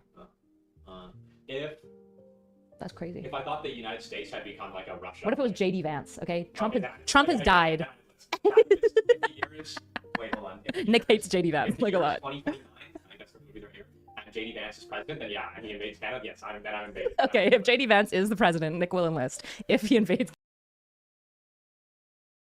I fucking hate these people. Canada. If I thought the US was like endangering Hey, Erudite Big Fan, what are your thoughts I on mean, what Fresh else am I meant to say? What else am I meant to say to this? What commentary can I possibly provide? It's just dire. Nick the Spartan here. Yeah, I don't really like Canada that much anymore, so I'd probably just, let them invade it. Fuck it. Maybe Trump has a point. Yeah, fucking awesome. Looking back, I was surprised on how much she agreed with them. Ooh, spicy. Yeah, I was also surprised. I don't brand myself the same way Ammo does. I don't really get it, so I was surprised by her like siding with them a lot, but also I don't know, it might be like a purely like she might even just own it, being like, oh no, it's just business smart to side with them, because then all of those viewers who I know pay for OnlyFans and stuff will just come over to my OnlyFans because they think I agree with them, and I don't give a fuck. That might be like her perspective. Do I think that that's like a morally good thing? Not really, but also like I don't know, in the like scope of like good and bad behaviors on the platform. Listen, to be fair to Nick, she's not a political streamer. Listen, to be fair to Nick, Destiny invaded his marriage and he didn't do anything about that either. So I mean, I can't expect him to defend his homeland. He can't even defend his fucking woman. This work you're doing, what do you wish to accomplish before you die? leave the world a better place, and I found it. You and Myron had synergy. Would do future work? Yeah, it's tough going on Fresh and Fit. I feel like last time I went on Fresh and Fit, they enjoyed like the conversation more, whereas this time Myron really enjoyed the conversation, but Fresh was like super pissy, it seemed, by the end. He also could have just maybe been tired. I think they were traveling the next day, so maybe he was just annoyed at the length it was going on. So I'd have to see. Like, I got chastised a fair bit by Chris and Fresh a little bit afterwards for being like, you just talk so much. And I'm like, yeah, I mean, I could work on brevity, but also, like, it was a pretty good back and forth, so I don't know. Is there still a chance of flying over and interviewing Ukrainian Anna? I would love to. I don't know if I'm going to have the money for that for a long time. Because Bridges was not making a lot of money before all this fell apart, and now I'm expecting, obviously, a pretty major drop in views for a while and having to rebuild a lot. So I'm going to need to be pretty financially savvy for the next year, probably. Okay, my chat is no longer moving, which means either something died or... Oh, no, the side chat time's out. Oh, am I frozen? I'm pretty sure Kylo wasn't the one with Destiny, I'm just saying. Like, look. Erudite, so, like, I can't be persuaded otherwise. Erudite did all this not because she's thinking about her career. All of this, it's bollocks. It's all... Erudite is the sort of woman who will live in a car to be nearer the man she loves. She moved to America to be near Destiny. Not so Erudite is in love with Destiny. And if you guys, if anyone can't see this, by the way, in their interactions, just looking at the difference with how she interacts with Nick and Destiny should make it fucking obvious. Like, honest to God, like, it is like anyone who has ever seen a woman look at them with love in their eyes, like, you know, the proper sort of like, fuck, I could ask you to marry me right now and you'd say yes kind of look, knows the look Erudite gives Destiny. And I've heard other takes from people who disagree with me. Those people are virgins. I do not listen. I don't know how else to put it. I don't like doing the whole kind of I think you're an incel thing, but if you can't understand that look, you're either severely autistic or you have not got laid. I refuse to believe otherwise. Okay? Fuck. Curious Nesca with it too. Just woke up. What are we laughing at tonight? The crumbling remains of Erudite's career. Canadian strumpet, Jesus. Metal Man, thanks for the toe. Did I die? Oh, over there. No, just your career. It's really hot in here. Holy shit. Erudite has the same quote-unquote internet career as tomfoolery. Okay? Fuck everything else. It's the same shit. It's the same shit. You're just looking at a dead streamer. It's so slow. Okay, well, I can't see chat right now. And also Twitch chat, I'm so sorry. I'm not even, like, logged in. Ignored us for so long, we disappeared. I know. The video's good. The problem is with brutality, blah, blah, blah, blah. Okay, well, while I'm waiting for... Oh my goodness, like, everything died. There we go. Yeah, so I guess I would love to go to see Ukrainian Anna. We're gonna need to financially pick it up. I unfortunately am like a great networker and a terrible businesswoman. This is crazy. My YouTube is completely timed out right now. So if you want to see and support me anywhere, obviously I'm gonna try to stream more often. Patreon, specifically probably the Bridges Patreon, will have the most content. My Patreon will try to like revive and bring back a little bit more. I post like horse and cat videos for the most part. Like my personal Patreon is if you like cat videos and horse and dog videos, you're gonna fucking love it. You'll adore it. I like cannot get my chat back. I like can't see anything right now. Oh, this is so fucking annoying. I think I just Does Destiny's vitriol and victim blaming not change anything for you? I don't know what not changing means because initially I will give this to her. At least she is trying to answer the question. Doing Bridges with him and now we're not. So like, what does that mean? Like, what further changing are we looking for specifically? Because I feel like the answer seems kind of self-evident, if I'm being honest. Yeah. Damn, so many people watching. There we go. Pop out chat. There we go. Just do a 6-hour stream like Andrew did last night and raise 12K. I don't. Like, I've got nothing to say. Okay, no words. That, like, at the end of the day, if people want to spend their money on their favorite streamer, they're allowed to, and it's not bad if the streamer gets the money. I don't know. I might put my money elsewhere, but whatever. Would you consider working with Atrioc? Probably. Glad to see you streaming again. I've missed how you think about things in general. I like being challenged in that area. Also, thoughts about renaming Bridges to something more apt? I like Bridges. You floated potential future collaboration. Yeah. Yeah, I don't believe in canceling people, so, like, unless basically you're telling me that, like, I'm sorry. Excuse me? What do you mean you don't believe in cancelling people? Let's wind that back, because I want to just make sure that I heard her correctly. Challenged in that area. Also, thoughts about renaming Bridges. You floated potential future collaboration. Yeah. Yeah, I don't believe in canceling people, so, like... You don't believe in cancelling people, but Chud Logic is somebody you'd never work with. You'd never, like, forgive Queeman or DK or Sunday or any of the other fucking people. So you don't care what happens to other people. You only care if people personally slight you. I hate this shit. It's so immature. Did she just do a Denims? Pretty much. Sleepy sending me fucking geogas and stuff, Jesus. I hate... Do you know what? There are people who in my life have personally slighted me. And I don't care. It doesn't matter. Either you believe in fucking cancelling people and, like, you believe that certain people shouldn't have a platform or shouldn't be able to, like, continue on doing the shit they do, or you don't. It's only because you've been put in this position with Destiny that you're saying shit like this. How fucking gay.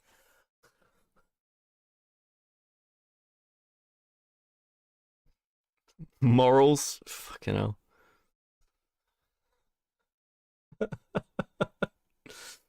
Hound finally caught a stream. Welcome in. I don't believe in cancelling people unless they hurt my fee fees. Yeah.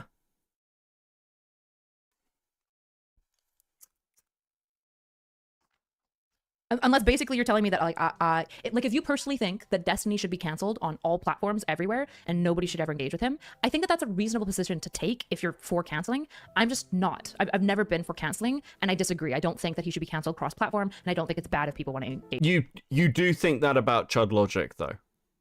And you do think that about Queeman. I really want to drive this home. I know that Erudite thinks this about these people. I know this for a fact. Engage with him in the future. I'm actually just fucking annoyed. Like, part of my biggest frustration with all of this was people like Erudite who have spent all their fucking time banging on endlessly about moral standards, about the fucking, like, problems with the right in politics, of, like, how the country's going downhill, how people need to be more considerate. But the minute it impacts them, they do not give a fuck. And, like, look, I'm not a perfect human being by any means. But the one thing I will do and have consistently always positioned myself doing is, even if I don't like somebody, even if I've had bad experience with them, I will credit them. And I will be fair with them. Erudite and people like her don't do this.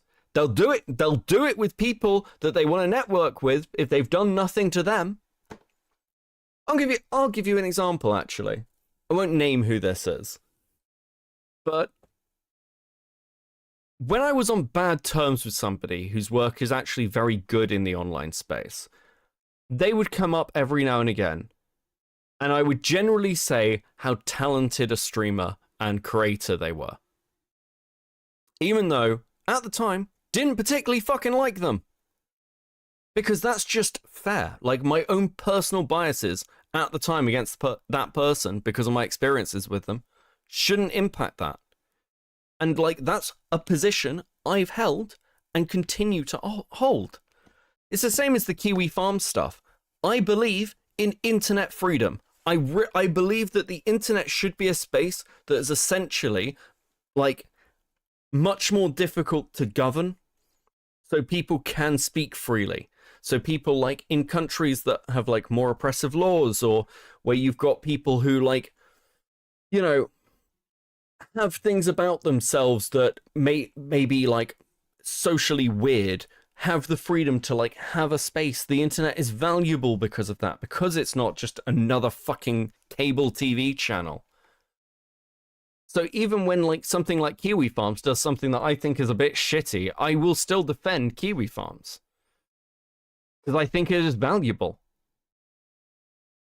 But like, if you want to know whether people like have any fucking integrity, look at Nick Rakita, look at Destiny, and look at how they've reacted to Kiwi Farms. When Kiwi Farms was useful to them, they'd direct people to it, they'd support it, they'd talk about, oh, they're just shit posters there. But when Kiwi Farms fucking turned on them, when it started to eat them, these people are monsters, they should be sued. I hate these fucking Kiwi Farmer assholes. All this shit.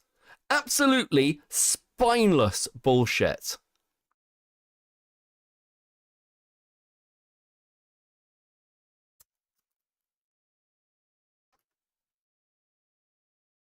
The Farms is a recent example, Destiny. Here's that docs is for thee, but not for me attitude of it. The biggest argument I have always had with DGGers and people like from that community who support Destiny is the ones who say they are anti-docs. Because Destiny has never really been anti-docs. He just hasn't. And DGG in particular has swept for this. And the minute it happens to somebody they like, they cry about it. Oh, how dare they? That person should be cancelled. They need to be deplatformed. You can't do stuff like that. But when they do something like it, they're absolutely fine with it. No, it was justifiable, you see. It was understandable. Listen, of course she got doxxed. Of course her information was put out there. She threatened to throw an egg at Destiny on Twitter. Absolute fucking slimeball spineless behavior. Yamato with a 5. Bro, we are literally looking at the burned remains of someone's career. True. So it is possible that there will be a future collaboration. There isn't anything in the works or plans right now. I'm anti-doxing, but support spaces like KF being able to exist. Yeah, I'm anti-doxing.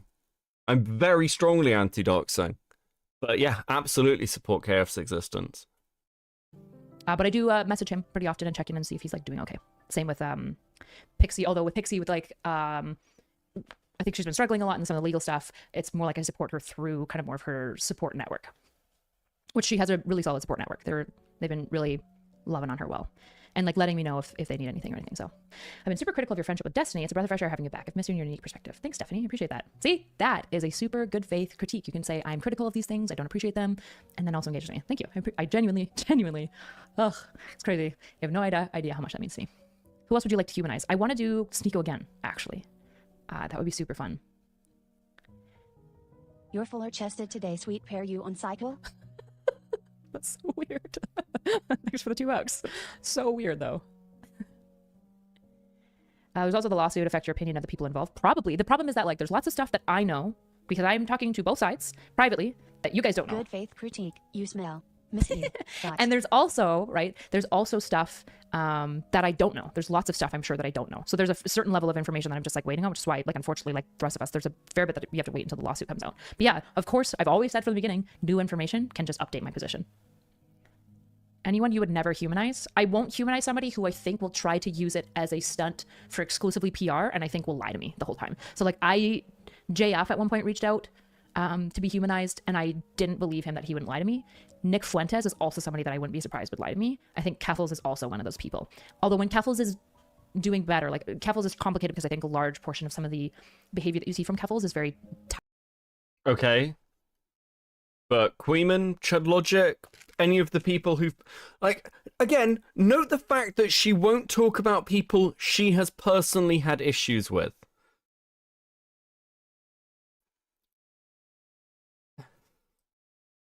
Like, I actually just want to mark the difference. I'll sit here and praise Wick getting better. And I'm like, I don't want to shit on Wick at the moment. He's doing well. Somebody who, like, I had a pretty big fucking falling out with. And I'm fine with it. I spineless. Tied to her relapse cycle. If she was like in a really sober spot for like a year, I'd probably be more open to it, depending on like how she's doing. Why would you want to be filmed in the first place? Narcissism or self-hatred? I feel like those are the only two answers, right? Why does Sneeko fascinate you so much? Because he is like this normal class clown kid who is artsy, and then he got like okay. I really like. We're moving off the Sneeko stuff. I just don't care. Into this weird thing. An integral part of Destiny's manifesto. Destiny's manifesto. At that point, it had already been leaked. Was I okay with like it getting leaked in the first place? Like, no, obviously not. But I feel like by the time it's leaked, I'm not gonna be mad at like the fourth person who's leaking it. There's no point. I'm only mad at the first person. Please don't humanize JF. I wouldn't trust him not to lie to me. Back. Do you think Lex? I'm only mad at the first person. That's a lie. Curious Deska with the 5. Block button and ignoring people exist. Common sense is scarce nowadays, and it shows. Anyway, here's Sig money. Thank you. Much appreciated. Having huge negative impact on Ukraine versus minor impact elsewhere, similar to how you compared Russia. Secondary concerns versus Mali being based. Mali always being based. I'm not sure I'm seeing the through line that you're drawing. I apologize. That's no humanizing anyone. If you're labeling someone for filming something, then you're not actually trying to understand them. Okay. Would you humanize them or like a serial killer?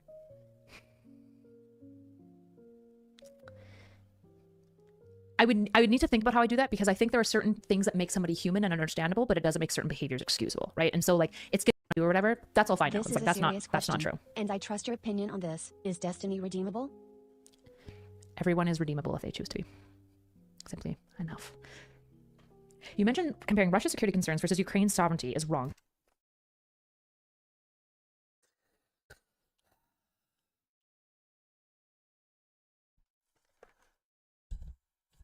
Erudite knew.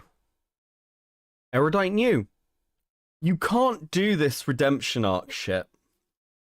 Because Erudite has watched Destiny go after people. Erudite watched Destiny go after his fucking ex-wife. There's no, like, I think it's absolute. I said this at the time. I think it is fine to maintain a friendship with somebody who's done something a bit fucked. I think it's fine. I think there is a difference, though, than to defending that person publicly. Destiny hasn't had, like, an arc of redeeming himself. Like, all Destiny has done is go on the attack. And listen, again, I understand why. But the problem is, Erudite clearly doesn't think that Destiny has anything to be redeemed, like, doesn't need to go on a redemption arc. She doesn't see that side of him. And you can see that in their messages, right? She's giving him the pros and cons, but these aren't the pros and cons of you need to be better or you need to apologize, all this shit. These are the pros and cons of, well, you know, pros and cons. If she may just be looking for money, and then you can like suss that out pretty quickly. Or worst case scenario, you know, like something really bad happens and this blows up as a nuke. But best case scenario, it just fades away. It's fucking, it's gross, man. Oh fuck. Because one. Why would Destiny go after his ex-wife? It's a whole fucking thing. It's a whole fucking thing. Obviously has a lot more weight. Oh, I'm not saying comparing them. I'm saying when you're looking at both sides that have truth claims, the moderate thinking failure is to go, well, there's truth on both sides, so, you know, both sides have validity. And it's like, hold on.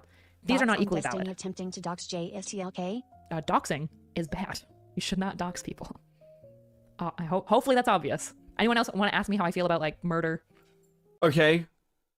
So for instance, if a content creator I knew and was friends with, let's say a content creator I'm really friendly with, like somebody who I consider like a decent friend, like Diesel.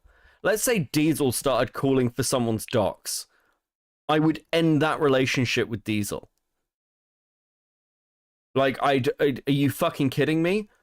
That's not the question, though. You can't just be like, doxing is bad. Okay, sure, doxing is bad. Are you going to do anything about that, you fucking lunatic?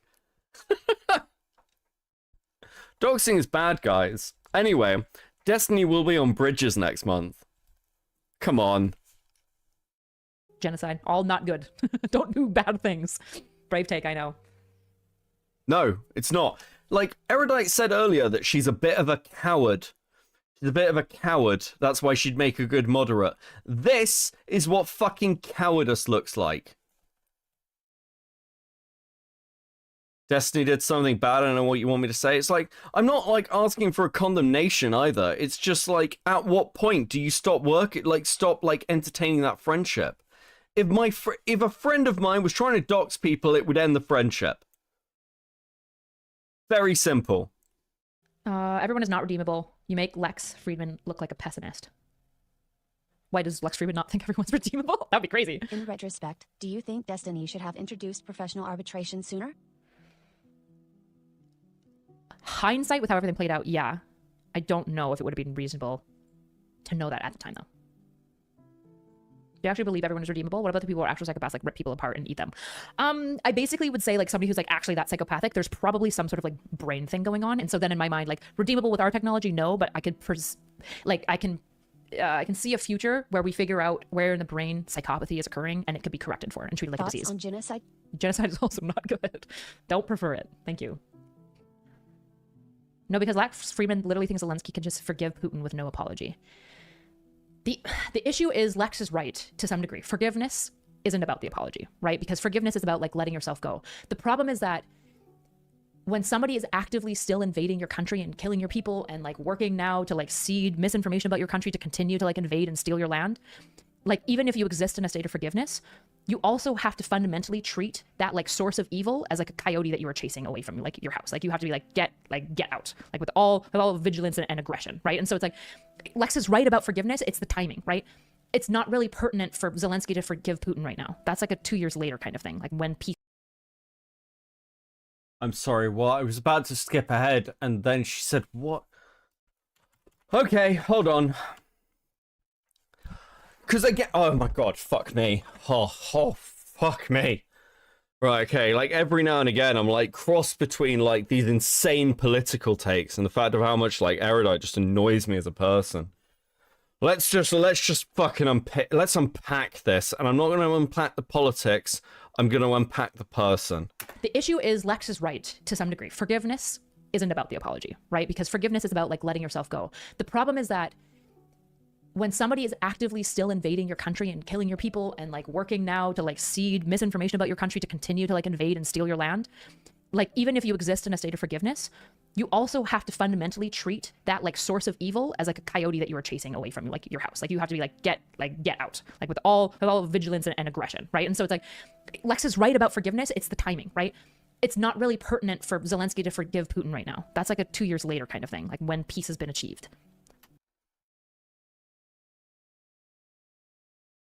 What the fuck? I said I'd unpack it. Like, this is why people like this shouldn't be giving political takes. Yeah, and like 2 years later down the line, you know, they could start rebuilding that relationship and... No. Putin has shown his hand. There's no forgiveness for Putin unless there is major structural change to Russia. You don't forgive Russia. You don't trust Russia again. You don't reopen many of the trade routes or like standard negotiating positions. There is a difference when you're dealing with like, so for example, like if you're looking at something like the Good Friday Agreement, like the which ended the conflict between the IRA and Britain, or we'll say sort of like. Okay, I'm happy with the IRA in Britain. Like, I know if that's kind of a loaded way to put that fucking statement. But when you are dealing with something like that situation where both sides were tired, there was a joke, you know, if you wanted the IRA to know anything, then you'd announce it at a police meeting to get it back to the IRA. And if you wanted the police to know anything, you'd announce it at an IRA meeting so the undercover police could get it back to police. People were tired, and it wasn't just about forgiveness. It was about going, okay, we need a stopping point. When you're dealing with something like Russia invading, you need structural change. And it's very telling watching Erudite say something like this, because in the situation with Destiny, what she is looking for is no structural change because she doesn't believe there needs to be any. She's just looking for time has passed, we'll sort of like paper over the cracks and forgive each other.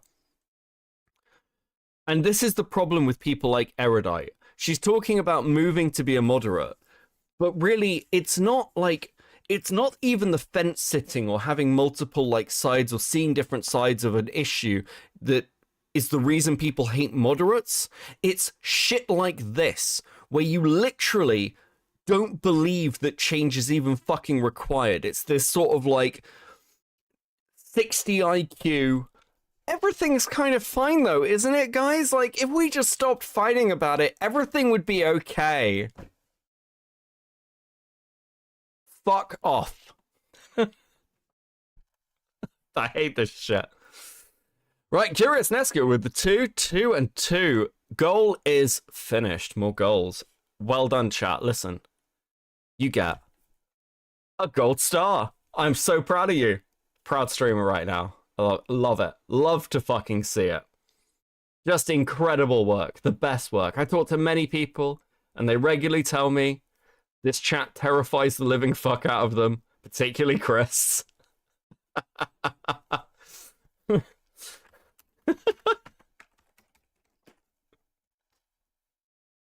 Dude, I get fucking comments about my community at the point. I get comments of what the fuck have you created? I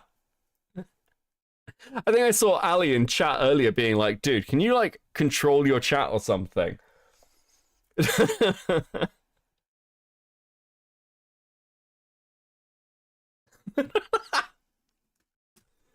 It really is impossible to get fucking banned here, isn't it? Jesus. Yes, parasocial validation, true. Glad we can be terrifying. Okay, let's go. I think it's very insensitive. That would be like me going to like a victim of like a family whose like daughter has been murdered and being like, before like the person's even been put on trial, being like, yeah, and they're like talking negatively about the murderer. Being like, but shouldn't you forgive him? And you're like, you know, regardless of an apology, it's like, first of all, the apology doesn't matter for the forgiveness. Second of all, let's get the guy in jail first. Then we can work on like the forgiveness and stuff. A content idea you haven't done, something like this already. Detail how you process information and assimilate that. This chat is not problematic whatsoever. Depends on the day. To your worldview. All right, anyone want to buckle up for a boring stream? Very boringly. I do a lot of reading, and then I wrestle with the ideas back and forth with Nick. I feel so bad for Twitch chat. I hope Trump comes through with his threats to sanction Putin. Bro, the fact that he hasn't, has he even done tariffs on Russia yet? Crazy. Absolutely crazy. Why is Destiny no longer on Bridges if you're still friends? A number of reasons. Number one, Bridges was aimed to legitimize him. He seems to be stepping away from that. Number two, I was not... Cause coming in clutch. Well, you mean like saying Destiny could be redeemed before the trial even starts?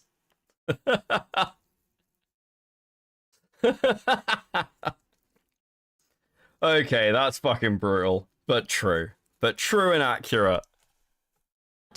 Very impressed with the way that he's publicly handled a lot of stuff, and I think it goes counter to any belief in legitimizing or forgiveness or anything that I value. And third, it seems like he's also kind of stepping away from that stuff. Oh, and I guess fourth, Byron spoke quite highly of you and respects you. Yeah, I appreciate. Myron is. When I was prepping, so when Amaranth was going to go on, her and her assistant were asking me, like, what should we expect? What are they like? And Myron is one of these interesting people where, like, basically everything in his worldview, I strongly disagree with. I think is just bad for the world. I think it's deeply harmful for people. And yet, he's quite a principled person. For example, if you come to him and engage in, like, good faith and you're not nasty towards him, he'll just engage back. He never really goes for, like, these crazy gotchas. Sometimes he'll try to, like, wiggle out of uncomfortable questions and, like, shitty, like, stupid ways. But to be honest, like, he just won't come at you if you're being decently reasonable with him, and you, like, have conferred some level of respect. The problem is that most women entering that space start at, like, -10 respect for him, and he feels okay being really shitty to those people, which I think is wrong, in case you're wondering. Yeah, he's, like, this weirdly, like, principled person who I think is, like, overall probably doing... Who are we talking about here? My brain broke for a second. yet he's one of these interesting people where Myron is, when I was prepping, so when Amaranth was going to go on, her and her assistant were asking me like, what should we expect? What do they like? And Myron is one of these interesting people where like basically everything in his worldview, I strongly disagree with. I think is just bad for the world. I think it's deeply harmful for people. And yet he's quite a principled person. For example, if you come to him and engage in like good faith and you're not fresh and fit.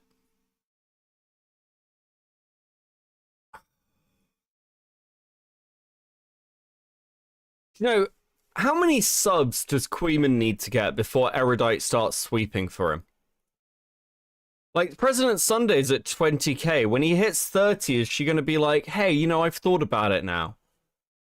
God, save us. Fuck this shit. That is wrong. Thank you.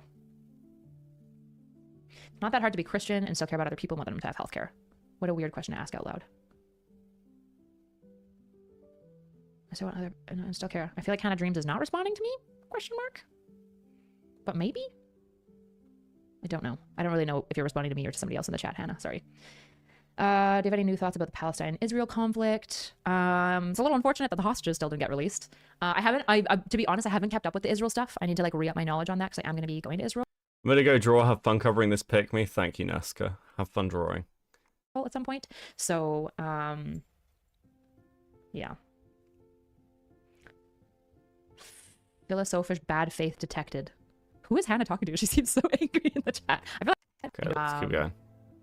Some people are going to be like diehard for me no matter what I do, which is probably not good. I'm okay with the anger as long as they get. Some people are angry because they've been misinformed, and I would love to clarify that. So like I'm okay with the anger as long as they give me a space to like correct some of that information. And then some people are going to be like diehard for me no matter what I do, which is probably not good. And then other people are like, what the fuck is she talking about? So I'm just trying to figure out which camp people are in and engage.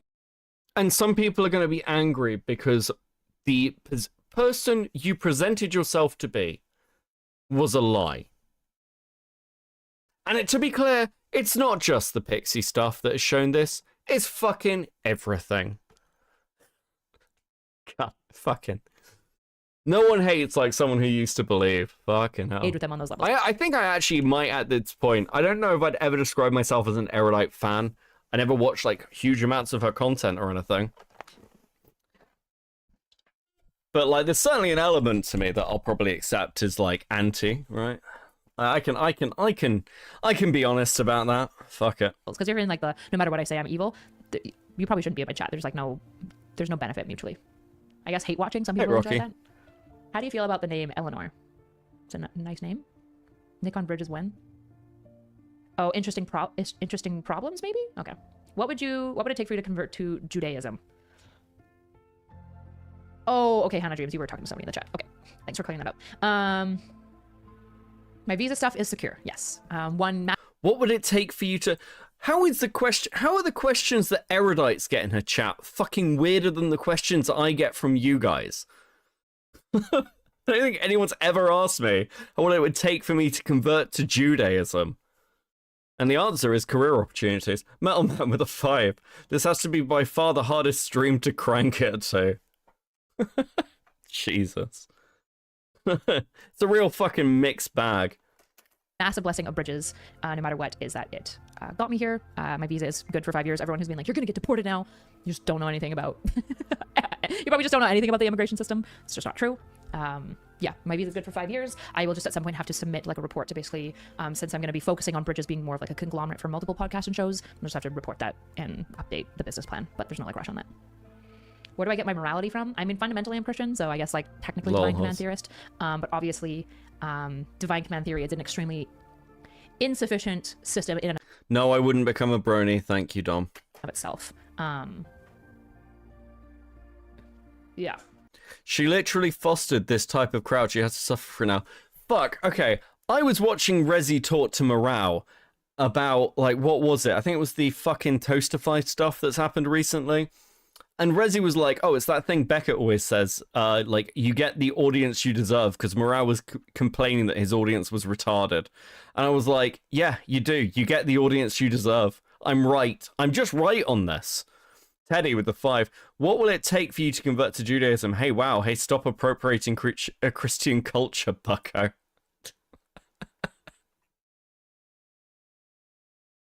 Nice to see Teddy's still awake. So such thing as liberal Christians. Yes. True. Liberal and Christian are absolutely not mutually exclusive. Go off, queen. Do you have a co-host planned out yet? I'm going to do a rotating co-host cast, basically. I'm in the what the fuck are you talking about, Cap? So could you elaborate on what is happening? Like a short summary? No, because people are probably going to clip my summary out of context and use it to excoriate me as well. So I'm so sorry, but probably not. If you don't know, don't worry about it. Or look elsewhere. There'll be tons of other things you can look to. Yeah. You're incredibly lucky to have the community you've fostered, buddy. Listen, I love this community. I fucking... You get the audience you deserve, and I am very happy with the one that I've ended up with. I probably should like have this like whole like summary prep and stuff like that. I just live in constant fear and more time, Jack. That's the answer. I need more time and more sleep. Terror of people endlessly clipping me out of context and viewing all of my content through like the worst possible lens I can imagine, which sucks. It's tough. Makes me sad and scared. So I think the biggest problem that I've had on my like social media presence is A, I've not really been around for 2 years, so people don't really know who I am, and I tend not to show all the parts of me very well, so people don't know my like softer, more like insecure parts or my like indecisive parts, and so I think they have a character of me in their mind that I think a lot of people maybe feel betrayed by with the recent stuff, which is understandable because it's fundamentally my error for not allowing them to know me more, because I think it's hard actually to get to know me unless you like watch my rare streams very often, which I just like wouldn't expect anyone to do. So yeah. You have to fight PS at the iDubbbz boxing event. You know what? I feel I'm a bit conflicted. I'm actually a bit conflicted because do you know what annoys me about Erudite? The fact that I have seen that side of her. So let's lay our cards on the table here. You know what? Fuck it. I'm going to talk to you. I'm going to talk to you about Not So Erudite. And I'm going to talk to you about parts of Not So Erudite I think she's probably right. People haven't seen. Erudite isn't actually a very secure person. In my conversations with Erudite, which went on stream, I've spoken to Erudite privately. It's going back a few years, mind. Erudite talked to me about how she sees herself, like her ties to the academic world, and like the validation she gets through that. Like she's pretty sheltered in some respects. One of the issues I really have with Erudite is somebody who could clearly see the pitfalls of what she was doing, understood it enough in other people to like criticize them, and then did exactly the same shit. All the criticism Erudite has given to people like Lav or the other Destiny girls or other content creators who have basically sold themselves out is something that Erudite has done to herself willingly. That's one of my major issues here. It's not I thought this impression from seeing streams of Erudite. My dislike of Erudite is born from knowing her and actually having this conversation, being like, this isn't the person you purported to be. This isn't what, you know, you clearly wanted something for yourself and just gave it away. And there is actually, like, I think cowardice is a real fucking interesting word to use. Because there is a real cowardice to just, like, fucking giving up any integrity you have to become somebody else's, like, a side part of somebody else's story. And, like, Erudite was somebody who had the genuine potential to have a story of their own. Like the talk about the clinic, setting something up, like building a channel, building a presence. Like her Discord was like a very active place for debate. She had a community she had built and she gave it away for nothing. And like, yeah, It is incredibly fucking disappointing to see someone do that. And it's like, and that's sad, right? That's like sad to see when you see somebody who you like and respected doing something to that, doing something like that to themselves. But when you see somebody doing something like that, where they have purported to have morals, where they have positioned themselves as like somebody who you should listen to, who cares about the world, who cares about like making things better, but when push comes to shove, cannot do it, that is something I think is actually just kind of like you can't repair that image. It's like a break point. It's like finding out that it's a sort of thing of like, weirdly enough, it's kind of like, you know, have you ever been cheated on in a relationship, like, and you love a person and then you find out they're having an affair and you're like, that part of like how you saw them just instantly dies and it's gone. You can't get it back. You can't repair it. It's not just about trust. It's about the image you have of a person and it's just like, it's just gone. And it's like, when that happens, yeah, you feel cheated. I've said before, I feel scammed by Erudite. And that's how I feel about it. I feel like I was lied to. I was sold a bill of goods with NSC. And it's so far from the reality when there was any kind of challenge. You find out who people are in difficult situations. Because it was a difficult situation. Like, the Destiny, like what's happened with Destiny was absolutely fucking difficult. But how you react to that, what you do next, is what defines you as a person. And Erudite is fundamentally a coward. Dude, this is not fair. I bet if I converted to Judaism, I would be fucking sleeping by now. True, Teddy. I mean, it's the Sabbath, so you'd have to be. Spencer with 10. Erudite said Queen was surprisingly good faith in his coverage. He was nicer to her than people he'd argued with about her. Then she basically smeared Pixie again, and he went ballistic. He had said he felt bad about the horse head injury jokes, but after she kept sweeping and smearing Pixie, now he said the horse should have kicked harder.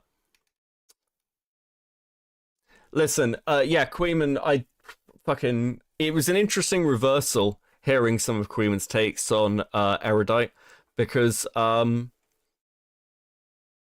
don't know, listen, props to Queeman for being good faith with somebody he doesn't like, but I think that was one of the easiest takes I've seen Queeman have, where I was just outright like, he's fucking wrong in quite a long time. I was just like, dude, what are you talking about? Spencer with 2, you can't unpop the cherry of cynicism. Yeah. It's just wild. This stream is fucking wild to watch from my perspective. Event. He'd kill me. He'd kill me. I'm so fragile. I look so tough. I love to dress tough. Okay, pro tip, any girl that dresses really tough, she's fragile, okay? She's a little softy. She's a little squishy. You know, she can take it. She's, you know, she rolls with the punches, but she's a squishy little kitten underneath there, okay? Does your work as an addiction counselor affect your perspective on redemption? I mean, fundamentally. I think, actually, one of the things that was really helpful is I talked to Willie Mack a fair bit, and he helped me realize that I take for granted a lot of my, like, predispositions around mental health that I'll, like, talk about in, like, quick ways, and people be like, make a lot of assessments about me when they have like no idea what I'm even talking about. But I think I have a very deeply trauma-informed approach to like life and the way that I engage with other people. And obviously don't work in addictions if you don't believe that people can be redeemed, right? People who have done really, really bad shit can be redeemed, right? Like, yeah. I mean, I've worked with, people probably don't maybe know this about me. I worked in a young sex offender ring. So basically teens who are predating on very young children, that when those teens are 18, they will be listed as pedophiles. So they're not pedophiles yet, technically, because they're like under 18. Period. It's terrible. If you go back to the beginning of the stream, well, I guess like the pre-one, because it's broken up a little bit, I definitely had like 2 mini panic attacks before going live. And I told myself, you just got to go live. You just have to do it. Like buckle up and do it. My mental health has been actually genuinely horrible. That's basically why you haven't seen me stream here making content, is I haven't been able to. Yeah.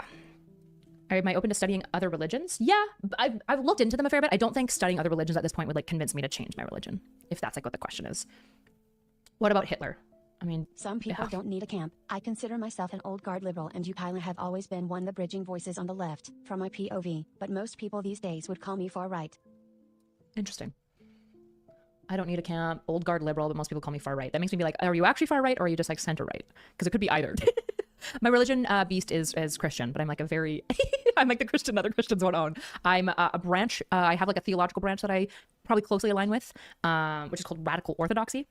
It's extremely niche. It's great. We're moving on before I just like fucking lose my will to live. No, it's really cool. It's really wrong. This is just like these believers, and so yeah. What happened with your mental health? Oh, all the Bridges drama, all the stuff with Destiny, you know, harassment that came out of it. Like on my end, there was a lot of, I would say, misinformation spread about me. Lots of different versions of what I did wrong. It's changed a lot, and so it just led to like a lot of personal attacks. It's led to lots of friends kind of backstabbing me, or just some backstabbing me, very rare. Others just yeah, very few people reached out to like hear my side at all and like see if any claims being made about me were valid or not. Like basically none. I am not in an open relationship, no. Were you born with your faith or was it something you discovered later? I was born into a fundamentalist Christian faith. Yeah, my parents converted. Jesus. This is tomfoolery shit. Yeah, guys, actually, you know, a lot of this just isn't accurate. There's a lot of misinformation being spread about me. No, like literally people who were being good faith with you have come to these fucking conclusions. They're like, come on. I think when I was 3, so basically born into it. Why are you not Catholic? Because I'm protesting the Catholic Church. Why are you protesting the Catholic Church?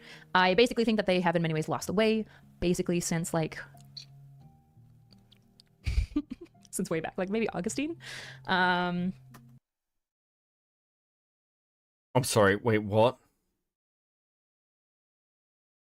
Oh, I'm sorry, fuck, sorry. Like, for those of you who don't know, I have a theology degree, and one of the things that, like, just listening to erudite say anything about Christianity is just agony.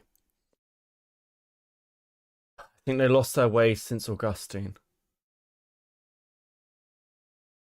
Okay, we're just gonna move on. We're just gonna move on because I'll just fucking lose my mind. I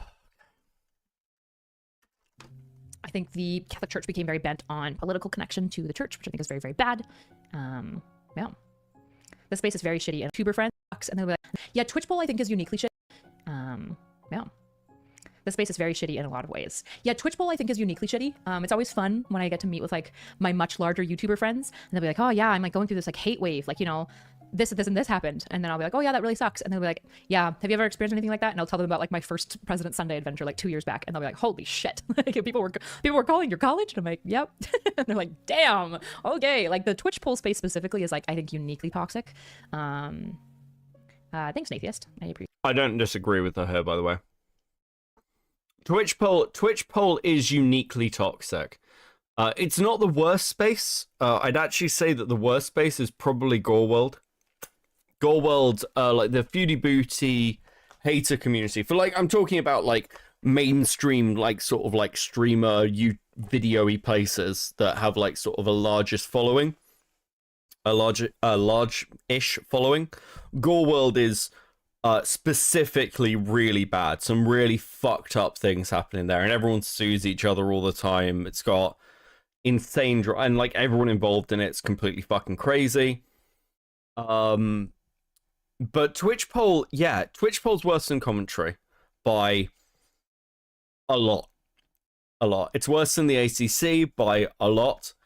And the shit that happened within it, and the way people treated each other was kind of uniquely fucking bad. I don't know why. I've got my theories. I think largely it's because, you know, if somebody calls me retarded about one of my takes in commentary, it's kind of like, well, who fucking cares, right? It's just like, none of this really matters.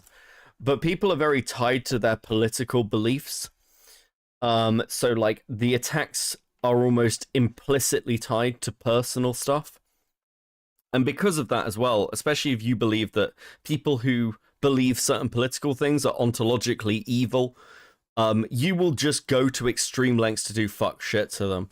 That, like, Twitch poll was full of doxing and full of like dragging up people's personal lives. You can see why, like,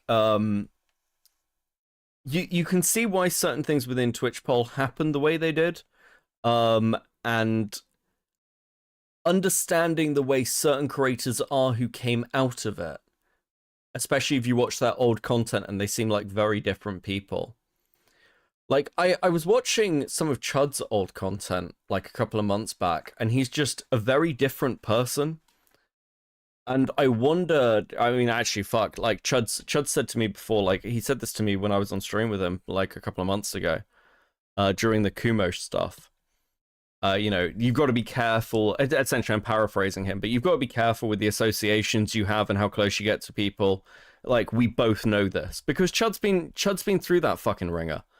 And I think, I mean, my personal opinion is that a lot of the reason that Chud is the way he is, like, and tries to distance himself from people at times, especially if they're liabilities, is just because of Twitch poll. Because those people, like, they will drag you down with them. And a lot of people really tried to fuck Chud over for multiple years. Like, really tried to fuck Chud over. Some of the shit that was, like, done to Chud was kind of fucked. I get why he has that view. It's not, like, a surprise to me. By any fucking means. And I don't think he's the only one. I don't think he's the only one. There's a reason there aren't a lot of the old Twitch poll creators around, and they haven't just gone out quietly into the night, you know? Like, people talk about, like, commentary cannibalizing itself, but Twitch poll really fucking hate each other. The Sector is worse? I actually don't think it is. I actually don't think Sector is worse. Like, Sector has its fair share of doxing and fucked up shit, but... Oh, dude, like, on the scale of what was happening in Twitch poll, to random chatters as well, like, fucking...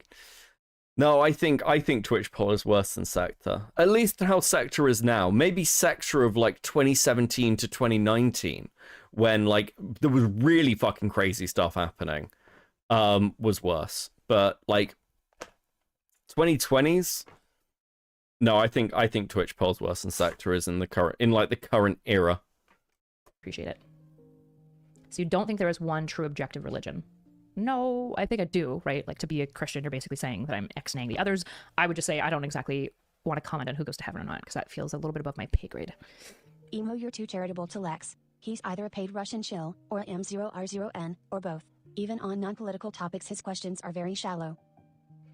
The fucking War Room arc. One day I will talk about the War Room arc, because that shit was fucking like some small tier fucking Twitch pollers tried to get a guy's kid taken away, right? There was a streamer named Jason Society, and they tried to get his child taken into care as part of a drama. Like, no one fucking remembers this. The shit that fucking happened. It was absolutely insane. Yeah, maybe. The issue is that, like, what if there's something else going on behind the scenes? So, for example, what if he's way more critical of Russia? He just knows that, like, Putin is such a, like, basically, like, reactive animal, that if he's critical of him in any way, there'll be no chance of, like, bringing him to the peace. And tried to get him to start. Yeah. Yeah. The 8-hour call. Oh, fuck, I remember the 8-hour call. And he's trying to bridge it to some degree to, like, see a resolution. And I do think that Lex believes that, like, it has to end now, that there just isn't any hope for Ukraine, and I think that that's wrong, and it's also wrong of him to be presumptive, but I don't see him as a moron. But yeah, maybe I'm too charitable. I just think a lot of times when you're in, like, the size, shape, and scope of power that he suddenly has access to, I think we all make a lot of... I don't care about Lex. And I think that's Ukraine or something like that. I think political violence is fine when it's only the realistic option. Yeah. I think the important thing to remember about political violence is it's never... I don't know. The other side of that coin is what if Lex regards to dealing with girls who have more. Who have more? I feel like that got cut off. Who have more...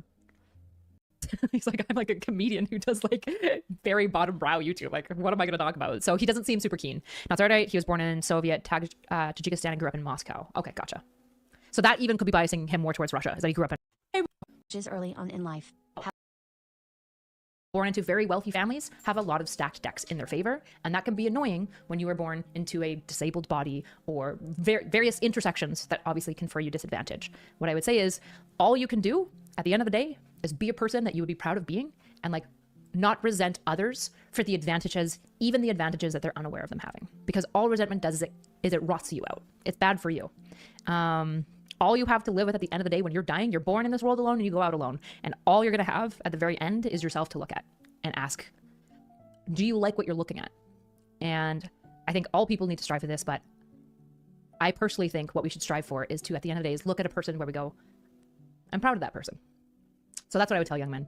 You have been handed not the same deck of cards that women have. They have some shitty cards in their deck. Just going to be super clear. Childbearing and having a period is actually brutal, and I feel like it's very underestimated by men. Men are also handed a shitty deck where people don't care about you if you're over like 14. They just have no compassion for you. That's just your reality. Be a good person. That's not true. That's not true at all. Like, this is why, look, okay, you want to take, no man should take advice from a woman ever. Ever. Women do not understand what it's like to be a man. They don't fucking get it. All this pseudo-psychological bullshit that's been... Like, it's not just erudite. You hear this all the fucking time of how to fix men's issues from a woman. Women don't even know what they want in men. Are you fucking kidding me? Yeah, no one will care. Like, Fuck off. Anyway. You can't even fix destiny. You know, come on. Have you come across any more third places that you think are overlooked and that you haven't any more third places? Oh, that I haven't recommended on stream before. Man, you know what has been weird? Going to America and going to like dance bars, like nightclubs. Woof, rough. Nobody dances, nobody talks. Literally the worst. I've been to so many different clubs in so many different cities across America. Genuinely, the only good experiences I've had have been in Texas because I don't know what's going on in the Texas water, but y'all are charismatic as fuck. It's crazy. Yeah, third spaces are getting really, really tough. Not good. I think it would still be the same. Clubs, groups. A lot of people are like joining clubs and groups. Working a lot more on cold approach. People are so lonely that if you're like cool and interesting, a lot of people want to spend time with you. And this is definitely one of the more unique. Fuck, it's gone. Okay, it was a compliment anyways. Bees, I forgot the context, something about something someone brought up. Hitler, I don't know, it was like 10 minutes ago. Okay, that last one was unfair. How could she fix someone who treated her like a fleshlight and moved on? I think the saddest part of this, out of this, is I don't think Erudite ever fucked Destiny. I don't think she ever got fucking laid out of it. Sorry. I wish my Twitch chat was working better. I could pull it out. Doesn't all Bridges drama feel so annoyingly high school? Not to downplay the leaks, but Abba's take feels the most based. Here's the thing. I think when I hear people say it's also high school, what I hear is that these people are probably looking at a situation that for them probably wouldn't be that big of a deal. Probably because in large part, you've had maybe more significant events happen to you. And I always go back to, I think one of the worst things that we can do when we look at somebody's like trauma and like horrible experiences, which this was just a trauma for Pixie. This was just horrible. It was horrible for Pixie. I think the worst thing we can do is look at that and go, well, that wouldn't bother me that much. And it's like, that doesn't, okay. That's like, it's unironically doing the like, well, there's kids starving in Africa. It's like, okay, then send them my fucking food. What do you want me to do? Like, what? Who cares? That's not relevant to my experience, right? If it's distressing to you for whatever reason, like me being distressed about streaming is fucking pathetic, okay? And also, a very real battle that I have. So I don't really like doing this like, it's just high school, it's just silly petty stuff. Because I think at the end of the day, people's experiences with hurts matter. And there isn't really an important grading that we need to do. I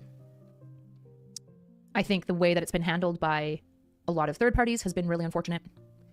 Super, super unfortunate. I'm really sad at Sunday forcing Pixie before she was ready to like move forward on anything. I think that really, really sucks. It was just like an extra betrayal on top of betrayal for her. And that was really, really bad. I don't know. It was like the worst. No, fuck it. No, I'm not engaging. Fuck it. It's whatever. Sure. The real situation with Bridges is that the people most affected by it, every single one of them has come out just worse for wear. There isn't a good story. The only people who've like benefited from this at all, to be honest, are like people covering the drama for money and content. Those are the only people benefiting at this point, which is sad. That's really, really, really shitty. Is Sunday redeemable? Yeah, probably. But his victims are never required to do the redeeming, just to be clear. This is why, for example, Do you know what? Based. I'm glad to hear Erudite say that. And ironically, based. Thank fuck that there is something in this that is in some way redeemable. I might hold a space of redemption for one of my addicts who've done a behavior, like abusing their children. I don't hold their children to like having the forgiveness and space for their abusive parent that I, as a third party, might have, right? Like, obviously. I'd say Sunday isn't redeemable myself. I don't know. I think he's got like maybe a drinking problem. I think when you like have addiction and stuff like that, it like really warps your mind. I don't know. This whole process, I was so angry for a while. And then I just hit this wall of being like, I actually don't have it in me to hate anyone anymore. And I just need to forgive people. And some people will never forgive me. Some people won't forgive me for things that I've never done. Some people won't forgive me for things I have. Emmy Van Derzen, existential therapy. I do, in general, have an opinion on existential. I don't know Emmy Van Derzen. I'm more familiar with like Yalom. So. Okay. Okay. That's an interesting take. It's an interesting take. It's really like I've kind of just let this play because the high school comment is one that we hear a lot. And I was thinking about this the other day when so I had a conversation with like Morale, Queeman, Dickers, and things about the Willie Mack stuff. And one of the things that like Queeman said was like, "Well, you just like everybody," which is not the first time I've heard that criticism. And I'm paraphrasing him, by the way. He didn't say that. Like I'm paraphrasing him for like this kind of anecdotal thought. Before I get, Queeman didn't say that. But my general outlook is that none of this really matters to me that much. Like I turn shit off, and it's quite rare that I continue to like think about it super heavily, right? Like the stuff that happened with the like Destiny stuff is kind of an exception to that. That's why I've not generally done coverage of it. This shouldn't matter. It should be fun. When we're talking about like this being high school shit, yeah, it totally is, because this is irrelevant bullshit laughing at stuff on the internet. Like, I'm annoyed at Erudite. I dislike Erudite because, like, again, feel false bill of goods, all these other reasons. But, like, I don't think about Erudite when this stream is turned off. I have no thoughts about Erudite at all. I have no thoughts about fucking Lyo or fucking... I don't think about Jar, ever. Until the only time I think about Jar is when I think about, like, what video I'm gonna fucking play on him, you know? Like, how can I make some content out of this guy? That's a truly healthy approach. However, here's the thing, Erudite. You made this high school for you, because rather than treating this as a place that you're either having fun in or enjoying, or just here to make money, you turned this into your life. You moved to another country. You moved and quit everything. That's not just, like, that is high school shit. Like, throwing your lot in like that is insane. No wonder so many streamers go crazy. Like, the whole, like, I think the conversation's been kicked up over the, like, going full-time shit. I mean, we're talking about Cam Nuggets cutting back and Tommy C taking a step back, potentially. Or, like, is it Tyrone who's quit recently? Or, you know... this shit becomes stressful because it becomes all-consuming. You can't, like, dude, like, you need to touch some fucking grass. You need to touch some fucking grass. Oh, I guess that's like more of a moved into a roach-infested home, yeah. Version of existential therapy. But all of the group sessions that I ran, like at the Addiction Treatment Center, it was an existential group therapy module that I used. And to be clear, by the way, like, do you know, like you watch horror films because you like you don't want to be scared in real life. Like, I'd obviously be terrified if fucking my house was broken into by like 20 guys with guns. That would be terrifying. But watching a horror movie is a fun experience because you like the emotions of being scared. I like getting angry and laughing at shit on the internet. It's fun. It's a fun thing to do. It's like a good outlet. But like, I've said like many times, if I'm actually annoyed by this shit, if I actually stopped having fun, I'd just quit.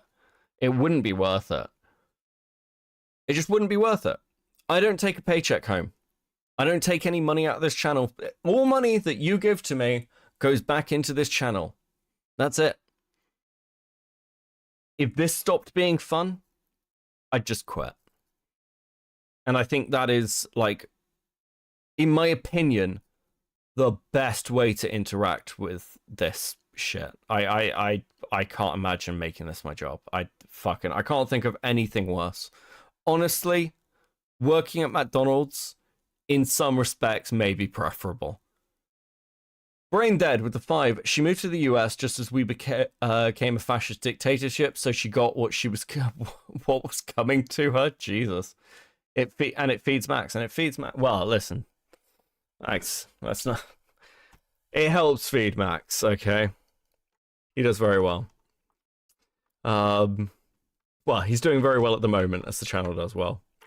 But he does well in other things as well. I'm not the only person Max works for. Put it that way. It's absolutely fine and it's right, because he puts up with me randomly contacting him and being like, you need to get this out in like 24 hours. We never understand why you would stress over such menial entertainment to the point it brings your health down outside of it. Yeah. So, like, previously, when I've had dramas that have hit me, like, on an emotional level, like, there's a situation fucking a while ago. God, this is like a year and a half ago. Stardust and I had an argument on stream. Had this big fucking fight. And it got covered in content. People were talking about it. It was this whole thing. And I just logged off. I just logged off for like a week and a half. I wasn't in anyone's chats. I saw like maybe 20 minutes total of the coverage. And I was like, I'm not even fucking engaging with this. I don't need this. I don't need to fucking deal with this. I'm not doing it. And I just logged off. I just logged the fuck off. And that was the right thing to do. That was the right thing to do. It didn't matter. I was upset. I was annoyed. And I don't give a fuck what anyone's else. I don't and didn't give a fuck what anyone else's opinion was. So why would I watch anyone's fucking coverage or content on it? I just was like, I'm not talking about it. We're not discussing it. That's all that was needed from me.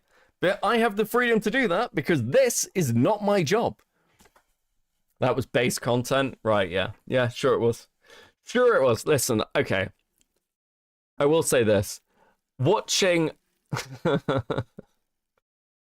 Someone who shall remain nameless in this case described me listening to Pink Guy. God, I fucking vividly remember because I watched so little of the coverage. They described me as watching Pink Guy while desperately DMing Stardust to try and like sort of repair my relationship as a modern art statement on the state of male relationships in the internet age, which was objectively the funniest thing that anyone has ever said about me.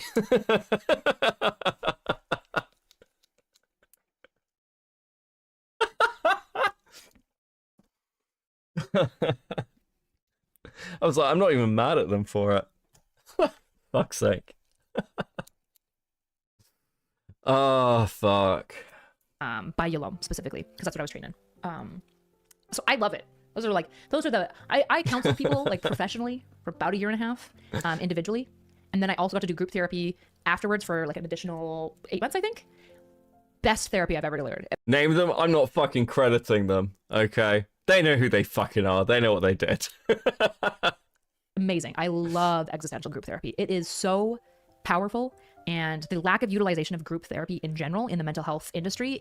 Who will take not so employed seriously now? DGG. What's left of it? Thanks for the 3. Is such a missed opportunity. Speaking of third spaces, you can meet your honey at group therapy. Just kidding. I'm just kidding.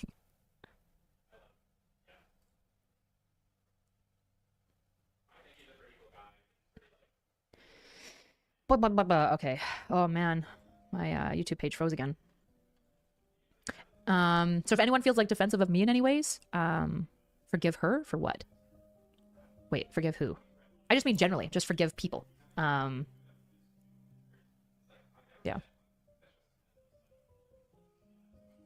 Forgive people in general. I rarely hear about group therapy. I know! You look kind of like Terry Crews. I don't think that's true, but thank you, I guess. People forgiving or not forgiving you, Kyla. Okay, let's keep going. Canceling, it's kind of up to you. Know me very well, or if you're on who you get your information from, and if you're not being critical, or if you don't know me very well, or if you might even have certain, just like if you believe in canceling people, you might be really angry at me for not wanting to cancel Stephen, for example. You can forgive me or not. It's kind of up to you. Sorry, there's a bug. Okay, I'm working on getting YouTube chat back. We dead right now. We dead. This is crazy. Come on, ma'am. Remember, there's a... That's true. Subs watching count your wins, Steam. Watching count your win stream. 1% of your subs watching count your win stream right now. Okay. That's true. Afternoon, Gamma. Oh, I didn't even notice my view count. Yeah, but you have to remember, there's a good chance that like 200 of the viewers are people who are just like clipping me potentially. That's not true. It's probably like 10. It's probably like 10. That's true. You're right. I'm sorry. I'm being negative. Thank you. Good call. Forgiveness depends on the person. There's a lot of people out there that the rest of us would be better off without, like, objectively. The issue is that forgiveness doesn't mean like inviting that person back into your life, right? So even people that like I've been victimized by, that I won't go into detail about, but did like, in some cases, I've had like people do criminal actions against me. I appreciate Joseph Campbell and his spiritualism. He wrote a lot about mythology and religion. Again, and I wouldn't ever give names. Yeah, I'm familiar. So like talking about forgiveness, for example, I've had people do crimes against me. This is pre-streaming. This is Okay, cool. I don't care then. That's a new one, actually. Most people were mad because they thought I was. Okay, we need Nick refusing to help Pixie negotiate financially. Oh, man. And I don't think anyone... Nick refusing to help Pixie negotiate financially. Oh, man. That's a new one. Okay, we need somebody to time them out. That's a new one, actually. Most people were mad because they thought I was trying to financially negotiate with Pixie, which did not happen. Just so it's clear, it's not disgusting to step away from not financially negotiating. Okay, I think I need to get a mod in there to nuke them. Let's see if there's somebody who's got mod. I think Cause does. Nick! Hey, Nick! You can't hear me. Thoughts on the horror game idea after pondering it? I don't like horror games, like generally. Just broadly.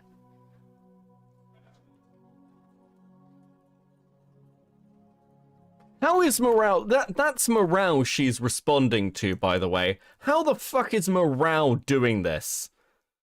Like, how the fuck is the Come Play Video Games With Me Riz working? What the fuck? I'm actually, do you know what? Quietly, I'm a little impressed. I'm a little impressed. Did not happen. Oh, okay, hold on. I gotta turn this chat off until we can mod this. I'm spamming! I have a feeling I know who that person is, too.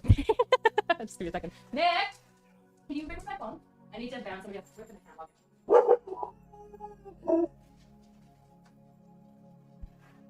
Just curious, how did you and Nick, two Canadians, come to have so many friends located in Texas? Gaming, mostly. Have you played It Takes Two? Never been more over. Look, okay? If it's like, what's that horror game where you like run around, it's got terrible graphics. People are always in like the hazmat suits, I think, and they like run around and like look for things and like creepy monsters jump out. I'd probably play that game. But I don't know in general. It worked when Destiny did it. I just don't love horror games. Jesus. I haven't played a ton though, so maybe I would. All translate issues would be solved if we had Hutch in Vogue magazine. By the way, the spam was royal. Predictable. I'm a factorial again. Probably just ban this person. Who's... Any follow-up from the researcher looking into incels that you had on? Really not fun. Doc, any clips you could post in my Discord? If you could change Danica. Important. I want to know when Resi comes up. Question. How does Resi come up? Can I trade the IQ? How many million would be like? I mean, based on like my education and stuff like that, and like how I generally perform on like CGIs. Like cognitive tests. So it would get me down to like 100 to like something like that. Would you cosplay on stream boost view? Cause you're at. I probably would. Probably. I need to get my phone set up for live streaming. I just yeah. I'm incredibly fun. What are you talking about? You know? Sometimes you're fun. Thank you, Krieger.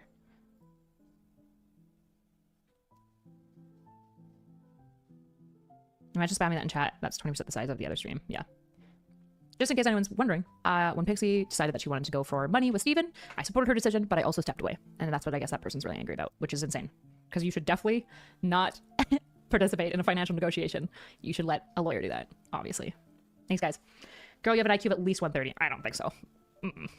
Here's the thing, okay? Anyone who says, I have an IQ of 145, 9 times out of 10 they're lying to you, okay? 130 is really smart. I am not that smart. I'm just not that smart. Look, I work hard, okay? I'm a try harder, but I am not that smart. I promise. And I had a brain injury, so I'm... Jen question, what is her content? Her usual content? Let me show you, Mally. Because it's you. Fuck. Hello, Douglas. Give me a sec. Fitness, and one of the best ways that they solve it is like, I don't actually know what neuropathy is, but I do get to arrange blocks to test my spatial intelligence. Imagine spamming that in chat. That's 20% the size of the other. Okay, it's around here. Mally! Let's look at her. So her early content, we're going to do this very fucking quickly. We're just going to go to oldest. So this is what her content originally fucking looked like, right? Environment, but how much of the difference can be explained by the genes? Yeah, okay, yeah. So this is kind of like the issue of trying to understand statistical language versus like how lay people use it. Because, and this is like an issue we get into even like trying to explain to a judge of being like, well, are they going to reoffend? And we're like, well, we have like predictive validity saying like there's a 0.8. And they're like, well, what does that mean? And you're like, and let's look at her more current, up-to-date content, shall we? America, especially because most of your clients would be American. So I guess, what was it like for you to be... This is her interviewing her husband in the we're definitely not getting divorced video. Psych stuff, kinda, yeah. How do you come back from this? Fucking start a new YouTube channel as a VTuber. Listen, you can stream through anything. That's the truth. You can stream, as long as you're making content. Even tomfoolery is still making content. And like Erudite is like, she appeals to certain people.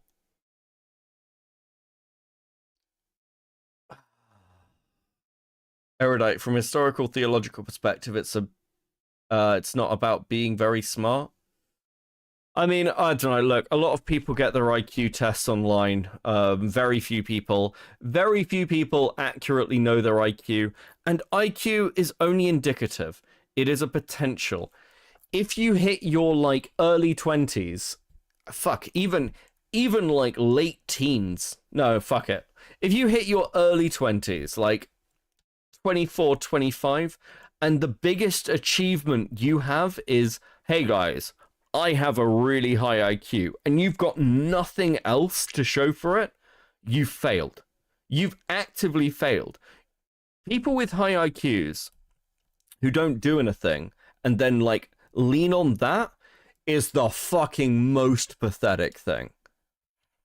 It is super sad to see that, because it's like, what's your defense then?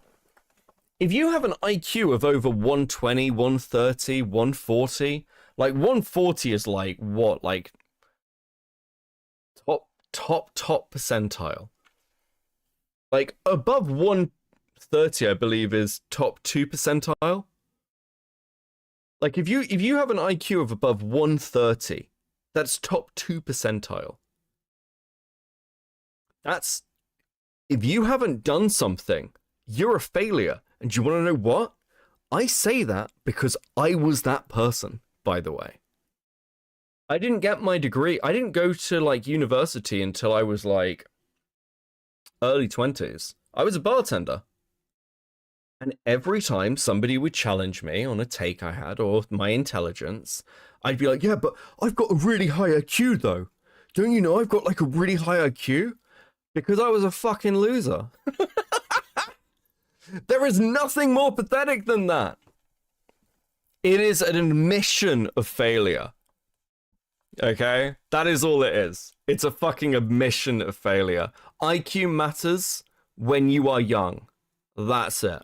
It's indicative. Just in case anyone's wondering, when Pixie decided that she wanted to go for money with Steven, I supported her decision, but I also stepped away. And that's what I guess that person's really angry about, which is insane. Because you should definitely not participate in a financial negotiation. You should let a lawyer do that, obviously. Thanks, guys. Girl, you have an IQ of at least 130. I don't think so. Here's the thing, okay? Anyone who says, I have an IQ of 145, 9 times out of 10 they're lying to you, okay? 130 is really smart. I am not... Early school leaver at 16? No, but I basically failed my fucking, like, we have, like, GCSEs and A-levels. A-levels you take, like, in 2 stages when you're, like, 17, 18. Like, I have some very nice degrees now, but, like, my A-level results, oof, were really fucking bad. I think I have, like, I don't even remember what my A-levels are, but, like, they're bad. I think I have 2 A-levels. It's actually, like, it's fucking... Let me put it this way. If I hadn't gone to university as somebody in my early 20s, I wouldn't have been accepted to a university. Because, like, when you go when you're a little older, it's like a mitigating factor your age. But yeah, my A-levels are fucking awful. Because I was basically done with school after boarding school. I fucking hated boarding school. I hated education. I wanted out of it. So I just wanted to be a bartender, and I wanted to drink and party and have fun. I very nearly fucked my life up very badly. Not that smart. I'm just not that smart. Look, I work hard, okay? I'm a try harder, but I am not that smart. I promise. And I had a brain injury, so I'm dumber than I used to be. I was specifically when Pixie suddenly changed her to wanting to punish Steven. Well, that's not why I stepped away. I stepped away because once she was resolute on specifically wanting money, which I told her the whole time, I support her to make any decision on resolution that she wanted. But once she decided specifically, I actually want money, I knew that I wasn't the person to be like mediating and in between that. That's why I said, you know, that's fine. I support that, but like, I'm not super comfortable with it. And she said, that's okay. Can I use the screenshot to approach him? And I said, yes, of course. Because I knew that it should be between her, him, and that probably that they would get a lawyer involved. Which unfortunately did not occur, but yeah. Tori Mato. That's a cute name. I'm scared to test my IQ because I consider myself smart, but what if I'm actually like 65 IQ? You probably aren't. You probably aren't. 65 is really low. I don't know why people think you had to somehow remain that negotiator. Well, most people are mad that most people originally just said that I was trying to get Pixie to be silent for money because they just like took President Sunday and Aaron's narrative. I don't even know. I think they took President Sunday's narrative and then they like never went. There's only 6 screenshots here. Is there any more? Because if they just got like one more screenshot, they would see I explicitly refused to be a financial negotiator. So most people were really mad because they thought I was trying to negotiate an amount for Pixie to try to silence her, which never also occurred, by the way. I got 133 when I was 17. There is this test where I have to arrange blocks to test my spatial intelligence. I was literally off the... Yeah, she weren't comfortable as soon as you realized that you couldn't dissuade her from wanting real consequences. So let me, like, I've probably said this before, but what made me really uncomfortable with it and those fucking DMs, the reason they pissed me off so much, wasn't that Erudite was negotiating necessarily. Like, there's wider things there with, like, how they viewed it. It was the fact that Erudite knew enough that what had happened was true, but was still essentially silent on the topic. That they were waiting for it to just pass. That's for me was just like, again, once you know that, that's the point where you end that business relationship, right? I don't and have never thought that Erudite should have to end her friendship with Destiny. I would never ask that of fucking anybody. But if you are in the position where you are giving moral takes and political takes, you need to have morals. If Hassan had done something like this, if Vosh had done something like this, if somebody on the right had done something like this, if Nick Fuentes had done something, you would have all torn him to pieces. But because it was Destiny, you swept it you literally swept for it. And I think that's fucking disgusting. So that was for me. Those DMs, the fact that they existed at all is enough. Charts. Okay. Did you do like 7 to 8 other tests as well beyond just the block one? It sounds like you did. If you were 17, so probably the whisk. I'm assuming the whisk 5. How did I get a brain injury? Horses. My horse didn't jump a fence and I did. How do you feel about the idea literature like Shakespeare and Dostoevsky have better psych insights than psychologists? Didn't I try to warn you about exactly this happening? Straight universalism. Do you have a different name somewhere? I don't recognize you. You are Maya Higa. True. Actually, I don't actually know because I don't actually know what she did. Erudite fell off a horse. Genuinely, I fell off, okay? My head and my body. My head went like this. It hit the dirt first, and then my body snapped on top of it.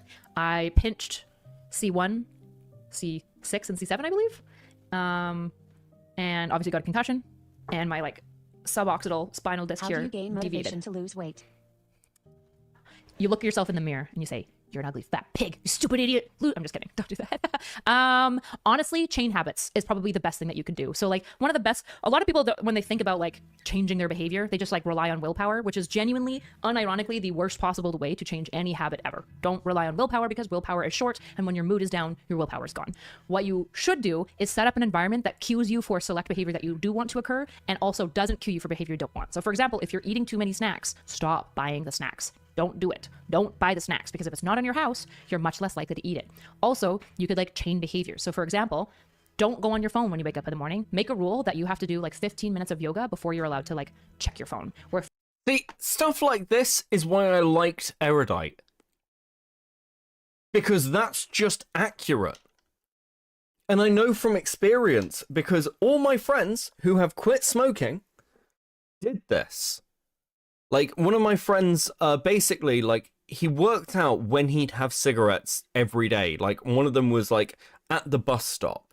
So, rather than taking the bus to work every day, he started cycling, and then he didn't have a cigarette.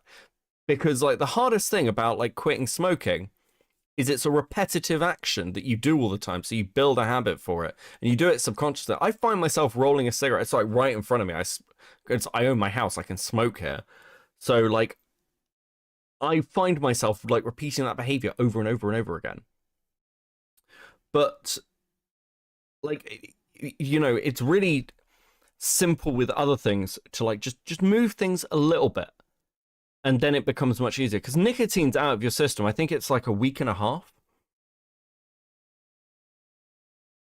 Beckett, the fact that Fox psychologist didn't think to refer Pixie to some sort of independent support service that exists for these things or tell her to go to professional immediate says all. Yep. This is just from the book Atomic Habits. Sure. But it's nice. Listen, I like hearing somebody like cut through. I like that she do stuff like this and cut through the psychobabble and just be like, listen, just change the habit. Like that's, again, probably a bit more like accurate than don't buy the snacks. Like replace it with something. Like that's like a really good way to do it, you know. It's why so many people switch to vaping over smoking because you just literally replace the habit. That won't work because you would have to do yoga on your phone, for example. What's another way you could chain exercise? Okay. Because I love Dairy Queen dipped chocolate cones. If you do work out that day, I get tingling. I gotta log into my Twitch before I can do that, and I can't get. Habits works really well for building things. Water when you wake up goes a long way to health. Well, somebody nuke that person. They're not there anymore. Goes a long way to health. But now, new meta, they cure it. Give it a try. That's a joke. In case anyone's. Mostly because I was really getting into like Radfem. I know I saw it on the laptop screen and I was like, Leftly was just like Gossip Girl, which is like I throw it on in the background while I'm like doing my makeup and want to like veg out show. Mostly because I was really getting into like Radfem. Yeah, Radfem stuff. And they make like Gossip Girl memes all the time and I didn't understand it. So that sounds tough. That can heal though with medical massage and while my own success rate with lasting nerve issues is high on a very small sample size. Yeah, I mean, the nerve pain's pretty manageable for me. I don't know. Sorry, my phone is fused to my hand. There's nothing I can do. Today I squatted with 110 kilograms. Damn! Nice! Well done. Today I had a panic attack and then horrible diarrhea. So in some ways I probably lost weight too, you know? Panic attacks. I'm sorry, what? I was checking Twitter and then like I was like, just talk through this. We'll get something interesting in a second. The minute I fucking like zone out for like 2 seconds, what? I'm very unclippable right now. Sorry, my phone is fused to my hand. There's nothing I can do. Today I squatted with 110 kilograms. Damn! Nice! Well done. Today I had a panic attack and then horrible diarrhea. So in some ways, I probably lost weight too, you know? Panic attacks, very tiring. Diarrhea, very, you know, it's like a juice cleanse, except just the bad parts of it, none of the tasty juice. You couldn't waterboard this shit out of me. It's fucking awful. It's fucking nightmarish. It really is. Like, there's something about when a streamer's career dies where they just start, like, spiraling live. It's fucking... It starts slow. I wonder what... Oh, fuck. Come back to Erudite in, like, 4 months, and it's gonna be real fucking interesting. And maybe like I've seen bits and clips through things people have shared over time where she's done like the dog girl thing and things. It's clear that Erudite's been crashing for quite a while, actually. This ain't you. Great for weight loss, exactly. There you go. I think it's because I had a Powerball at Taco Bell yesterday. Not good. Today you overcame a panic attack. True. Yeah, lifted it. You didn't say the start of my stream. I was crying a little bit. Just a tiny bit. Which is horribly embarrassing, by the way. And streamed, true. Oh, this has not been as unbearably terrifying as I thought. Although, it's not the stream. It's the 17 channels that are going to watch the stream after to like freak out. Which I realize that if I just keep streaming, they'll just get tired of it because I've gone out of my way, I think, a little bit. I'm just not that interesting of a streamer, and I've been extremely distracted, but crying those acid tears, true. Had to have a D&E, and after a few days of struggling, we were set on getting healthier by the end of the year. Congrats. All you can do is keep trying, right?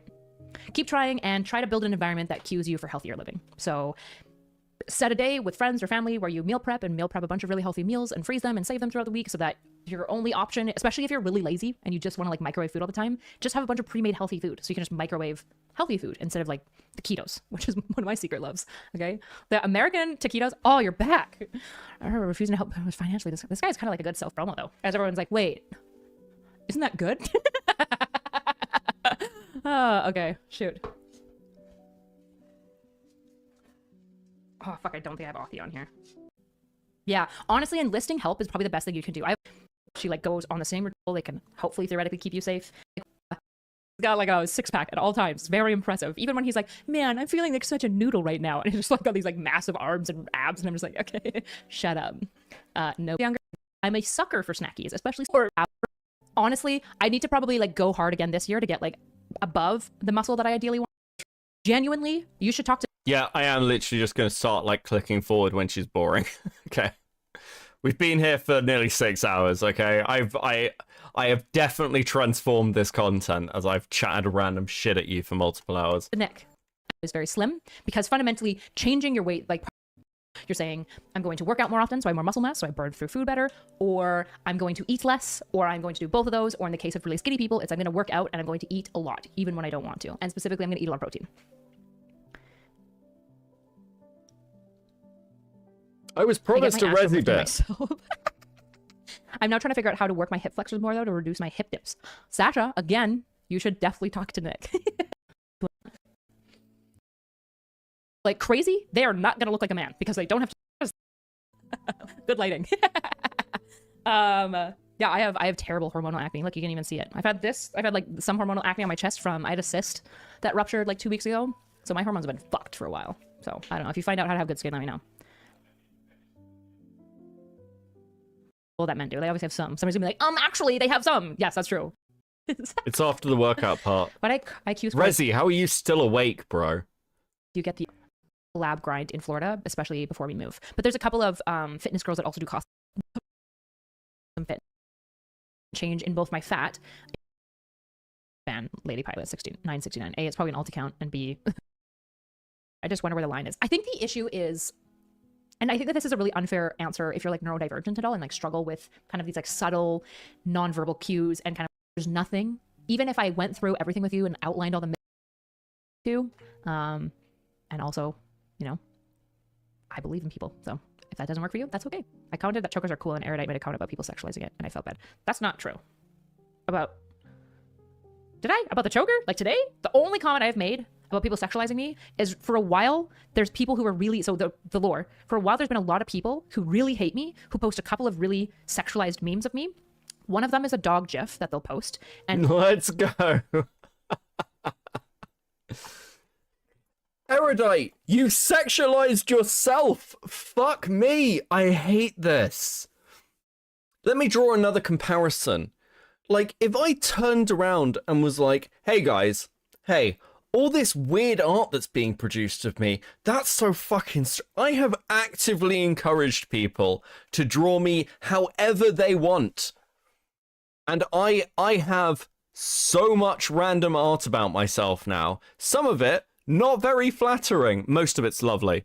But even the one that's not, ones that aren't flattering, I'm absolutely here for. I love all of it. Okay? Because I actively encourage it. I've done it to myself.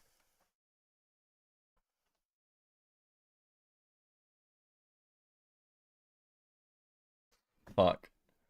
I'm not showing the dog thing. I'm not showing the dog thing. Unless somebody can get it to me in a tweet.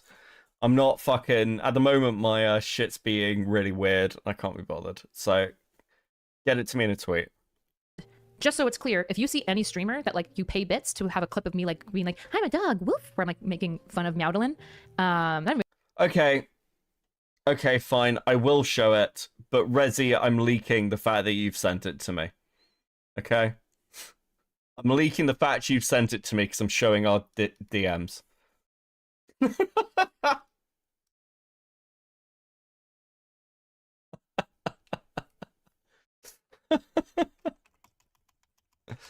Let's go back. Fine. You sent me a fucking load and now I feel bad, okay? Okay. That's not turned on, is it? No. Okay. Right. Let's go. Let's go then. Okay.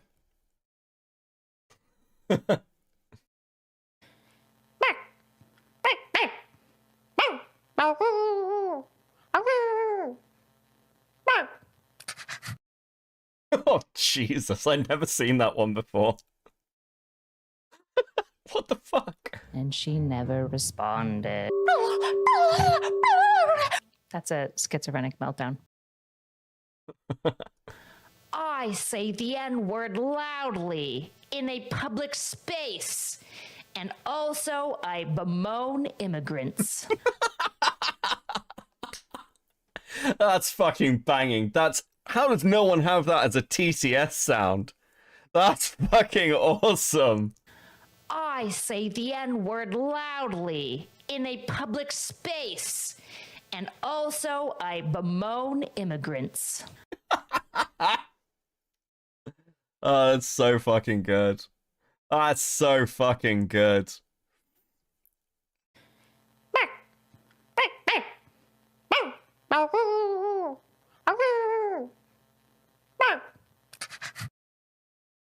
Listen, Erudite, you did this to yourself. I'm sorry, you just... He's live sending me other ones. You've done this to yourself. You have sexualized yourself, Erudite. I can't... And I would hate to call him a sex pest for one action. But Tom, if I see you doing shit like this again, I'm gonna probably also think that you're doing some sex pastery. I'm not gonna be a big fan of that. It's gonna Well, be a big just to be clear, problem for we me. will probably always pull up hot chicks on stream, and I wouldn't have as much cool stuff if God didn't agree with me. Woof. This is fucking dire. It's just fucking dire. Yeah. Turn up my boing. I can't hear my boing. You're a big smelly loser and your breath smells like a tuna. Are you just sending me shit on the off chance I'll put it on stream? What? Why? Rezi, you were doing well with being useful. What's fucking wrong with you, bro? Oh, fuck. Okay. These are all my alerts. Oh my god. Ooh, psych honors. That's the best. That's really exciting. I'm happy for you. Do you really think Destiny believes the things he says after the Lauren Southern stuff? bro is literally changing his. I have a feeling you just again, Dimebag. I don't think you're asking me anything. Like, I don't think you're interested in hearing my response. You're just mad, which is like fair enough. It's just like I don't know. If you're mad at like the person that you have created in your mind of me to be, there's nothing. How much for Beckett to bark on stream? We've had this conversation before. My dignity is not for sale. I give what bits of it away that I choose. Okay, it's very simple. I cannot be bought. Nothing I, Kyla, can say to like dismantle that. So sorry to hear you're mad. Sounds like you're really disappointed by Steven. Me too. And also, you know, I believe in people. No, so there is no price on any of I commented it. that chokers are cool and Erudite made a comment about people sexualizing it, and I felt bad. That's not true. About... Did I? About the choker? Like today? The only comment I've made about people sexualizing me is for a while, there's people who are really... So the lore. Once again, all the money you donate to this stream goes back into the stream. None of it goes into my pocket, so that kind of helps me with being unbuyable, right? I'll tell you what. It shouldn't be me you're negotiating with. It should be Max. How much for Max to bark on stream?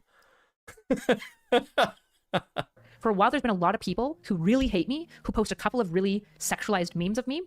One of them is a dog gif that they'll post, and just so it's clear, if you see any streamer that like you pay bits to have a clip of me like being like, I'm a dog, woof, where I'm like making fun of Meowdalin, not making fun of, mostly like mimicking her or whatever. Any comment on the Cherry Destiny situation? If it turned out to be true, would you consider cutting ties? Yeah, it sounds like she said she went to the police, so that's good. I guess I would just have to wait until we find out about it. If it turned out to be true, would you consider cutting ties, like not being his friend anymore? I'm assuming is what you mean. I might, yeah. I'd have to think about that more. Interesting answer. I mean, it's a non-answer. With the foot stuff. Anyone who posts those like gifs of me or whatever, and like you pay bits to like throw it up on your screen, just so it's clear, I've never been asked if somebody can use that. Nobody who uses it is very kind to me. In fact, almost everyone who uses it is really fucking awful to me. And they basically use it. I think it started out as like this funny meme, but the reality is they are sexualizing me to degrade me, which is really fucking weird. And I don't really like it. At the end of the day, it's public stuff. They can use it if they want to. But yeah, in general, I've like hit this line where if people are going to like sexualize me, that's fine. If you're going to sexualize me and then try to degrade me as a result of your sexualization, I'm just not really interested. And also, if you're going to use clip... Fuck off. No. You know this. You have watched Destiny Girls do this to themselves for years. And you still did it to them yourself, knowing what people's reactions to be. You can say, and again, I think this is fair, it's shitty to do that. Like, I've said this with people who've, like, asked, oh, Beckett, if you do this, isn't that a shitty thing to do? Yes, I'm a dickhead. Obviously. What do you mean? It's, like, really early on the stream with, like, the comments about, like Queenman was like, oh, you know, she's actually infertile. It's a puberty thing. Isn't that insensitive? And I had, like, a second moment where I was like, oh, maybe it is. But actually, no. My standard is very well stated. If you say something on stream, if you've made it into content, it is fair game. I don't care whether it is the most fucked story that has ever happened to you. You turned it into content. Do not be angry at other people who do it to you. I hold this standard with myself. When people make jokes about my dead mother, I made it into content. I brought it out into the public space. People are free to make the comments. I don't even get fucking mad at them over it. In the same, like, and again, people have asked me before, like, why don't you get angry at, like, when people take the piss out of your relationship with Stardust? Why don't you get angry when they've done this stuff about your ex? It's like, because it got brought out into the public, it's fair game. Other reasons as well, but like that is actually a big part of it, in my opinion. The fact my relationship was forced into the public is irrelevant. It was brought into the public. It became content. We accepted that. It's just fair game.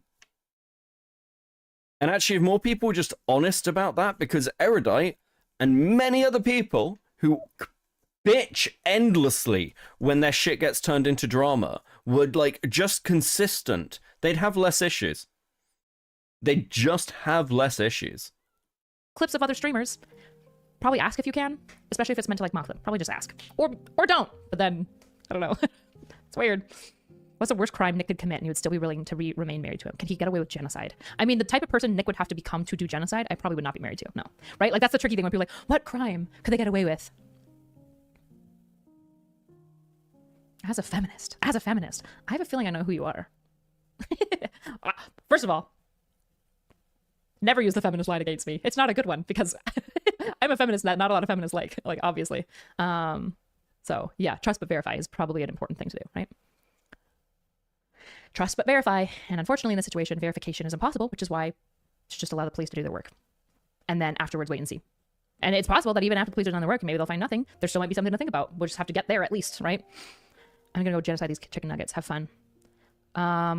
Yeah, I always find it funny when people are like, but as a feminist, you have to believe this. And I'm like, all you're telling me is that you've never seen my content. Like, first of all, I started out in 2022 literally explicitly not being a feminist. And then basically a rad femme convinced me to be a feminist by being like, you might disagree with most tenets of feminism, but that doesn't mean that you disagree with like the empowerment of women. So you are a feminist, you should claim it. And just like, you can have your own version of feminism. I was like, based, okay. So. Yeah, which is why feminism is a meaningless label, often used by predatory men. Prove me wrong. Male feminists, every single one of them, all fucking creeps. Don't care. Oh, fuck me. As a feminist, how do you feel about genocide? Of men?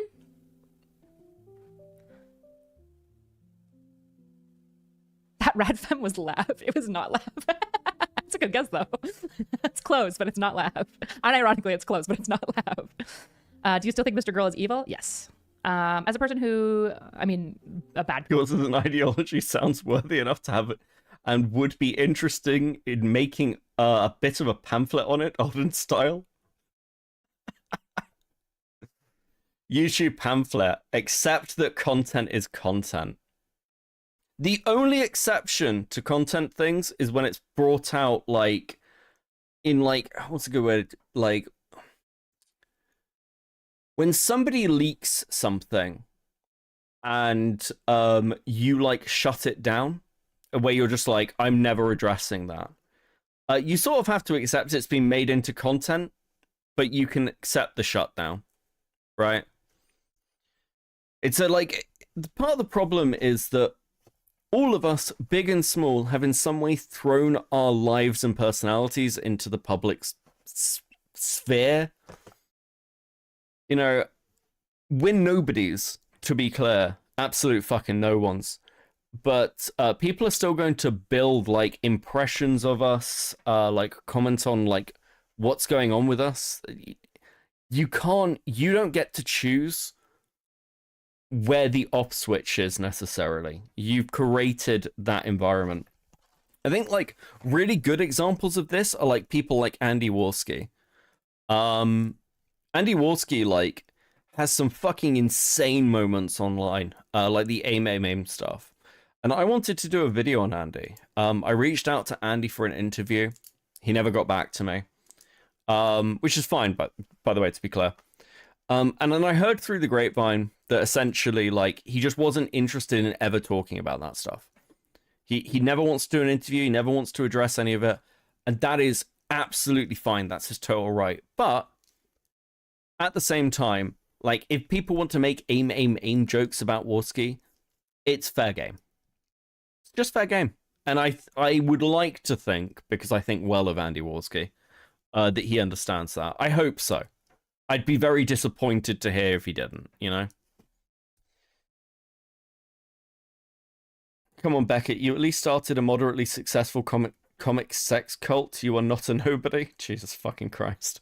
Person, I don't know if evil's necessarily the right word, like a narcissistic, crappy person. As a feminist, how do you feel about pancakes? Really bad. I actually hate pancakes. The idea of just, like, eating sugar in the morning feels like an aggressively American thing to come up with. I don't get it. Like, at least...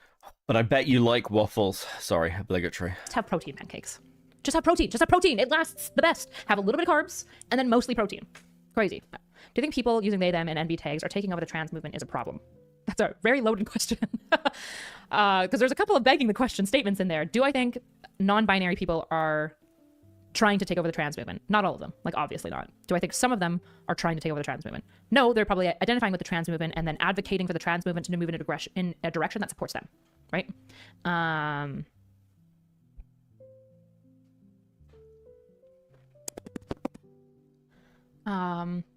taking over. I don't know if I agree that they're taking over. I wondered, did Queeman ever ask if people are redeemable? Why would you call Mr. Girl evil?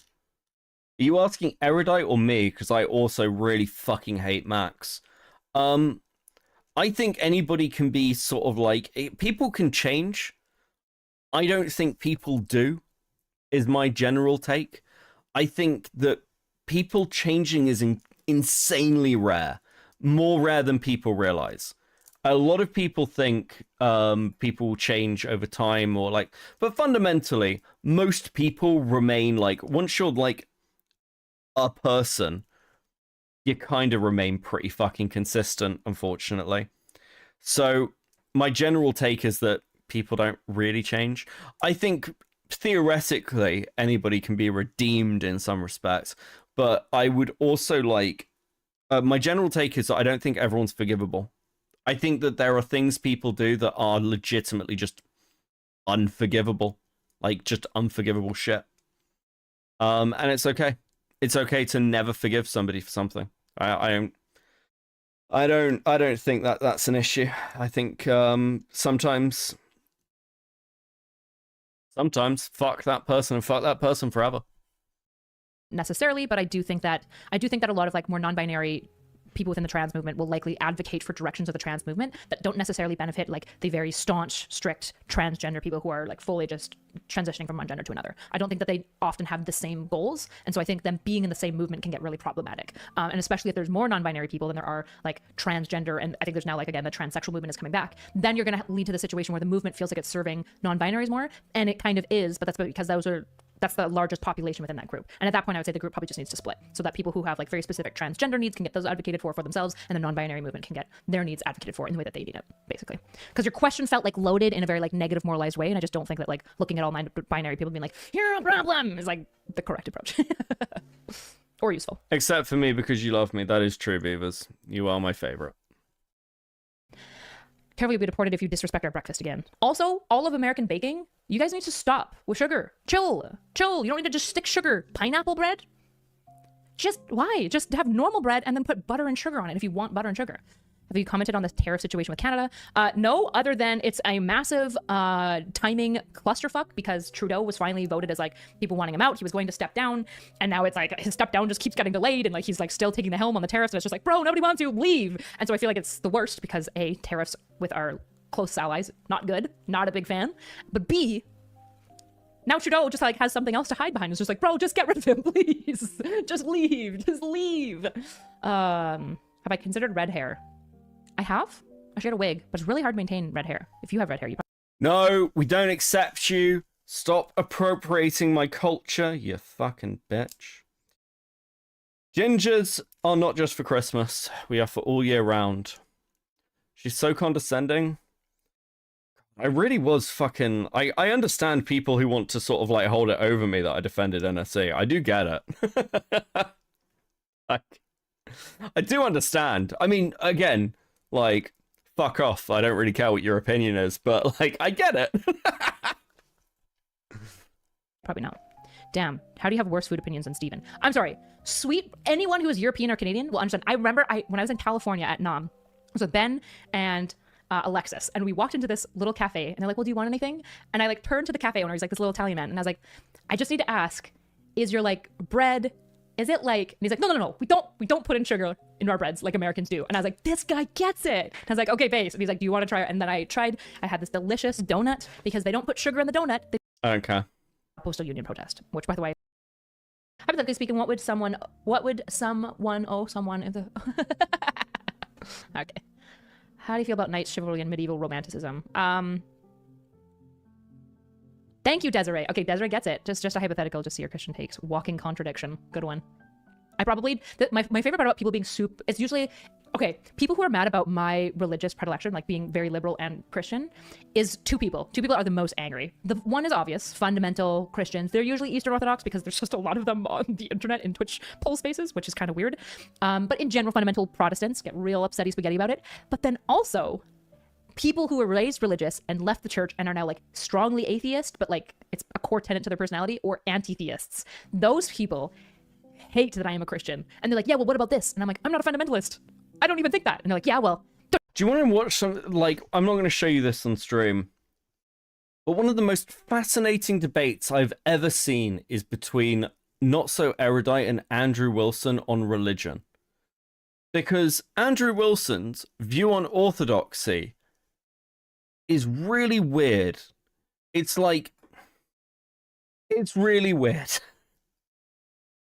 It's not the most weird, but it is weird, right? And maybe, listen, maybe that's like my European bias. But also, Erudite's positions and understanding of Christianity are also batshit insane. Like, Erudite sounds like somebody who grew up in a cult, like, unironically. And I've, like, a couple of years ago, people really wanted me to talk to NSE about Christianity. And I didn't want to, because I knew it would be a painful conversation. I knew it would be, like, annoying. And it would make me, because I was seeing clips of her, like, Christian takes, and I was like, this is just fucking god-awful. So, like, watching her talk to Andrew, I'd love to see her talk to, like, fucking Ben Thorpe, unironically. Because Ben Thorpe's another one who's, like, his religious takes are just fucking nonsense. What is her religion? She describes herself as Christian, but, like, I'd say that she's essentially, like, I don't know, from a European perspective, NSC's kind of views on Christianity are kind of just, like, weird fundamentalist bullshit. It's very odd. It's almost a bit, there's, like, a movement of Christians who are scripturalists, who kind of reject anything that kind of, like, funny enough, like the St. Augustine put in place. They, like, right down to, like, rejecting allegorical truth. And I don't know if I'd say, like, NSE is that far, because I'm not sure. But she said it earlier, she's a radical Orthodox Christian. Brother. Fucking hell. She's not Protestant. You know, like, there were some really extreme, like, Christian views. I remember, like, when I was in Ireland, Irish Presbyterians are crazy. Like, Irish Presbyterians are fucking insane, unironically. And there were some Mormon missionaries in Ireland while I was living there. And I'd sort of walk past them on the way to work every day. And I'd chat to them a bit, how are things going? I'm interested in, I find the Mormons really interesting generally, so. And on about week 3 of this month-long missionary thing that they were doing, I was chatting to one of them that I'd spoken to a few times just on the fucking street. And he just looked at me and said, these Presbyterians are a bit extreme, aren't they? The fucking Mormon missionaries thought the Presbyterians were extreme. That should tell you something.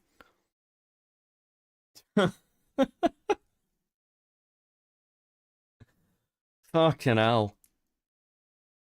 Leo with the 5. I'm hung up on her dissing American breads. She mentioned pineapple bread. The point of fruit breads is to have the flavor, the moisture. How dare she? I've never had pineapple bread. I've got no fucking idea. But we have, like, kind of like fruit breads here. God fucked this woman's eyes over.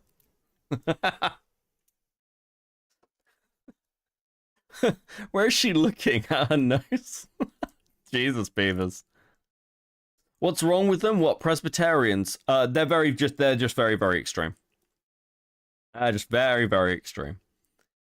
Let's leave it at that. Let's not turn this into a theology stream. Maybe one day I'll go back over to Twitch and do a theology stream. You can all come and listen to me bang on about religion. Don't you think this? And isn't that bad? And I'm like, again, not a fundamental Protestant. I don't think that. This is all this hostility for you. You know, they say you're not really making it if you don't have at least, what is it, 50% haters and 50% not? Oh, sorry, Lady Pilot apparently got permid. You got nuked, but I support my mod's decisions, just to be clear. I'm agnostic. So wrong. So wrong. Stupid idiot internet person, you're so wrong. I'm actually agnostic. You're right about the fact that you're literally just admitting to me that you're like deranged about being upset about religion.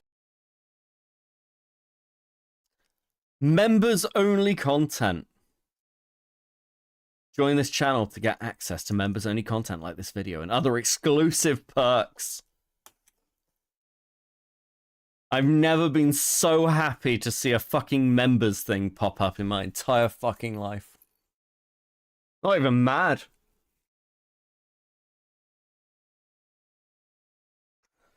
Fuck.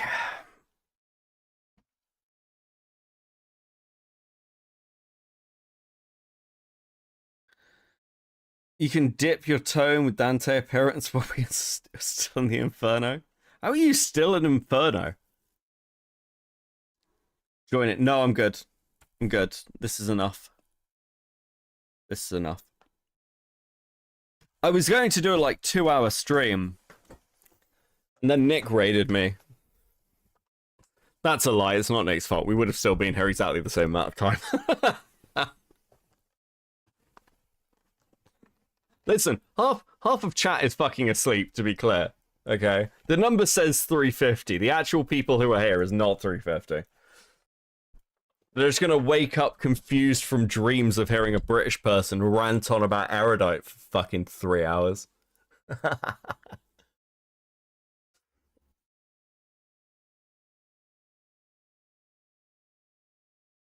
Been watching since Diorio, now about to head to Chud. I woke up to this. Oh, dude, fuck. That's actually, listen, I actually really appreciate just a couple of people in chat being like, oh, actually, no, we're here. We've been listening. That's really nice. Based.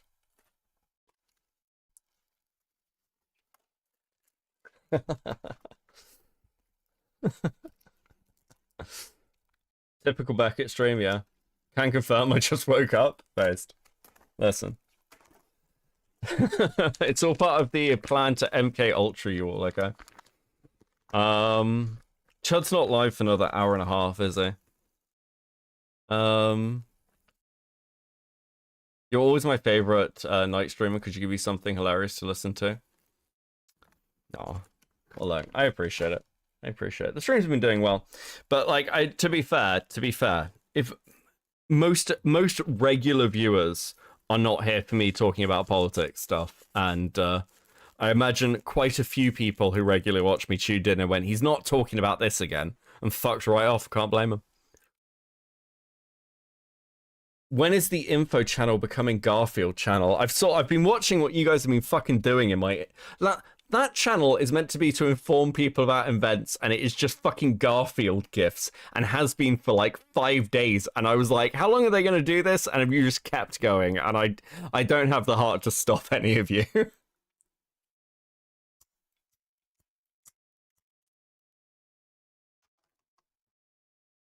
another hour and a half.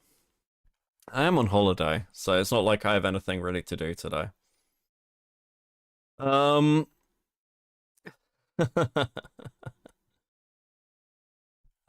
know the pain of scheduling people on the opposite sides of the globe and work schedules not aligning? Yeah, I do know that pain. That's true. Hey, Lupus, how you doing?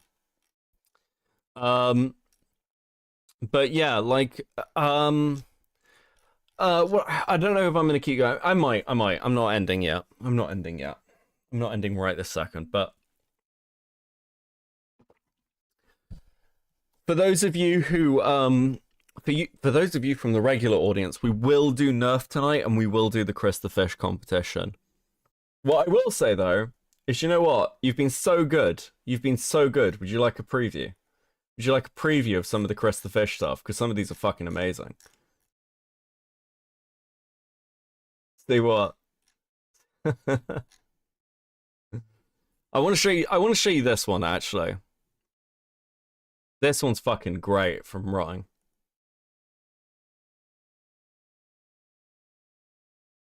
How fucking cool is that?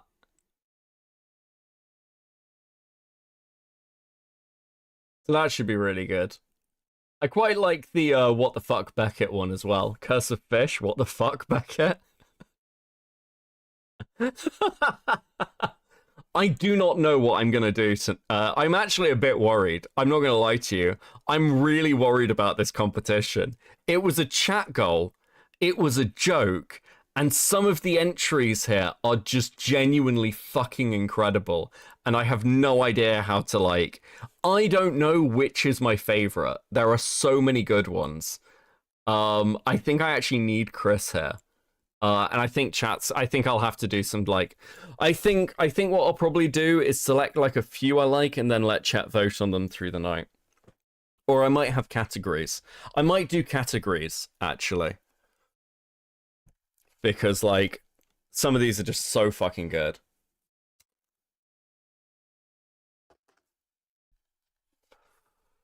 Okay, let me have a look. If people are still awake, I might have to go and get a drink. Quickly, but you know what? I don't mind continuing. I don't mind continuing for like a bit.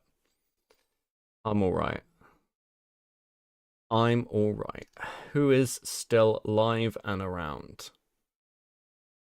Wow, I've outstreamed Tomfoolery, who ended 2 minutes ago and didn't even raid me. Is Chris going to be present? He might drop by. He might drop by. I think he feels obligated to now.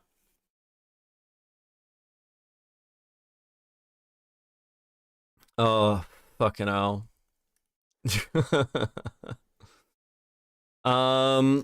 Fuck. Can anyone catch me up on the Beckett Stardust stuff? Last time I actively watched Stardust, they were still dating, and my fatal flaw is nosiness. Yeah, listen, we're still friends. We're still friends. But it just didn't work. And we broke up in December. So, yeah.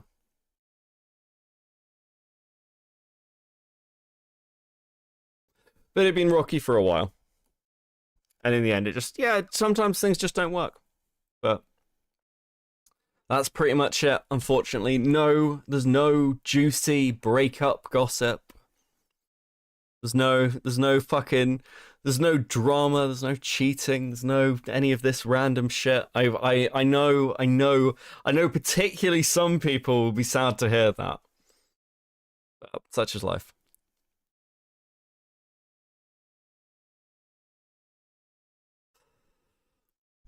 Such is life.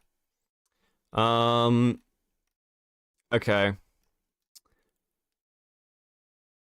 For what it's worth, I hope it was semi-amicable. Yeah, I mean, it was mutual, and it's fine. Fine. And this space is not great for the real heart.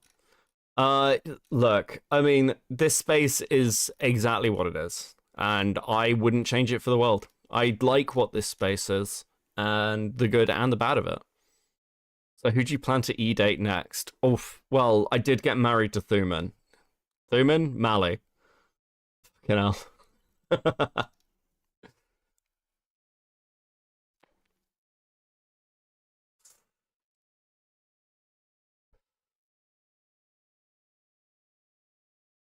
No way, adults being reasonable? Yeah, it happens.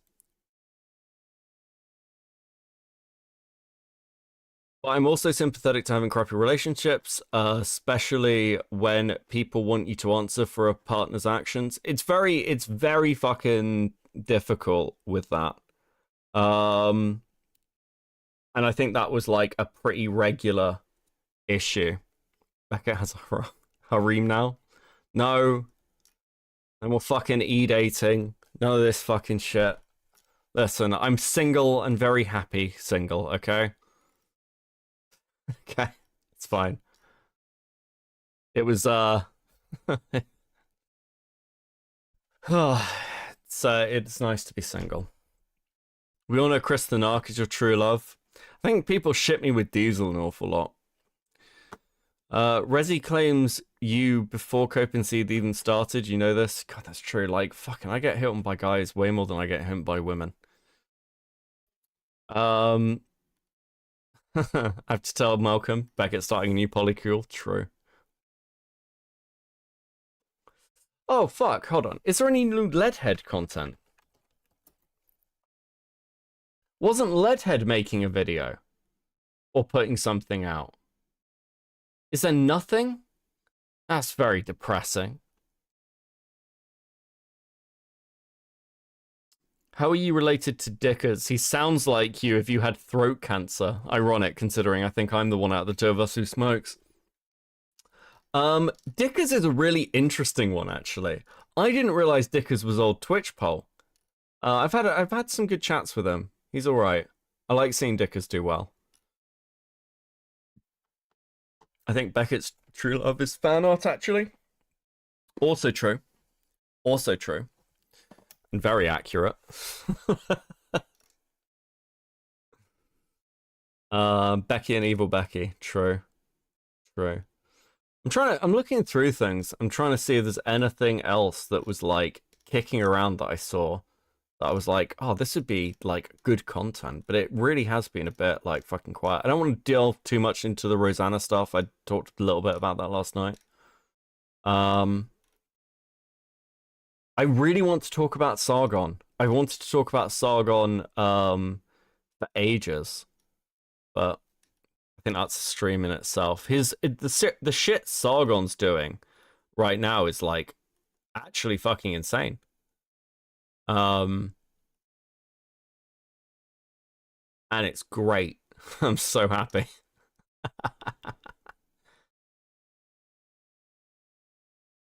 Where is this? Hold on. Where is this? Someone sent me this earlier.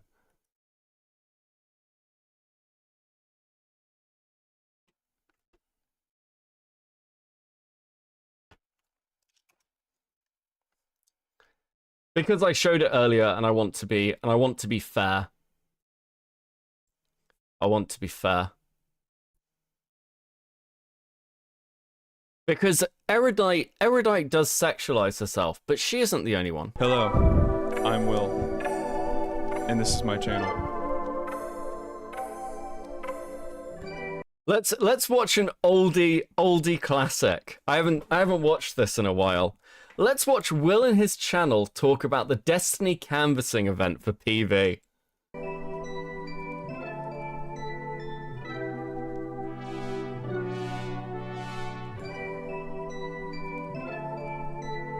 How many of these people do you think would turn up now? I mean, I suppose you'd have to be a pretty fucking hardcore DGG fan.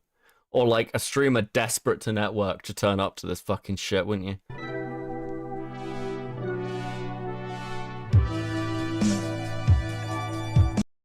That was Dylan Burns. Little Dylan.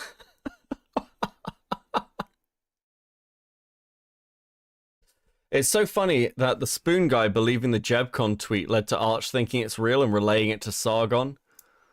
How is Will's channel? Not good. God, I fucking hate Will. Me too.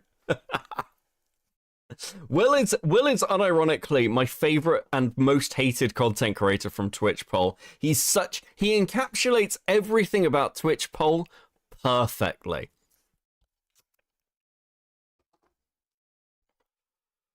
He composed all the music himself. Amazing. So true. He was meant to release a video shit-talking me about my takes on this, and never did it. He just fucked off the internet.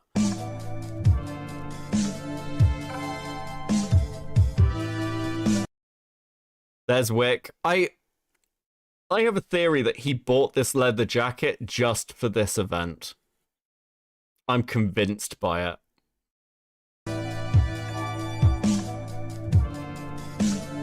No love for Mythic Politics? Nah, not really. I didn't really know him. He was like... Mythic got like banned from Twitch basically like a month or two before I started streaming. So I never really interacted with him. I've had my fair share of criticisms about online poll in the past. Most effectively highlighted in a previous video called The Feudalist Hierarchy of Online Politics. But today, I want to shine a more positive light on this topic because frankly, there's not too many people in the online politics space that can generate, I mean, getting this many people out of their houses and, you know, coming out and do something positive. Who are these white people on my screen? It's very white, isn't it? It's very white. Mr. Mullet, yeah, that'd be the one. That's mythic.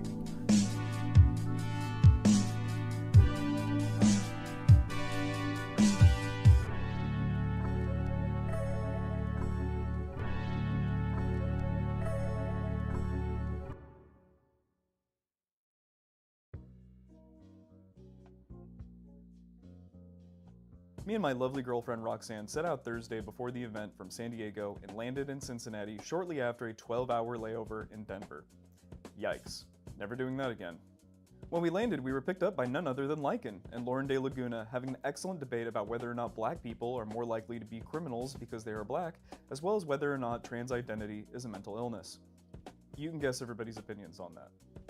Upon arriving at the streamer house, me and Roxanne dropped our gear, started charging, and took a long-needed rest.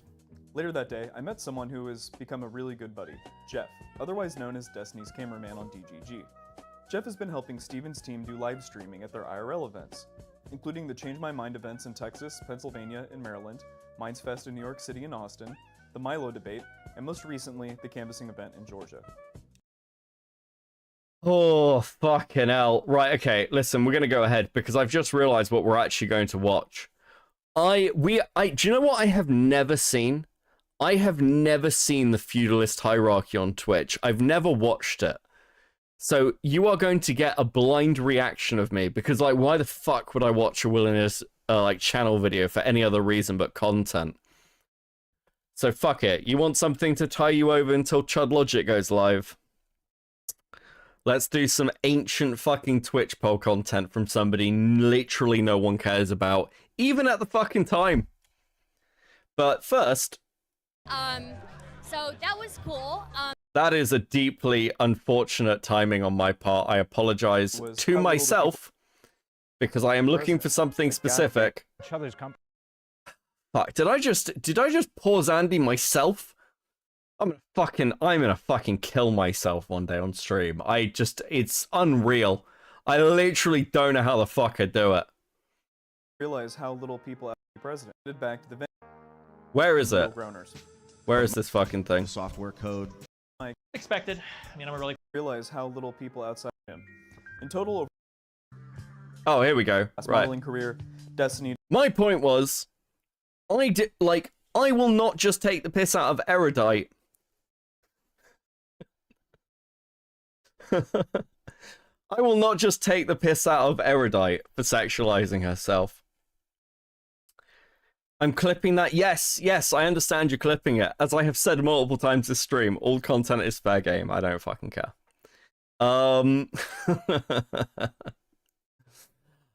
This is the gayest shit possible, and I don't think you should be surprised if you do stuff like this that no one takes you seriously. It's like all the streamers who want to give serious political takes, like tomfoolery, and then dress up in a maid's outfit. Fuck that shit. To his chagrin, joined in for a few group photos, but quickly returned to his book.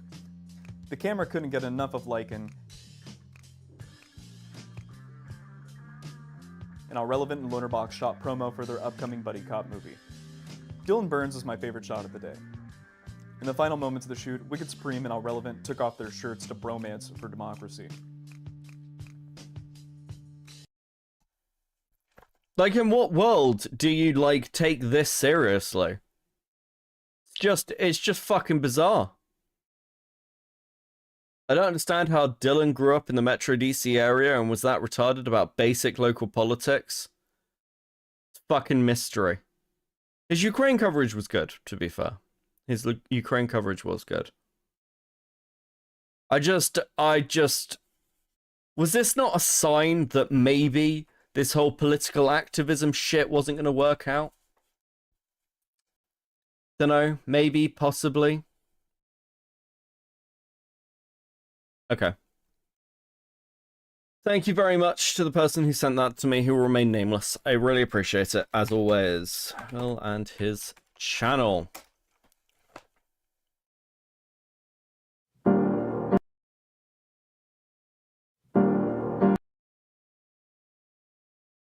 We're going to watch the feudalist hierarchy. Twitch.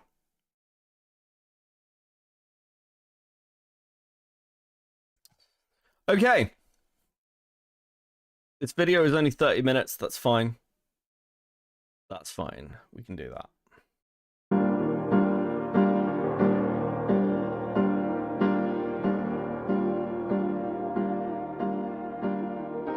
Typically, when describing the online political space that we inhabit together, there is an analogy made about the relationships between streamers. They say that our relationship to each other are very similar to that of our solar system. There are certain content creators that are massive in size compared to the average. They might be 1% or less of the entire creator space, but capture upwards of 90% of the audience. Smaller creators who are trying to break into the space sometimes find it best to try to... Isn't this weird? Isn't it weird to look at, like, people, like, the idea of orbiting around Destiny, it's like Lav, Sunday, Star, is that Anavoir? Chud Logic but capture on the upwards of come 90% of the audience. Chud Logic, Erudite, whoever the fuck person orbiting around Erudite is that Pisco?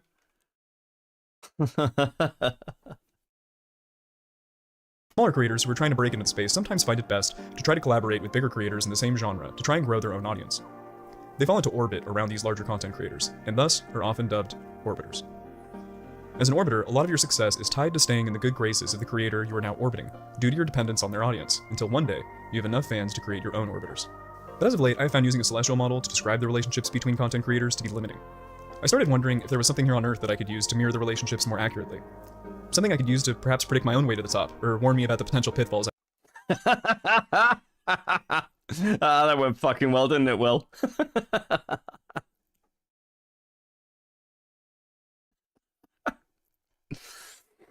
Fuck me! I should avoid. I began to start mapping out the relationships between the many streamers I follow, and what began to form was different than what I had expected. The relationships began to look a lot more feudal.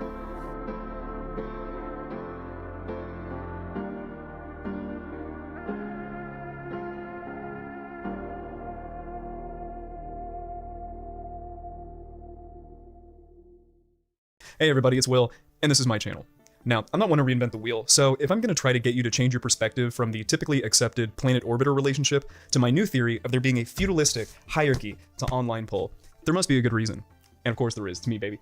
I think that I can show how streamers interact with... What I will say is that the editing on this video is really good.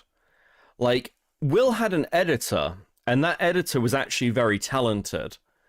And, you know, this video only got like 31k views. Right? And this was like Will's big video. And I don't know who that editor was. Listen, I've got no idea who this editor was.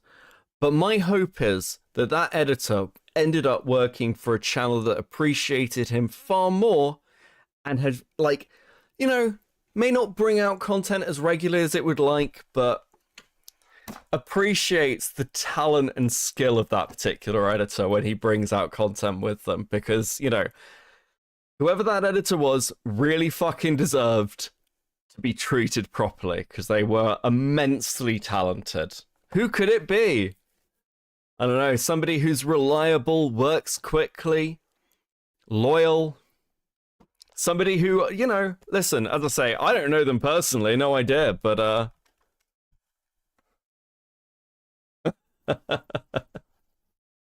what a fucking mystery.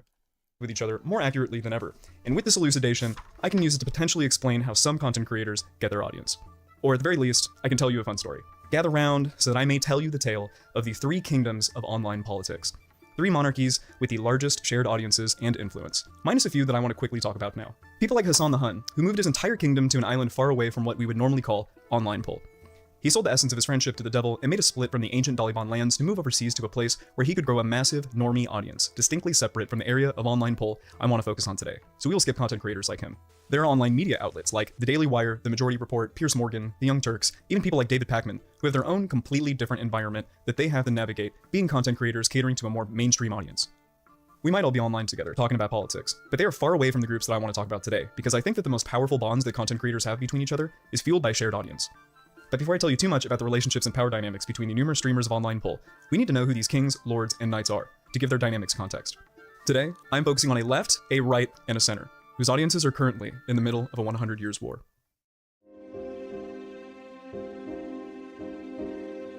King Vosh of the Voshite Empire arose similarly to Hassan the Hun. Vosh split from the Daliban after a failed coup as Lord Irish Laddie in 2019. Since the split, he has amassed his own large kingdom of left-wing content creators. Lord Avalon, after seeing the holy light of the left, made a transition that is still proving difficult, but his place in Vosh's fiefdom was made solid when Vosh humanized him in a debate while he was getting massive flack during his transition from the right to the left. Lord Slanderhall, the purveyor of Purge, has been a close friend. God, this video is fucking awful. Like, I'm saying this is somebody who will cringingly commit to a bit, okay? There are videos on this channel by me where I have overcommitted. And, fuck, even I think this is a little bit fucking ridiculous. I mean, it's interesting as well that you cut out Hassan, somebody who, like, is, like, interesting to talk about. Let's be fair. The reason Will did this is because specifically he actually wanted to talk about the Destiny orbit. And now he's just trying to, like, make it, oh god, everything has to be this new thing. Like, oh, I've got this unique perspective, guys. It's actually like feudal kingdoms. Can't imagine why his career didn't do very well. And fierce ally of the Voshite Empire since the very beginning. He is perhaps one of Vosh's oldest lords. The demon, first spawned in early 2020, has risen in popularity over the years and is well known for her trans, supply chain, and education takes. She has since been courted and defended by King Vosh on even some of her most outrageous opinions. Many lords and knights from the Daliban have attempted to exorcise the demon. Exalted Knight of the Daliban, Hans of Harkir was perhaps the closest. Lady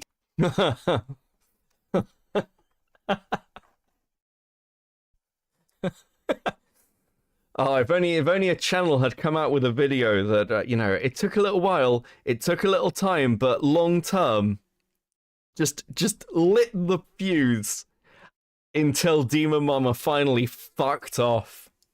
Oh, gives me a shiver. Gets a berry with the 2. I didn't expect to bite a lemon this morning. Jesus. This is hilarious, the way the room is funny. Oh, hi, Beckett. Hey, Nay, how you doing, buddy? Keffels, the conqueror of Kiwi farms, has been at war with many other kingdoms, but none caught the same fire and attention as her frequent scuffles with the Daliban. There's currently a ceasefire between What? Harkir was perhaps the closest. Lady Keffels, the conqueror of Kiwi farms, has been at war with many other kingdoms, but none caught the same fire and attention as her frequent scuffles with the Daliban. She was on the fucking news talking about Kiwi farms. What are you talking about? What, just in the online space generally? I don't know. I'd say that, like, the ongoing coverage from, like, commentary. Maybe at the time Will made this, it is a year ago. But, like, God, the end is glazing. Will and his channel not knowing about space, other things in the internet, or what he's fucking talking about. Color me shocked. There's currently a ceasefire between Lady Keffels and the Daliban due to threat of legal decree from its monarchical leader, King Stephen. Many charity projects that she has set up over the years have been fueled by donations from the Voshites. There are several knights in their steed, such as Ser Castley of Neolibralia and Ser Sunday of Melatonia, but when the fortress arc started, it was hard for King Vosh to gather new allies. This has resulted in King Vosh having significantly less lords and knights in his fiefdom than that of the Daliban. Over time, we are seeing King Vosh's fortress lower its defenses in attempts to get new influence in more mainstream political kingdoms, such as Young Turkey. The Voshite Empire has attracted around 500,000 serfs to its name, but they do not possess the same vigor as those in other kingdoms. The amount of serfs in this kingdom has also remained fairly stagnant the past few years, and this probably speaks to King Vosh's inability to entice other more middle-of-the-road knights and serfs to his cause.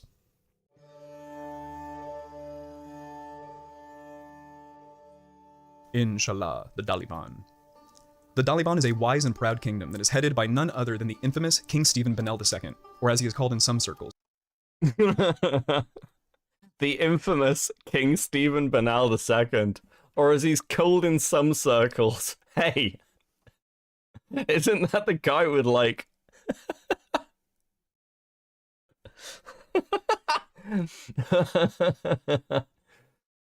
Steve, like, here's the thing. Destiny, the irony of Destiny, especially when I look at it through the lens of his interactions with people like Tomfoolery and other Twitch bot people, is, you know, and Vosh, actually. I mean, like, Vosh has major sex pest allegations against him, like long before the fucking, like, horse fucking and lolicon shit started to surface. Isn't it? What is it with these fucking political streamers and being complete sexual degenerates? Fuck me. Destiny, because interactions with this one man can literally change your life. The history of the Dalibon stretches longer than almost any other kingdom online. 10 years ago, King Stephen first took rise in the ancient game of StarCraft II. He began to make a shift to debate and political content around 2016, and has since then garnered a massive kingdom that even after several insurrections and successful coups, has remained one of the largest and most cohesive online communities in the world. But how did King Stephen get his crown, and how has he managed to remain influential for so long? Firstly, he got in early. When Destiny first started streaming, the land was open and fertile. King Stephen was at the right place at the right time to build an online empire. Secondly, he is incredible at moving serfs to his side from opposing kingdoms. Destiny is a charming and intelligent guy, and is able to use his charisma, debate skills, and silver tongue to grow his empire. With each new conversation had, his circle strengthens. Thirdly, he's been able to network more effectively with other people in the online politics space by implicitly giving away large pieces of his kingdom to an extremely devoted set of lords and ladies, who then bestow vassalhood. I did not film her without her consent. I did not. Oh, hi, Cherry. Thanks, Nate. Onto an innumerable amount of... Take aged well. I love watching old Twitch poll videos. Dude, I'd forgotten. Listen, they were funny at the time because they're so retarded, but now it's even worse. Oh, beautiful. Starting to believe the CTE kicks in too hard. Thanks for the 2, Gatsa. Knights that ride underneath the Dalibon flag, either lords and Wait, ladies, was that Jenny? and then bestow vassalhood onto an... Was that fucking... Oh my god. Oh.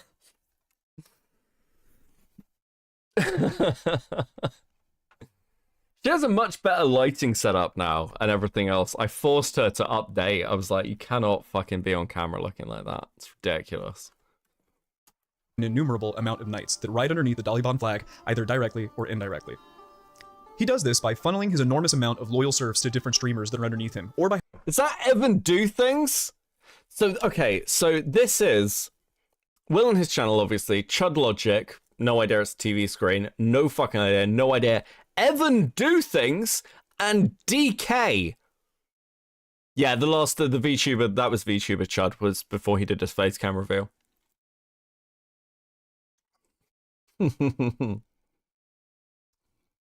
By having up-and-coming knights or lords appear in his court while he is live streaming to entice his audience to view them when he is offline.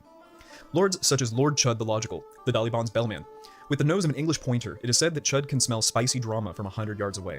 A man with little patience, he is not one to trifle with. Failure to deliver the goods can lead to a swift death by Lord Chud's executioner, DK. Lady Brittany of Levels, this... Deliver the goods can lead to a swift death by Lord Chud's executioner, DK.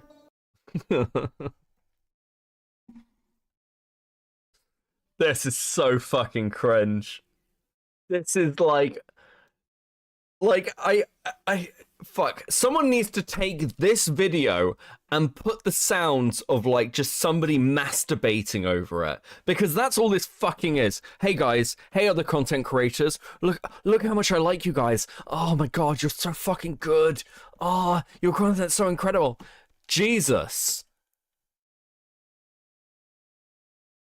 Fuck, if I ever make anything like this, please stop watching me. Brandy with the 5. Damn, Becca, are you still on the same stream from last night and I'm in the US? Are you taking gay refugees? I may need options. Sure. Why not?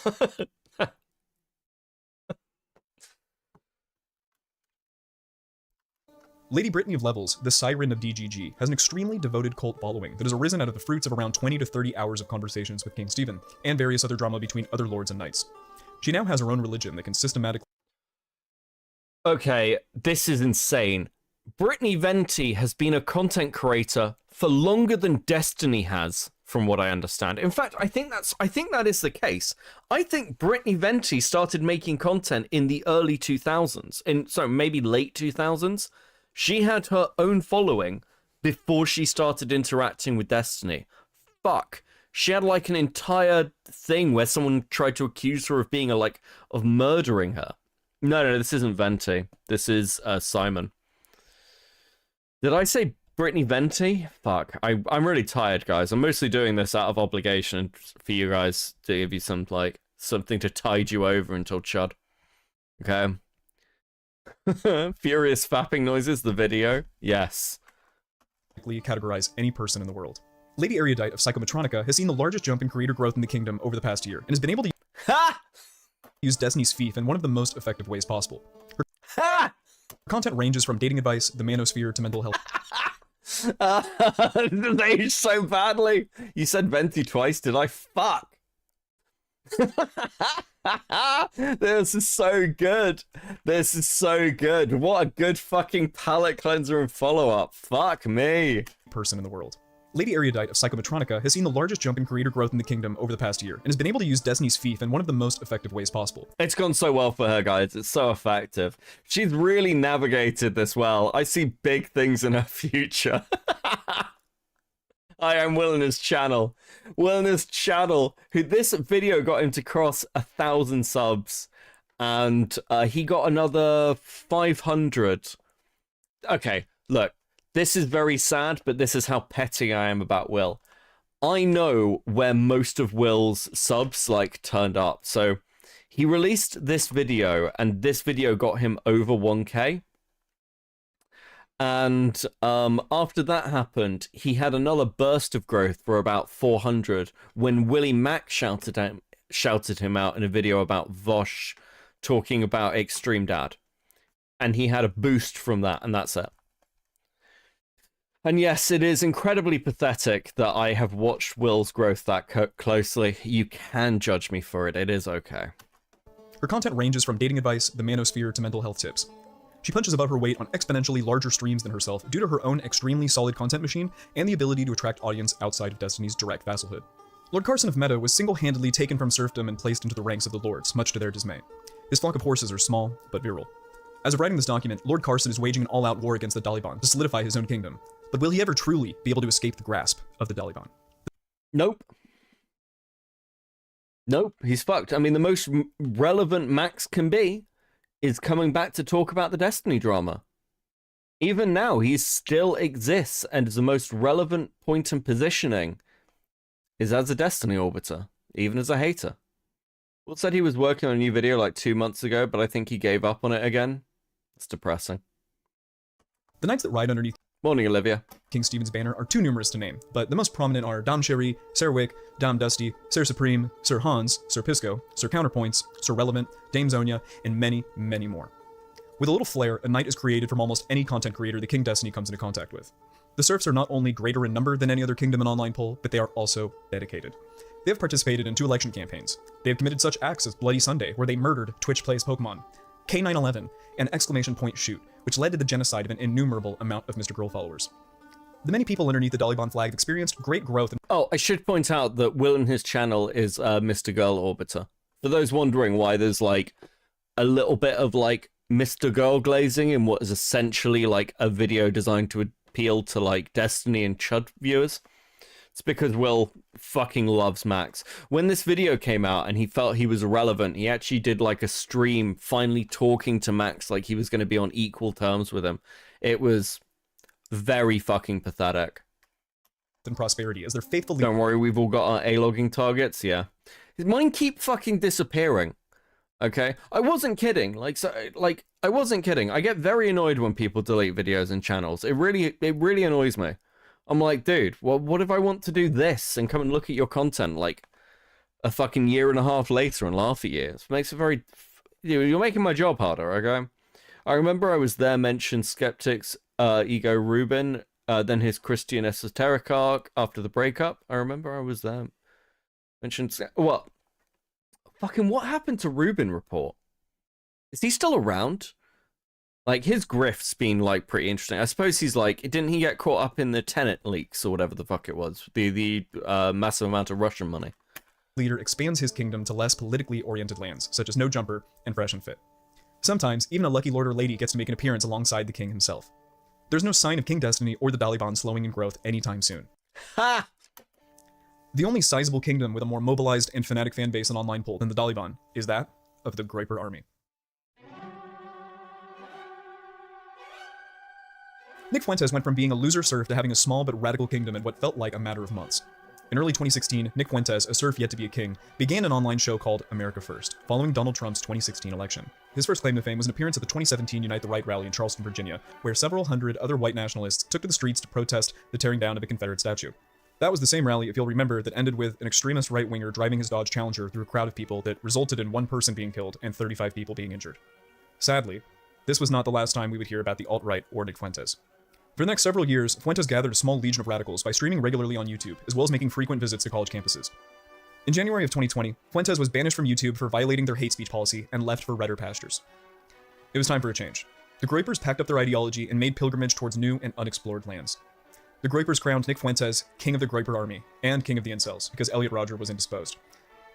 King Nick, in collaboration with Conspiracy Merlin Alex Jones, I have literally nothing to say about it. I'm just like, okay, sure, whatever. Just... Okay. Set up their own live streaming service to compete with Twitch and YouTube called Cozy TV, where they could stream regularly without the fear of being removed from the internet. In February of 2020, the Groyper Army held their first annual America First Political Action Conference, which was an abject failure. As I say, I've never seen this video before. Like, I'm surprised that he's talking about Fuentes, frankly. Well, maybe I shouldn't be. God, I suppose this was topical at the time, wasn't it? Budget was low, and the Watching Morning Everyone, afternoon Beckett, afternoon. Speakers bottom of the barrel. But that didn't stop them from trying again the following year. Far-right extremism was reaching a boiling point, and King Nick was positioning himself to spread his influence and gain ground for his kingdom. A month after the attacks on the Capitol, King Nick received a sizable amount of gold in the form of $250,000 in Bitcoin from a French computer programmer, who mysteriously committed suicide shortly thereafter. With some dollars in the coffer, AFPAC 2021 was held at the Hilton Hotel in Orlando, Florida, a month after the insurrection. The production value increased dramatically. There were more speakers, and they were less on the fringes of the alt-right than before. King Nick was gaining ground and feeling more confident, and who could blame him? I mean, a month earlier, the alt-right was trying to hang Mike Pence for certifying the 2020 election. Extremism in America was blooming in a way that most Americans didn't think was possible, and King Nick and his nefarious band of Groypers were loving every second of it. While the internet was laughing, the Groyper Army was networking. The 2022 AFPAC convention. The Hilton refused to host the Groypers again, so they moved the conference literally across the street to a nearby Marriott. The conference was sponsored by the up-and-coming social media platform Gab. They had many influential speakers from the alt-right, as well as 4 elected officials from the US government. I mean, I don't know, Trump won. What the fuck? Listen, I don't do political coverage here. I'll like rant about and scream about things that I fucking care about, but I've taught myself to death over the years about the fucking alt-right, Fuentes, and all the other shit. I just don't fucking care, man. Like, okay, wait, hold on. How long is this section? I actually just don't fucking care. Power dynamics. Let's look at this. I want something that I can at least talk about where I'm like, oh yeah, no, the fucking Groypers are bad. Like, oh fuck, terrible. Fucking kill me. I don't know. In medieval Europe from the 14th century all the way up until the end of the 19th century, there was a social and economic system that rose to prominence called feudalism. The defining feature of this system was a breakdown of power and landholdings between kings, lords, knights, and serfs.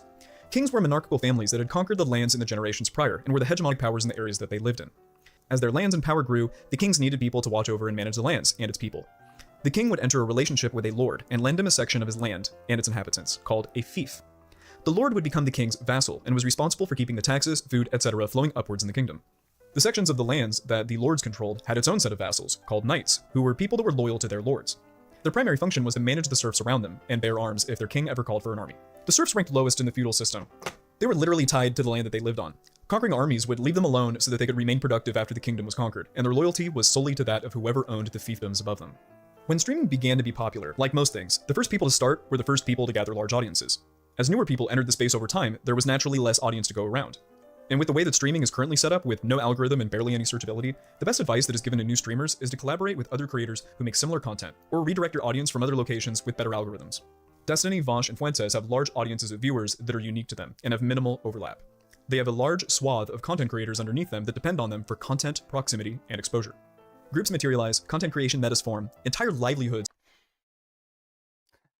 I like that, listen, random shots at lav based. I mean, god, fuck. It's just like, are we still doing this, like, years on? As a dude who goes across the country all the time, people getting closer to the alt-right has been, concerned with lefty. Listen, the fucking text chat is very far away and my eyes are failing me with lefty screaming about concomitant. I can't fucking read today, I'm really sorry. With lefty screaming about the alt-right. Yeah, I think it's a lot of factors. It's not just how annoying the left are, it's economic factors, it's dissatisfaction with general politics. Oh, you've got me monologuing. Fucking kill me now. Are spawned out of relationships sometimes 2 or 3 times removed from the original source of the content. And this is not an accident. It makes sense. The larger the content creator you collaborate with or react to, the more likely it will be found in the ocean of 3 viewer Andys and 200 view YouTube videos. It's in the best interest of the average online poll personality to take up arms for their king and try to make a place for themselves in the fiefdom with their hashtags, clickbait titles, and frequent panel appearances. If you play your cards right, if you're charismatic and interesting, funny, smart, then maybe the people who came to watch someone else might look you up and become your fans too. But are they really your fans? If you talk to any of the streamers that are part of the Dalibon, they will tell you about something colloquially known as the Destiny effect. When King Stephen comes online, everyone in his kingdom takes a viewership hit across the board. This leads to some members of the Dalibon planning their streaming time around when Destiny isn't streaming to maximize their viewership. If you're curious about your rank in the Dalibon, see how much audience you retain when the rest of the monarchy goes live. This is true. This is true. And it happens for everyone. Here's the trick though. Did Beckett just one guy himself? Yes. I legitimately did. Here's the trick though. And it's why, like, generally speaking, my goal isn't to have like the biggest audience. It's to have consistent audience. Like, and I say goal in like the loosest sense, right? But if I can go live at the same time as someone like Diorio or Chud or whoever, and have, broadly speaking, the same numbers, banging. Because that's showing that you're no one's waiting room. And broadly speaking, that is where I'm at. That's why I'm very happy. You know, I'd say that the fact that I can go live at pretty much any time of the day talking about anything and probably hit about 150 to 200 people is pretty much all I need. That's just good for me. And if I cover particular topics, like I think I was covering some jar stuff at the same time Diorio was on and was like at 400 concurrent, something like that. That's pretty much it. Now, I'm in the nice position, I will admit, that if I'm live covering ACC stuff, I'm generally the preferred streamer to cover that, broadly speaking. I probably have the most difficulty streaming against Chris because both of us have pretty similar audience shares and pretty similar like approaches to content. Concomitant? Fuck. Kill me. Happens in conjunction with. Okay, there we go. I don't know what is wrong with my dyslexia today. My brain is clearly fucking breaking. You're at 3:30? Yeah, but I got raided by Nick, that's why. Because I'm talking about politics, and I will say this, like, when I do streams like this, if I was doing this without getting raided by Nick, I'd be sat at 150, max. Because, like, many of the regular people who watch me do not want to see me cover any of this fucking shit. Which is fine, and I know that. That's, and that was, you know, I was thinking I was going to be at 100 tonight. That's it. I'm curious, are there a ton of ACC streamers? I'm not around that space, so. There were a lot that aren't anymore, mostly because between me, Chris, and a couple of other people, we kind of killed them all.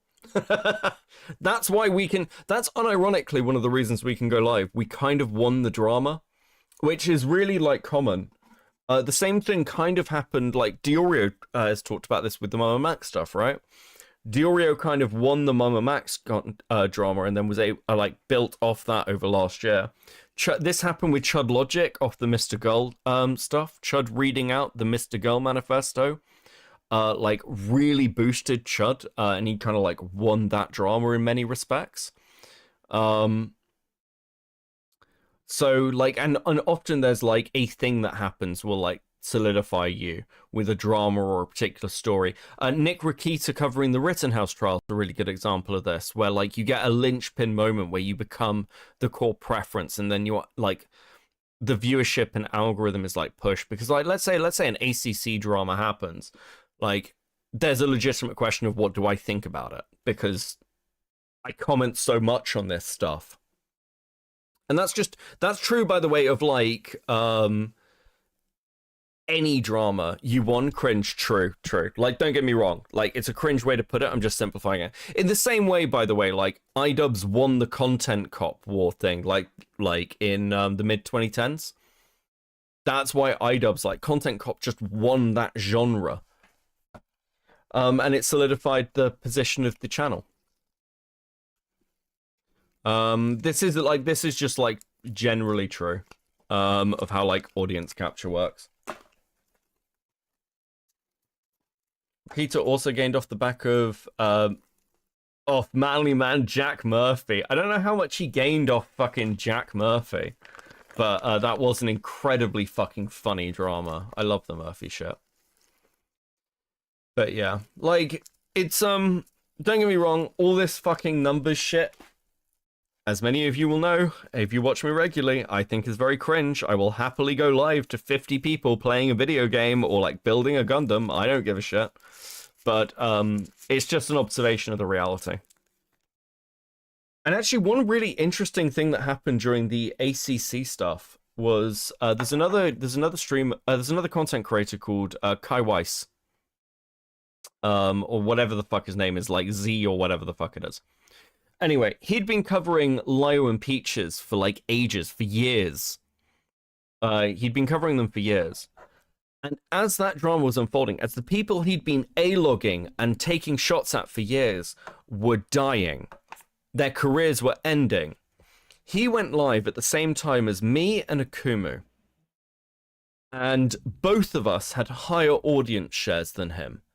And it bothered him so much that he has never referenced my channel's existence since that point. He won't even, like, he took shots at other people's thumbnails. He won't take shots at mine. And he basically stopped making content on the topic because this was gonna be his big moment. And he went live, and this little, like, I don't think I'd even hit 1,000 subs at the time. And I had bigger audience share than him. I know it annoyed him. I actually know through the grapevine it annoyed him. So yeah, it hits people in weird ways. If you're curious about who you're beholden to, look to where your audience goes when they aren't watching you. We had that King Effect thing with Warski live for a hot minute. Yeah, like, many people just orbited Warski, and then, like, there was a setup of certain streams. Like, early morning Kumite was in the morning, then it was Warski live, then it was the cunt stream. Like, there was a flow of content. And all of it was built around Warski. Like, Warski was, oh, did you hear about this thing that happened on the early morning Kumite?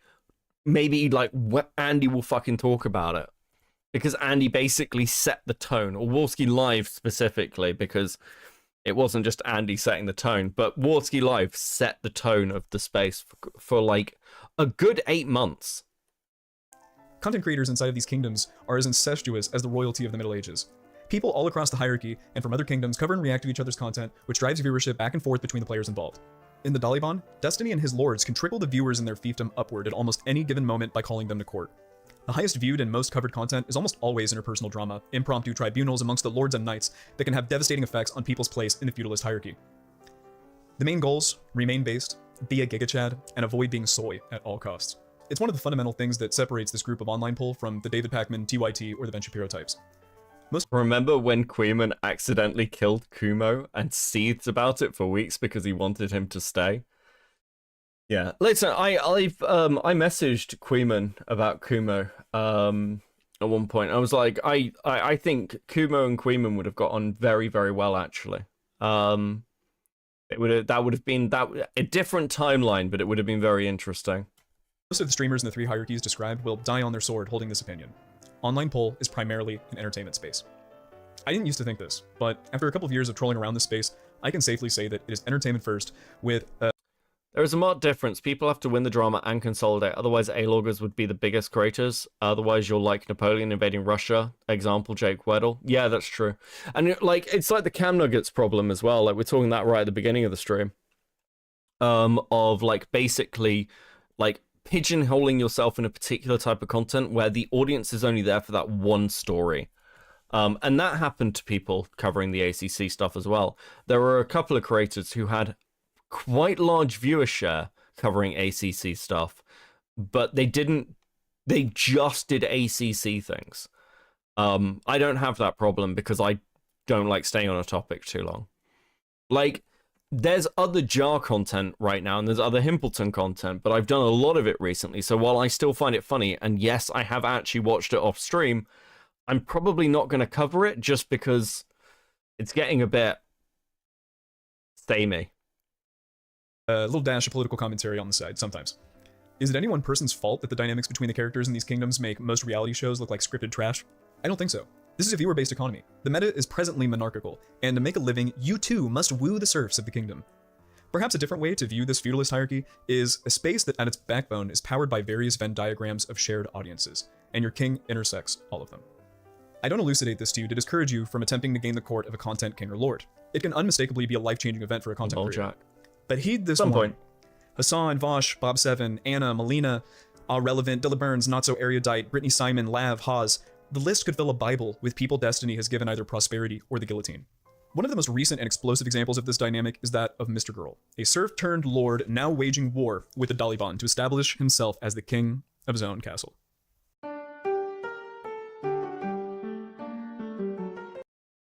I can't wait to see his retelling of Mr. Girl. Also, this isn't true. This isn't actually true. Like, this, like, analogy of serfdom or whatever. Mr. Girl already had a very dedicated audience that was it was small, but it was pretty dedicated to him from his particular brand of content, shall we say. And he'd already got, like, exposure through the Cuties video and a load of other shit. Like, placing him as a serf is a bit fucking weird, frankly. Janky Beck, what's up? Don't know why that fucking caught my eye, but how we doing? Hey, if Destiny is Marcus Aurelius, then Mr. Girl is Diogenes. See, I can read that fine and have no fucking problem. Why can't I read the other fucking words you sent? What is it? Listen, I might have. I swear, content creation is giving me a fucking brain damage of some kind. I have become dumber since starting doing this content, like, unironically.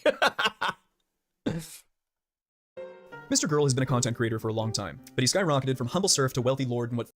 It's part of the reason Queeman went almost all out to save morale. He was mindful of Kumo running. I don't know if that's true, but... Okay, so what I'll say about this is, because I've read your fucking chat out now, and I shouldn't have done. Queeman has a very good eye for content, and Queeman is content first. And that's one of the reasons he's doing well. It's really that simple. Felt like a matter of months, all thanks to one particular date with Destiny.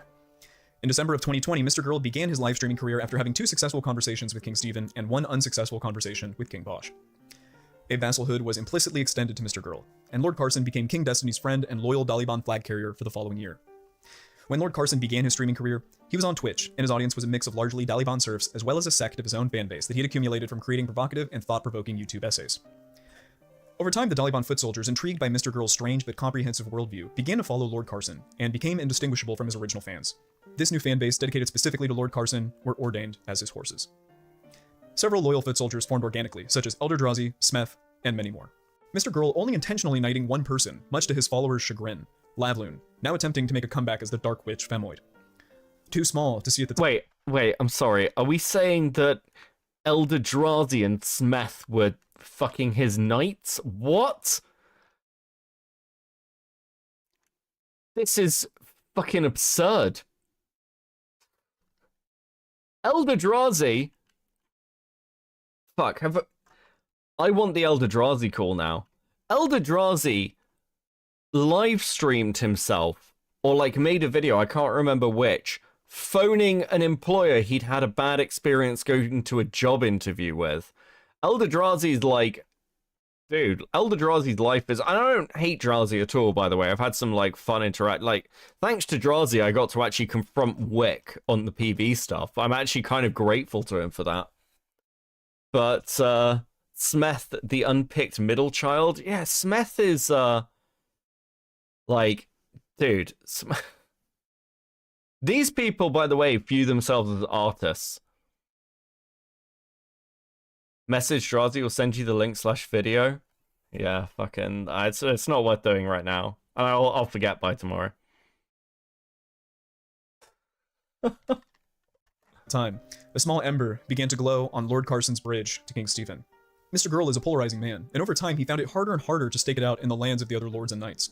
He was banned from Twitch and later had his YouTube channel deleted after a mass flagging campaign from Lord Tech of the Groiper Army. The rift widened between Lord Carson and King Stephen. Destiny was on a diplomacy campaign attempting to wine and dine King Nick. Lord Carson thought he was inadvertently sanitizing the Groiper Army's beliefs to the Daliban Empire. It's a lie. That's a lie. That's a lie. Okay, that's a partial lie.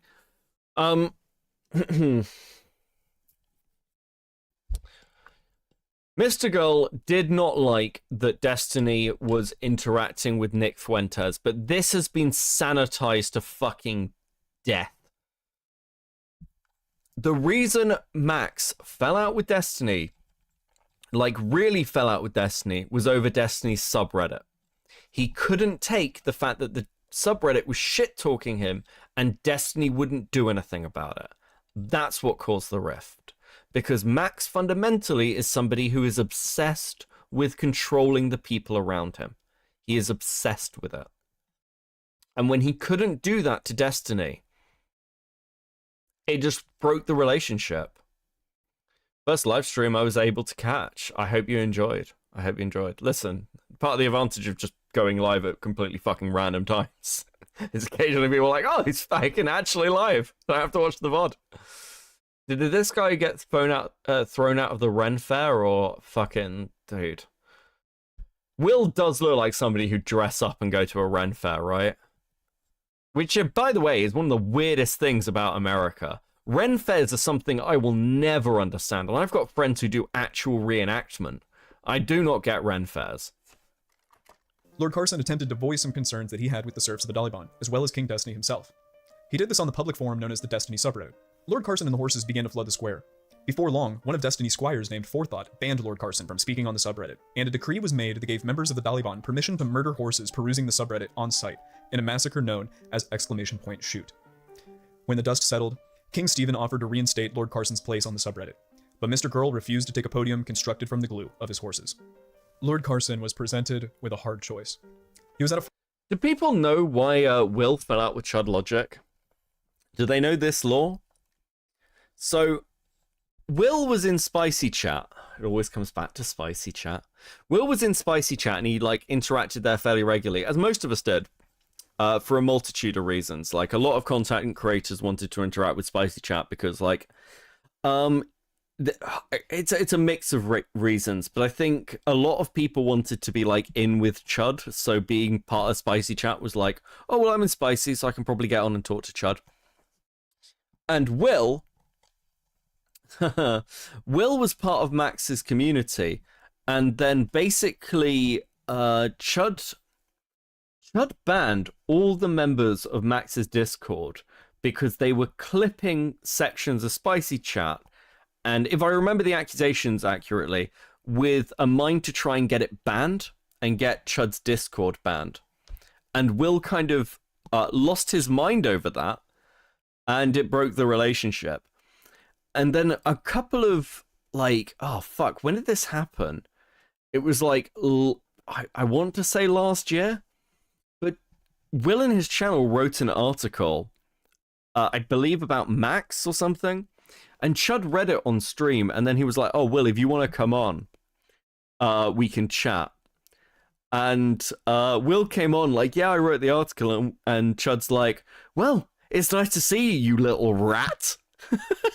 ready to come back now when you can get a bit of clout out of it. It was fucking actually hilarious. Like, just completely fucking rips into Will. Fuck, does anyone have that VOD? Can we watch a bit of that? Is it on Chud's channel? I know a few of you here know what I am talking about. Can one of you DM it to me, please? That's a fucking banger conversation. Fork in the road, and on one side was more of the same, paving his path deeper and deeper into Daliban territory. The other, a path of independence, required him to give up his vassalhood to the person that had given him his entire streaming career, and potentially ending his friendship. Lord Carson decided to publicly make a split from the Taliban Empire and has been waging war against King Stephen and his large array of lords and knights ever since, stemming from an upcoming decree coming on possible infidelities that King Stephen might partake in surrounding his vassals, set to arrive about a month from now. Sorry. I was fixing something with my mic. We're just going to roll that back a bit. Friendship. Lord Carson decided to publicly make a split from the Taliban Empire and has been waging war against King Stephen and his large array of lords and knights ever since, stemming from an upcoming decree coming on possible infidelities that King Stephen might partake in surrounding his vassals. So that's the Mr. Girl report he's referring to, which did not go well. But isn't it funny how, how time is a flat fucking circle? Let's fucking go! Set to arrive about a month from now. Maybe.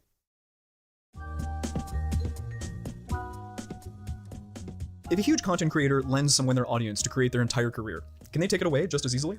Destiny objectively granted Mr. Girl an enormous boost in audience following just a few short interviews, but those were not yet Mr. Girl's fans, they were King Stephen's. It wasn't until Mr. Girl proved himself as someone as interesting and as provocative as King Stephen that he was able to get an audience that was distinctly separate from the other 800,000 members of the Taliban.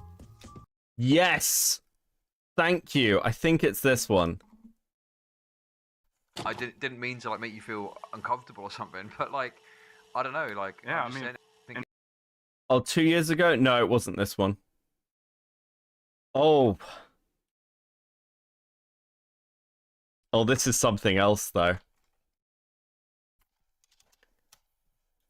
I didn't mean to like make you feel.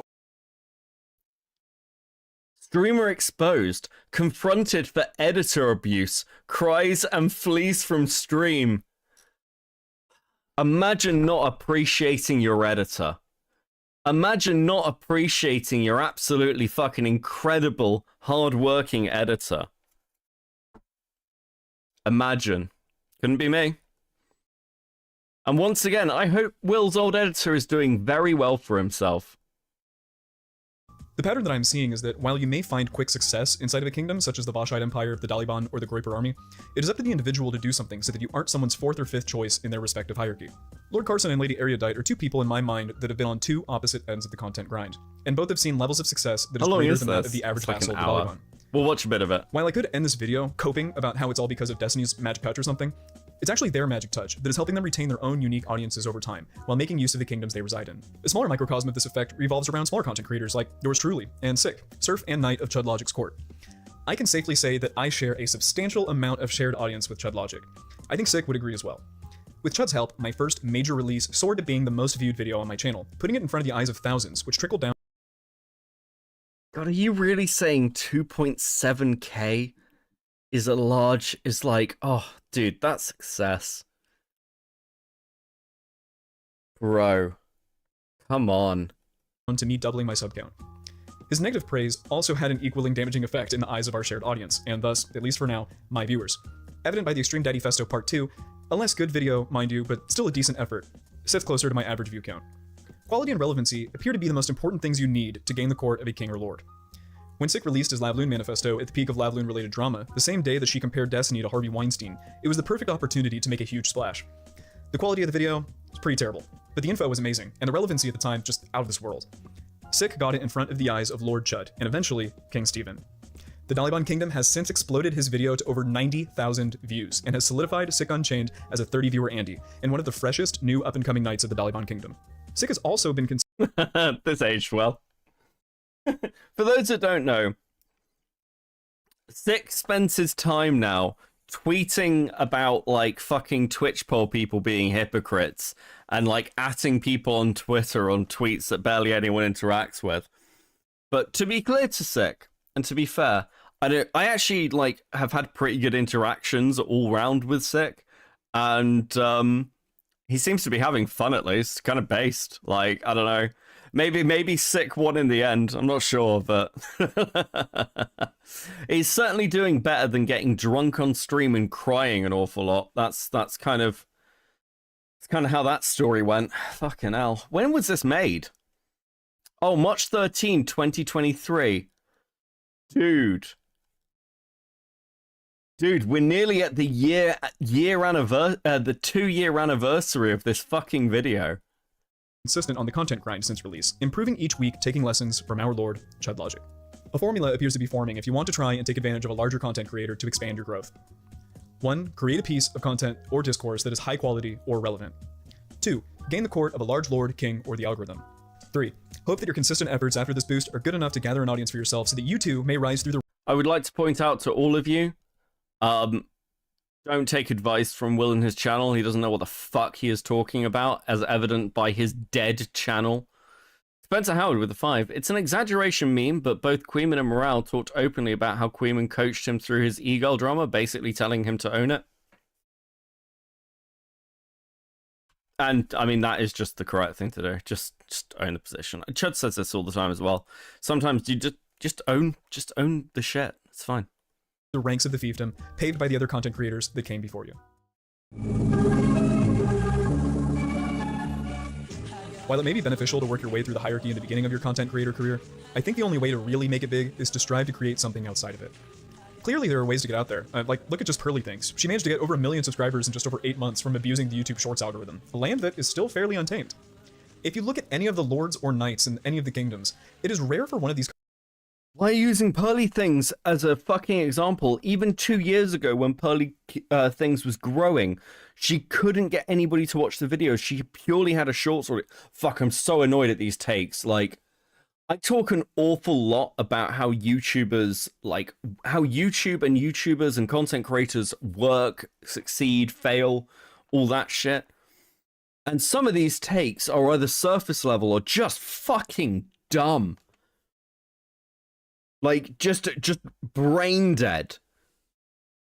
Aiden spurred out at Quinn for sweeping and kept making an ass of himself, debating him, going away, changing his mind, debating him again, and losing again.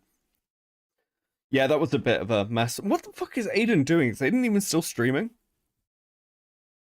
Lord D-Max own that land now. True.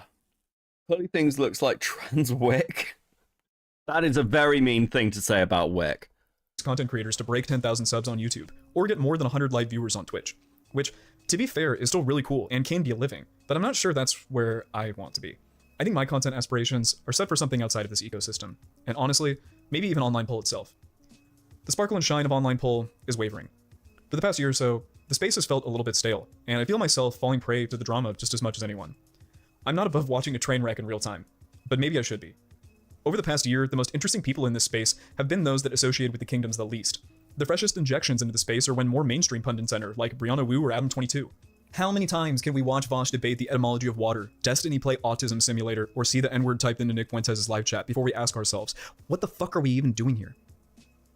It's my observation that unless you absolutely love the way that online politics is currently set up, unless you are currently making money off of the online poll meta you find yourself in, unless you find the communities to... Okay, listen.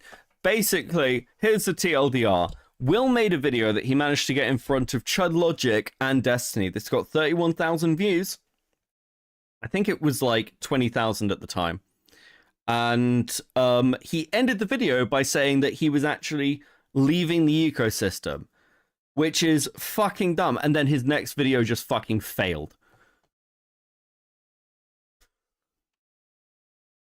Aiden's out of town, but streaming tomorrow, maybe? Oh, base.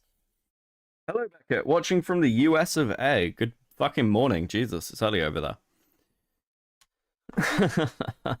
Dude, this is so fucking sad. Okay, listen. We're going to watch some of this. We're going to watch some of this. And then also, when is Chud live? Because that is... I am literally just waiting room for Chud. And he has till 1 o'clock. Or until I get bored of this video. Okay? That's it. I'm not going longer than that. Is he really not? Like, he should have the live up. Is Chud not... Wait. Is Chud not live today? Is Chud not... Someone said to me that he was, like, changing his schedule. Is he not doing Sundays anymore? Fuck, have I just could I have gone to bed, like, 2 hours ago? Are you fucking kidding me?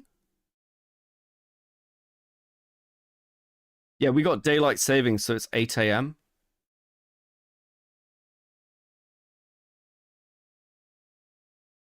He changed his schedule. He should be live today. Off Monday and Tuesday. Okay, cool. Fine. I was going to say, Beckett, you should watch Spinal BJ. I don't watch Spinal BJ. I might watch some Purple Pepsi at some point. Because Pepsi seems to be doing some interesting stuff. I caught some of him through Queeman, I want to say night before. I've been watching a fair amount of Queeman content at the moment. It's probably pretty evident from the fact of how much I've mentioned in this fucking stream. You committed to a 24-hour stream? Listen, no, I'm not fucking... Come on, guys.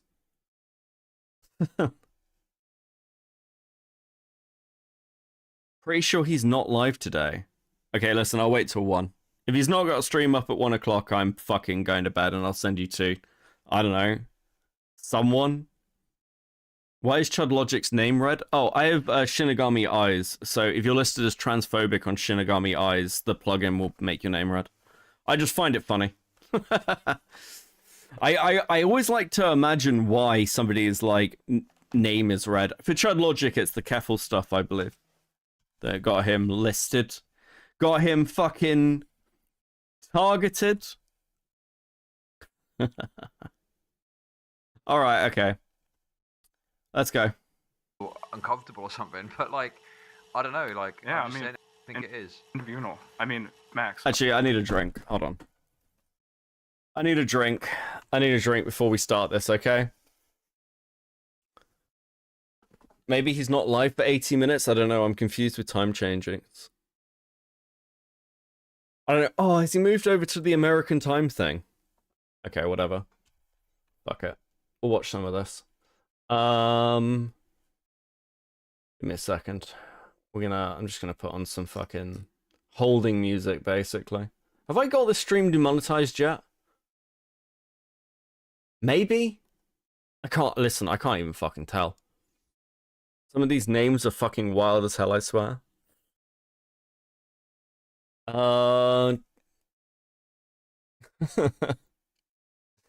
Beckett is bribing Spinal to go to therapy.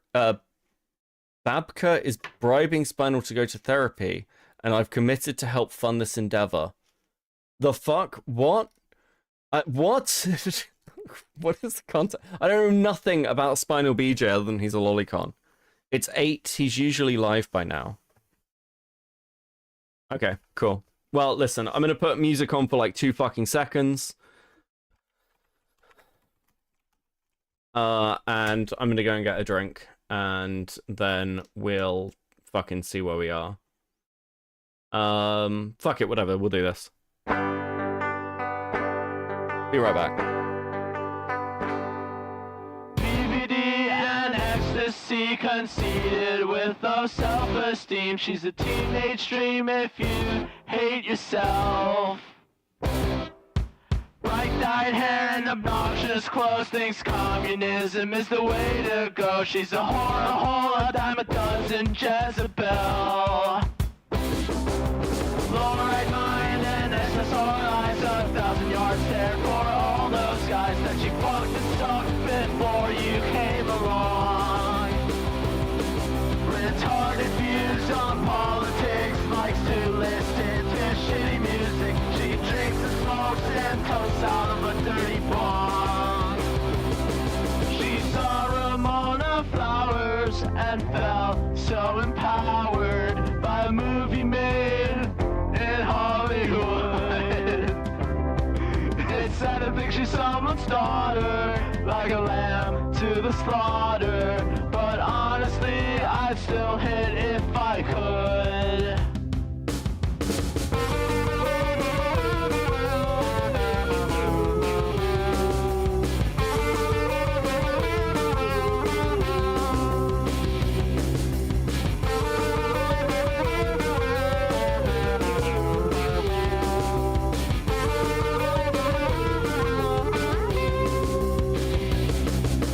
BPD and ecstasy, 30 years old but acts like she's 16. Likes to go to shows cause she's so fucking cool. Bright-eyed hair but dead inside, Plan B lifetime supply. She's a whore, a hole, gave head since middle school.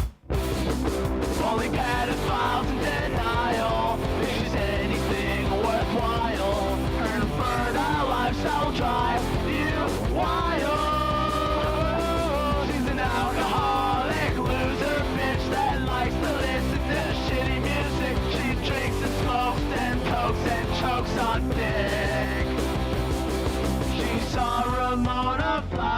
flowers and felt so empowered by a movie made in Hollywood. It's sad to think she's someone's daughter, like a lamb to the slaughter. But honestly, I'd still hit if I could. She saw Ramona flowers and felt so empowered by a movie made in Hollywood. And it's sad to think she's someone's daughter, like a lamb to the slaughter. But honestly, Okay. Okay. Queeman had an on-stream intervention with Spinal, with Stylo Purple and Spinal to get Spinal to go to therapy and go outside. Jesus fucking Christ, okay. Ted Logic stream just chatting Sunday 9th March, 1 p.m. to 9 p.m. GMT. Really?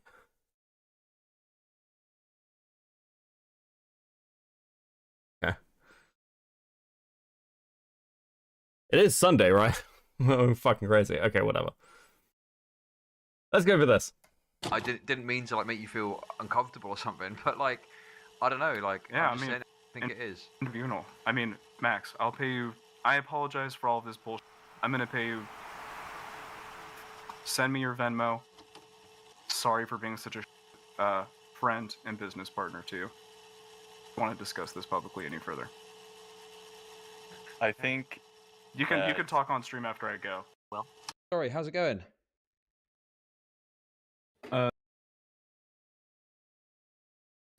Okay, here's the drama. Max is the name of Will and his channel's editor, which sounds eerily similar to the name of my editor. No relation, obviously. Max helped Will build his channel, and then there was like pay dispute stuff. This was a huge drama. Pay your editors properly. Very, very simple. Very simple. It's going good. How are you, buddy? I'm good, thanks. You know, I got a question, Chad. Are there any particular things that you would like me to not ask? How many Jesus, I multiplied. No, okay. For those who don't get the joke, yes, Max, my editor, used to be Will and his channel's editor. Okay. I'd forgotten about this fucking drama. You'll notice, actually. Fuck, he edited out the video. I had a clip of Will in the jar video, and Max edited it out. Are there any things? I don't know how much Chud pays. I don't know if he's ever disclosed that, but you know, about like you and DK's business relationship that you would just like prefer I not delve into, or is it like an open book? I've got nothing. I don't think so. I think I'm pretty comfortable to talk about. I mean, yeah. I thought you two were debating about something. Kinda. I think we're more or less just discussing, you know, what are good business practices between editors and streamers. Okay. Well, I mean, I've got, you know, I don't have a problem as long as DK doesn't mind. Obviously, DK's one half of the.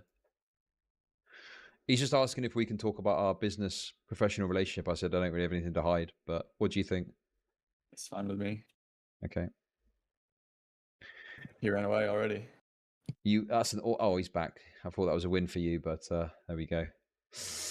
Right. So I think I know what we're discussing. So basically, Chud said 50-50 ad revenue and super chats. Yeah, I mean, that makes sense.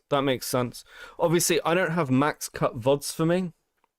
And like, it's very dependent on what I produce, but like Max is a percentage of all channel income. So that's ad revenue and super chats. It's not the same for us. I don't know if he'd be comfortable with me saying the amount. I think I've said it before anyway on stream. I don't think he'd care that much, but just on the off chance. But yeah, I think that's fair because those videos keep accumulating like ad revenue over time, but also like Those videos bring in viewership, which also brings in super chats. I consider Max part of the channel. I want to incentivize him. I think that revenue split just makes sense. DK gets a cut of revenue, but a minimum payment regardless of monthly revenue. That's good. That's pretty solid. But I suppose with like Chud, it kind of makes sense. Blue Phantom with 11. Just woke up only to see you're still live. Apparently my insomniac brain is comfortable with falling asleep to your voice, so I'm just going to kill myself. Thanks. Relatable. Yeah, listen, I've liked DK for a long time. In I think one of Chud's streams like last year where he covered me, DK put the title in as like Beckett is gay or some shit. And he was covering, I think it might have been the jar video. It was one of them anyway. I basically messaged him and was like, "I'll never change, buddy." But yeah, I've always had a pretty good relationship with DK. I've never had any major issues with him. Valorant or CS2? Neither. I don't really like. I'd say Counter-Strike 1. I was never really like into CS2. Will has been the subject of some controversy over alleged mistreatment of an editor, and he's been called out for this a number of times. DK wants to challenge him on some of these issues, and Will is here to defend himself. Sounds like part of it is going to be delving into mine and DK's professional relationship too. So let's get into it. Who's starting things off? Well, since I'm the one who's alleging abuse, I'll start. Abuse? Abuse. In fact, indeed. Oh, really? Ooh. Really? Wow. Spicy. All right. So I just want to lay out for everyone how I found out about this and how it evolved into us having a debate about it. So, okay. So it started off the first time I found out about Will having an editor, because he's got like 100 subs. You wouldn't really expect him to have an editor, right? And his content's shit. So it's like, who's making this? I thought Will was doing it. But a few months ago, he had a talk with Chud, and he mentioned that he had picked up an editor. And I thought, oh, okay. So now we know who to blame for Will's content. And then a few months later, in January, I believe, I heard in Spicy Chat, I think, that they had broken up. They got a divorce. Will and his editor got a divorce. And I thought, okay, this is interesting. What's going on here? I heard a little bit about the story. And then a bit after that, this is maybe a week ago, that we had a conversation in Spicy Chat about Hogwarts Legacy and Will filleting consoles, gaming consoles. And he started talking about how he had a ton of money and he had bought every gaming console that there is. And I thought, okay, this is interesting. This is an interesting contradiction to Will's story with his editor and how he pays his editor. So that's what sparked this conversation. And will you explain like the situation with Max, your editor? Just how you guys got together, your initial deal, and then what happened and what led to you guys getting a divorce.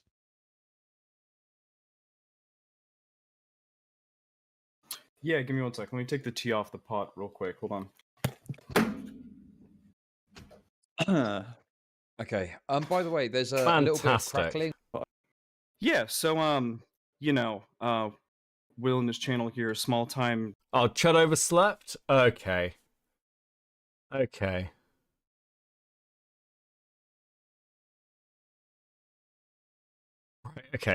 Right.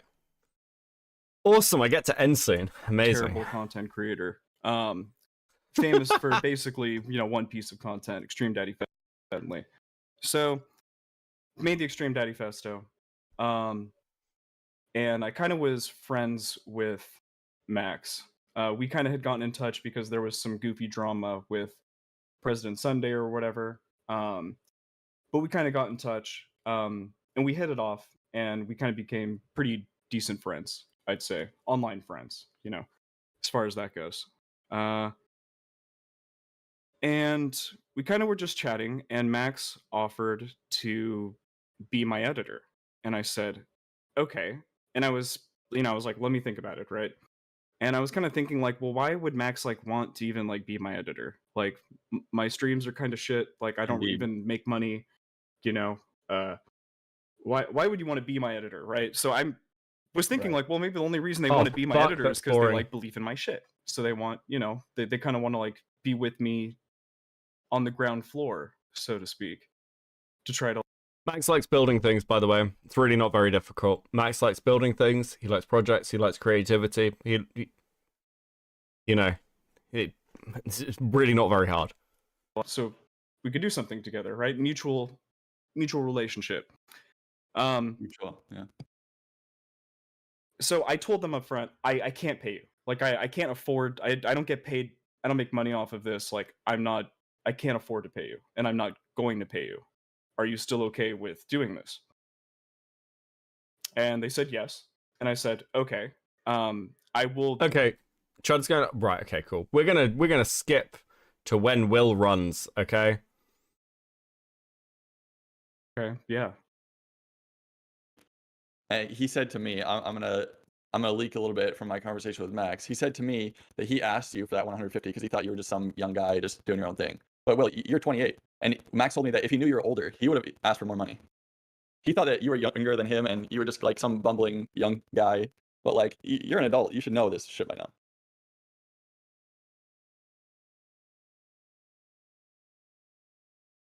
Bitch. I'm just like, okay, yeah, I agree. Okay. I was shit. I need to be better. Are we done? He said that he would have asked for at least 240 if he knew that you were an elderly man. Cool. I'm glad that my age determines, the amount of money that I should be able to reasonably afford to pay somebody. That's how many videos? How many videos is it they edited for you? Max said 33. 33 videos.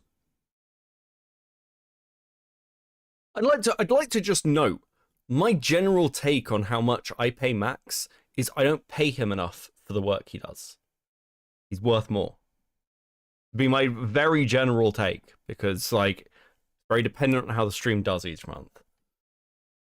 And like, I don't know, I'm really careful with this. Like I generally like, I have people approach me for like general things to do with the channel. That's happened quite a lot. And I have generally said because the channel does go to things, like money is earmarked for stuff. Generally, I don't take people on much unless we can fucking pay them. Max was like one of the few people. We've given bits and bobs to other people. Don't get me wrong, there are people who like contribute stuff.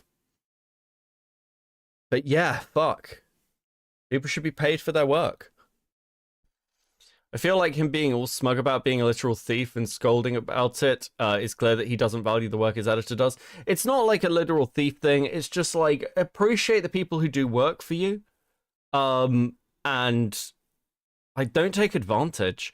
One thing that you hear occasionally about like content creators is like editors have to basically go to their like streamer and like beg. And like generally speaking, like it's okay to remind somebody. You might have that, especially if like you've not got a good system in place for like a regular payment going out or something. Like especially if like you can be crap with it. But generally, yeah, it is a bit fucking unreasonable to like worry too much. We tried to set it as much as we can to go like, well, this is when the fucking YouTube payment comes in, so like that's when the money goes out, kind of thing. But yeah, just I don't know, just pay people pretty regularly. Obviously, I don't handle the financial side of the channel.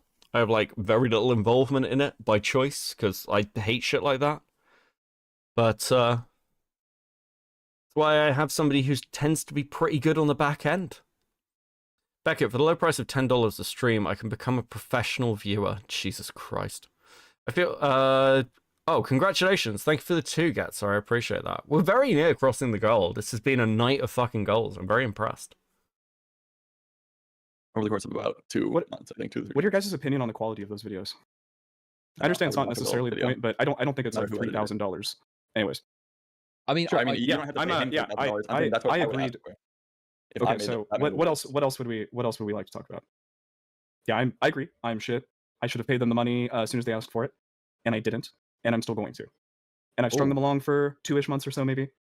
And I Max is apologize actually for that. here. That wasn't nice. Max, I brought you in. I'm assuming that's what you wanted. The editor is here. Yeah, so what are we talking about right now? Great. I'm talking about you, bro. That's such Yeah, a no, I know Max that. thing to But, say. like, specifically, are we Jesus. talking about the 240 thing?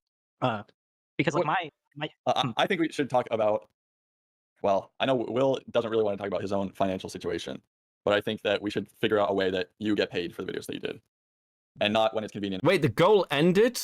The goal ended just before Getzer got it in? Alright, you can have the animation. Max eats tonight? True. Gold star, guys. Well played. Which will be maybe in a month, and then we kind of forget about it, and then it never really happens. Yeah, I think Chud, he mentioned like piece payments. I literally recommended that to Will, and Will just like respond to that. Like I have to continually ask. on, Will Will. for I money. don't look. I don't like this one. Fucking like. Okay, I don't like doing piece payments because I have a hard like. I just personally You didn't have a say hard that to time him though, fucking did following you? up on shit. Did you say that to him, or did Yeah, you I just love how ignore we're him? just gonna. I love how we're just gonna like totally bring this out. I'm gonna be honest. Will, I'm not. you have doing acted it like a fucking This is sack of just shit, kind mate. shit. Welcome to reality. What? Yes, mate. You fucking fucked this person over. Okay, I've already admitted. Yeah, but I've already admitted to it. Like we're just gonna keep. Sure, but you've not shitting done on me for anything. this. Like I've already okay, admitted that. it's not about. Okay, Okay, so listen. DK wants to fucking shit on so you. you know whatever. what? I'm saying solve Let's the talk fucking about. issue. Let's solve the issue. Yeah, It's I that agree. simple. I agree. Let's solve it. So you know what? I will fess up. It's been too long. As of 2/15, okay, in 4 days, when I get my paycheck, you will have your $250. Okay, is that fair? Okay, cool. I yeah. apologize for all of the hardship that I've given you. I am sorry for stringing you along for all this time. Admittedly, that's not really Look, appropriate can I, like, as an adult talk? or a You've been business person, talking this and I entire apologize. time. Okay, Hello, Max, what have you got to say? Go on, go on. Yeah, Max, please. Yeah, so I just came here to explain why I want the money, right? Because originally it wasn't like I thought Will was young, and so I asked for like a pretty low amount because I looked at Fiverr, right? Like Fiverr, I think they like each video goes for like $7 to like $15 or something like that. So I just asked for $5 because I did a lot. I didn't want to like create just a huge like lump sum that Will had to pay, but I have to like ask for some money because there's this general norm in like the white collar world where if you don't ask for money, you don't ask for a raise, like people are just going to take advantage of you and they're like never going to give you a raise on their own terms. They're never going to do XYZ on their own terms. And so I'm just following these norms, right? So that like people know that they can't like, they can't walk over me. That was basically like my only reason for this. Second off, I don't make six figures in LA, nor do I live in a penthouse. I live in the floor below the penthouse and it's like a studio apartment. So I don't know where you got that from. So Yeah, I'm really just discuss all of our private conversations that we've had over the past. Okay, Will, X amount of but time. I that's just think great, and I respect that. Yeah, I'm just gonna fess up that it was shitty. And I'm gonna pay you, and we'll The call it on reason the it has to 15th. be I'm gonna. public. The reason it has to be public is yes, to because hold me to behind the account. scenes, no, not to hold you to account, because behind the scenes, you were just ignoring him. It wasn't being solved. Yeah. Yeah. Anything else?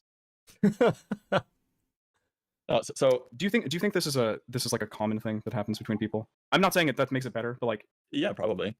Okay. I mean, Hassan didn't pay Can I his get editor into either. something? Okay, go ahead. Yeah, I think Will sort of mischaracterized our situation. So I'll admit I'm pretty neurotic. I'm pretty like I get pretty angry at the guy, right? Sometimes. So I'll fess up onto that. But I gave this challenge to Rudy, which is his mod in his Discord. He's a YouTube mod. He works pretty well with Will. I just see a lot of yes men around Will. And usually when I give Will an idea, maybe on the first day he doesn't take it, but eventually he does take it in. Like I suggested call-ins. It looks like he's doing call-ins now. I suggest a lot of things to Will. I taught a lot of things to Will. I said, I'll like freely give you debate prep. I'll freely give you research on this sort of stuff. We sat in like a Discord call for like 2 hours doing research. There's a time out of my pocket. And whenever I give him suggestions, I never say like, you have to do this or else I'll quit. The moment I said that I'll quit because he's going to do book streams, and I gave him examples of people who've done streams on like chapter by chapter, looking at a book, summarizing a book. They never make any views, right? So I edit for another person. They no longer stream regularly, so I've stopped sort of editing for them. But for a while, they did book streams with like 3 other people. On average, they make like 1 to 2K views on a video. On those videos, he made maybe like 73 views total on like each video. So I know these things don't do well. On Will's level, he's going to get 0 views. I refused to edit for him. And I said, I will quit if you decide to go through with this because this is a huge waste of time. That's the first time I did it. But every time I like suggest something, I don't suggest something and then put like a threat next to it. And Here's a legitimate thing of why, like, one of the reasons I think Max is worth it is because Max looks at like trends and like what works. He thinks very carefully about these things. One thing, like, I think one of the most noticeable day-to-day changes to this channel is the thumbnails. Like, for streams and for videos and everything else, it's the thumbnails. Because Max was like, the thumbnails that you're putting out just do not get picked up in the algorithm for all sorts of reasons. I know you want to be creative, but they're not good. They're not good. So, like, and again, I still want that. I want something that I can make quickly, that I like, that, like, feels nice to me. But at the same time, you'll notice now, my thumbnails have a big face in them and text, and they are slop thumbnails. They still have the, like, color. They're still identifiable as Cope and C thumbnails. But, like, that's because of Max. He just, he made the channel better. That's why he deserves the revenue cut. I've asked, like, people like Rudy, who always get on my case for this, like, give me one time where I give a suggestion, and it's just not out of, like... Chud Live? Okay, we'll raid into the music in a minute. Trying to make the channel better. Thank God. And it's not a situation where I'm, like, forcing Will to do something, because I've never forced him to do something before that point. And you can go through all of our messages and see that I've never done that. So I just want to make that clear, right? Like, I was never... I know you guys go to Chud naturally. I just feel like I'm obligated. I've got one guide. I've got one guide over Chud going live, and it's kept me on for another 2 fucking hours. I need to get control of my life. It's been good content, actually. I've enjoyed it. Honestly, if Chud wasn't going live and I didn't have a good excuse, I'd probably keep going with this video. It's really interesting seeing these old pieces of the law, and I try not to do stuff like, cover stuff like this too much, but it is this, nice. like, person who's trying to, like, control all the content. That's just not true, right? At the end of the day, Will did a bunch of stuff, which I didn't really understand, so... I didn't say that you try to control the content. I just don't even want... Well, some people, they could get the mistaken idea, maybe, that's Max didn't want to control... Max didn't want to control... nagging you. Well, yeah, I mean, with, like, suggestions and stuff, and I constantly said that I just didn't want to do that stuff. Your channel would have succeeded if you'd listened. Maybe not, actually. Fuck knows. It is Will in his channel. He'd probably fuck it up in some other sense. It would have done better, though, if you'd listened to Will. Yeah, but I think Max. We're getting into that's just such a, like, a meta personal conversation about, like, how I like... Is it, like, possible for me to speak? I mean, I'm just saying, like, if you don't want to get in a conversation, that's fine. I mean, I mean, I was asked to moderate this debate. All I knew was about the 6-month thing. I didn't know about this agreement of pay. That was all new information to me. I didn't mean to, like, make you feel uncomfortable or something, but, like, I don't know, like, yeah, I'm just saying how I think it is. I mean, Max, I'll pay you. I apologize for all this bullshit. I'm gonna pay you $250 on the 15th. Send me your Venmo. Sorry for being such a shit friend and business partner too. I want to discuss this publicly any further. I think you can talk on stream after I go, but I think I'm just gonna go. Oh, okay. See you later, Will. Thanks a lot, guys, for that, mate.